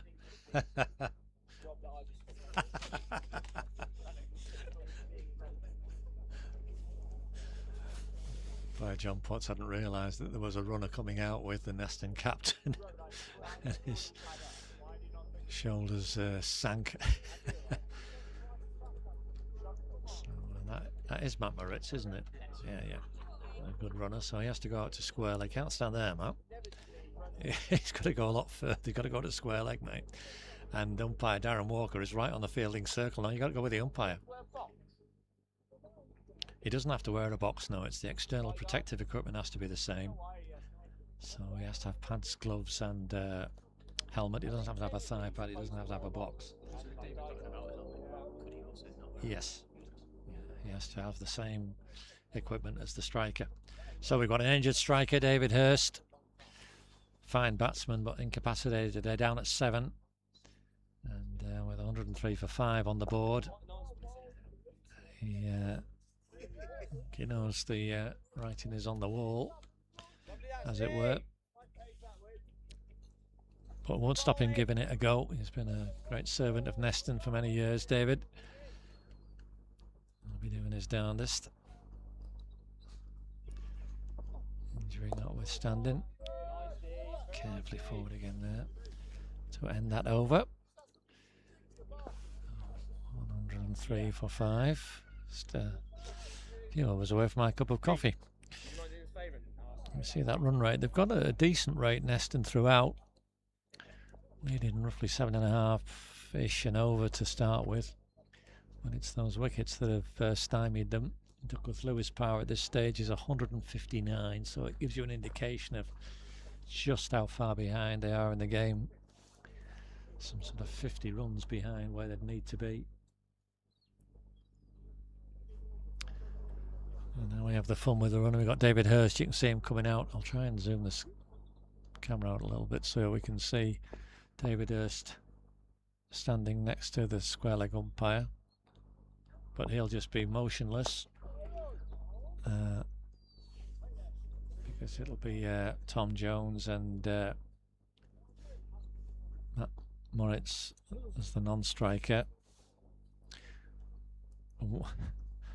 What'll be good now? I mean, it'd be amusing for me as a scorer now, but not as an umpire. If there were lots of quick singles and batsmen going all over the place.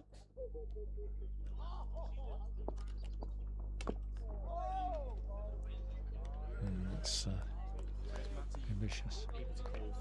Yeah. David Hurst now is effectively out of the game. There's no part in the game. All he has to do is stay in his ground.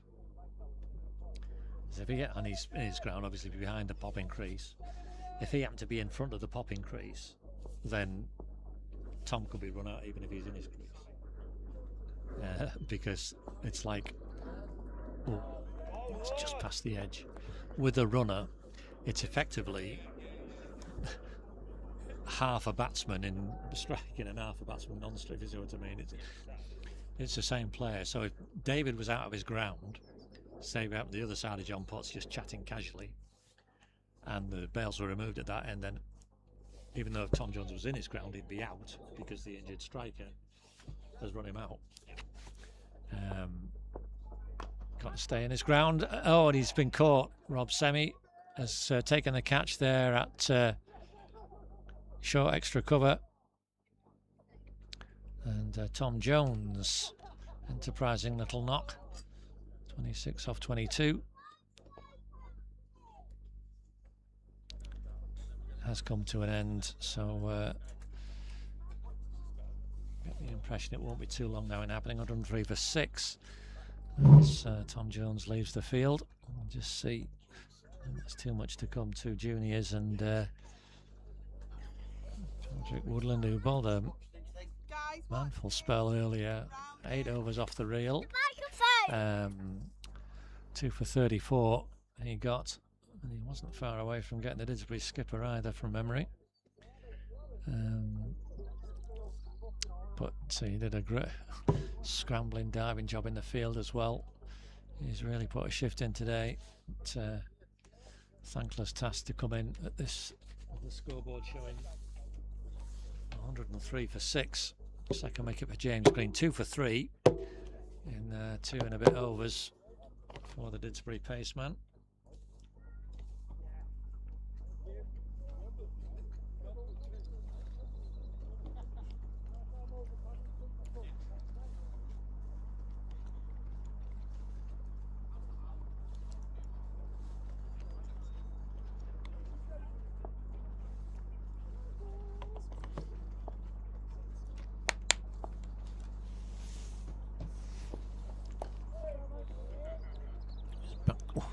Digging that one out the last split second.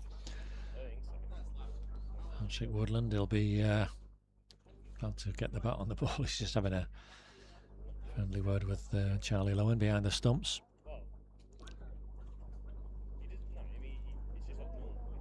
He got Charlie out, didn't he?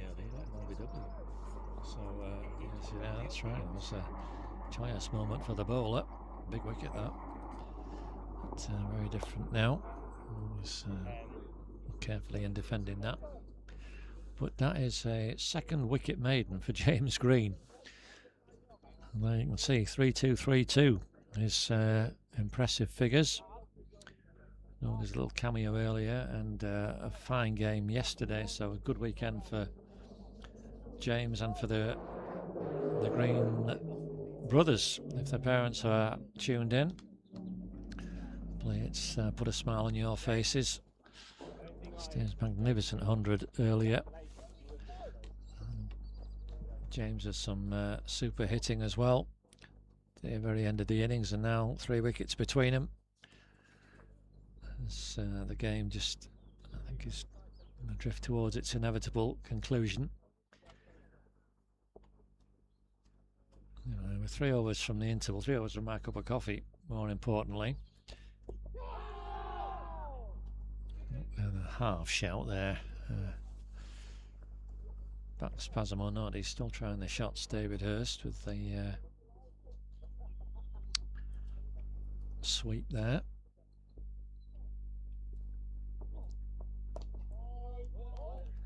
That's pushed out to Will Street. I haven't seen Will bowl yet at square leg.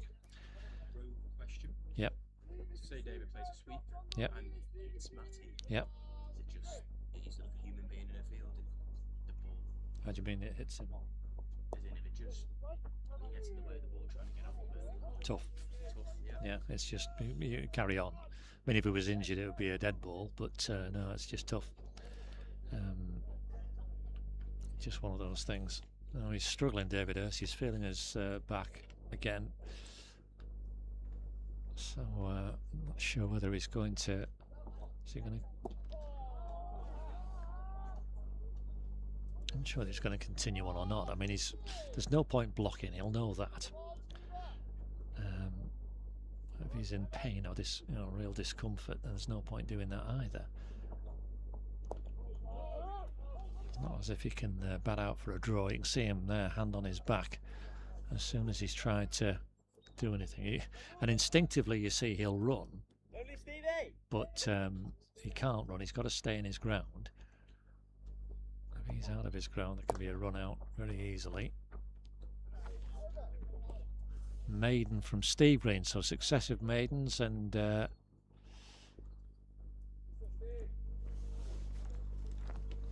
whole feel of the game has changed. That dismissal of John Sanders and Tom Jones in quick succession. It's just, as I say, that worm now is coming back towards Didsbury innings. It's similar, and that climb at the end is absolutely seismic, believe you me. 7 for 3 in the last 5 overs. Neston and James Green. It's not going to get any easier, because although he's bowled 3 overs, 2 maidens, 2 for 3, Jonty Walliker's replacing him. Left armour has got some pace, and again bowled really well yesterday. Last couple of games. Encouragement to let this go from his club colleagues watching on. And he comes bowling to Patrick Woodland. He's in solidly behind it. That's what's that now? Let's have a look.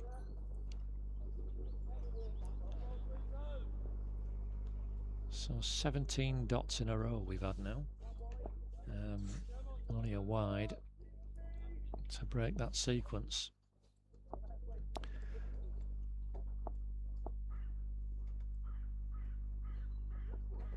Oh, nicely bowled. That's whacked him on the fairly. There's a painful dismissal as well. You can see the batsman hobbling. That was a beauty from Jonty Walliker. It was fast, very full. Be too good for most batsmen, let alone a lower order player. And Patrick Woodland is hobbling off. Oh dear, that's the worst way. He's not only is he out, he's really cop for one there. He is limping off,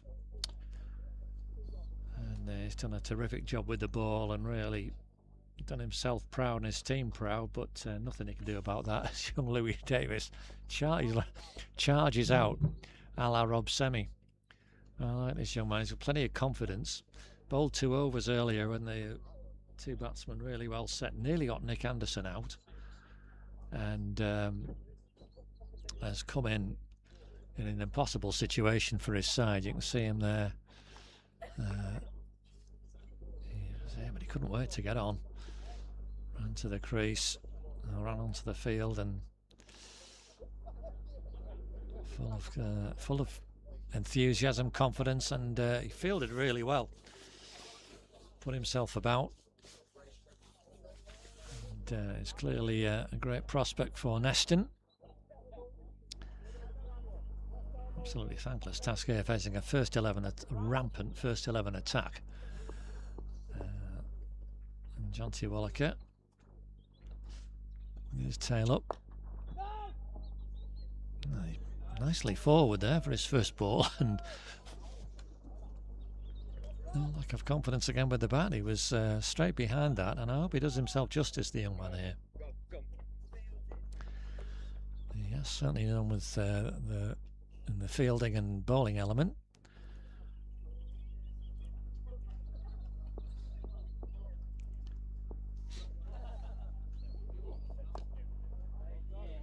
Oh, he's good at. Oh, and he was good. He's going to get more runs. Actually, that's a terrible throw from Rob Sehmi. He's got 2. He's got 5. He's opened his account with a 5. Yes, he has. That's some way to go. Do you know how to do that? Yeah, it'll ask you then what 5 you want. Yeah, 5 runs. So, well, there's a way for Louis Davis to open his account with a 5. And fair play, he was off. He's obviously his legs out as long as he's going to have to run that bit harder. He's got a bit more ground to cover in that sense. But in going for that single, sorry, correction, Roberts. Tom Haffel, who came in with a poor throw, went to the boundary. So a 5 for the young man. Oh yeah, and uncomfortable one there. That's down at his feet. Yeah, you're right. Should it be Hursty? Because I've got to see it saying that Hursty's on strike. He's saying it should be. Yeah, no, it should have been. It should have been actually. You're right. Yeah, and how many balls have you had now? Oh. Yeah, I've got another one to come as well. Me too. Right. Okay. So let's go back. We have to put Louis Davis on strike. Yeah. That should have just been. So let's swap the batters. So yeah, that's an error by the umpires. We've had the wrong man on strike, and the over has been ended a ball short. It's not going to make a lot of difference, thankfully, in the overall scheme of things. So David Hurst is on strike now, and he's just defending again. As Steve Green is in, as I say, thankfully.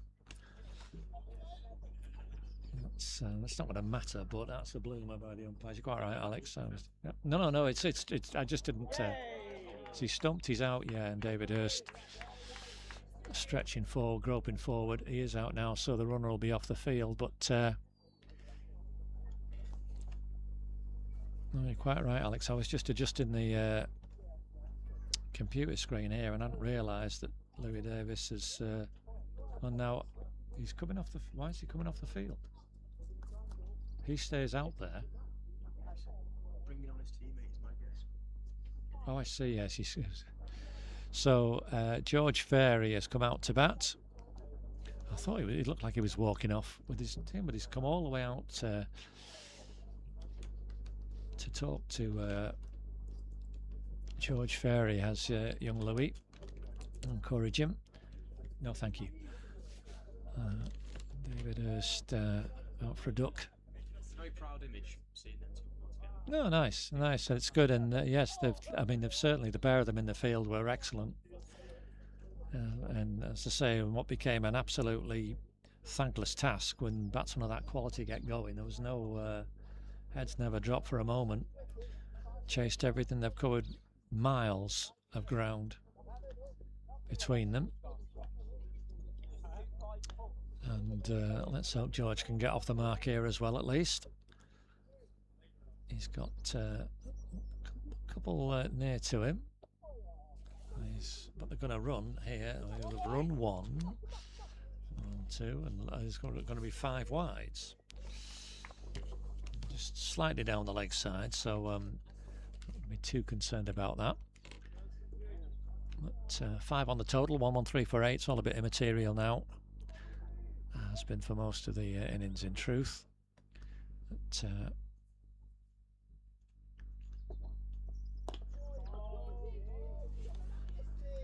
yeah, just an interesting little one in that last over. But as I say, thankfully it's not going to be of any account.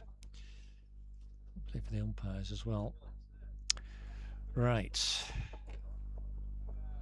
It's down the leg side again, and that's going to be more. That's another 5 wides, or has that flicked the batter? Has that flicked the batsman's bat? 4 byes this time.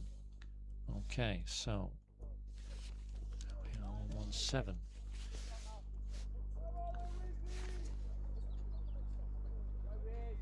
Just a bit untidy here, Didsbury. I just want to finish this off.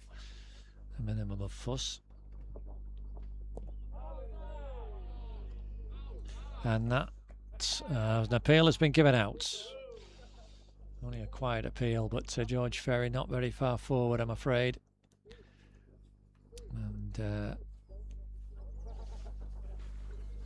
he didn't get off the mark, unfortunately. Added some runs, though, the young man, at least. Got another 9 on the total, for what that's worth. But as I say, it's all a bit a thankless task. And now, last man, Nick Morrison. 2 lefters, I think, or 3 lefters, Darren thinks. Oh, the hell, you two. 1. What about the wide? Including that. We had a short over last over as well, and you had the wrong man on strike, you two.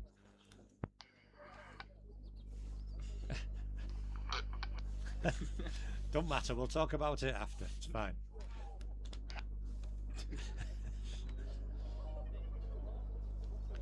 Two left or 3 left. Honestly.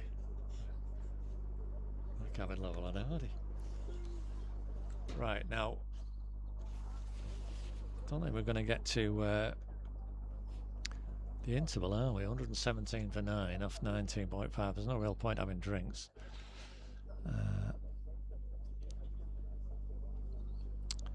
So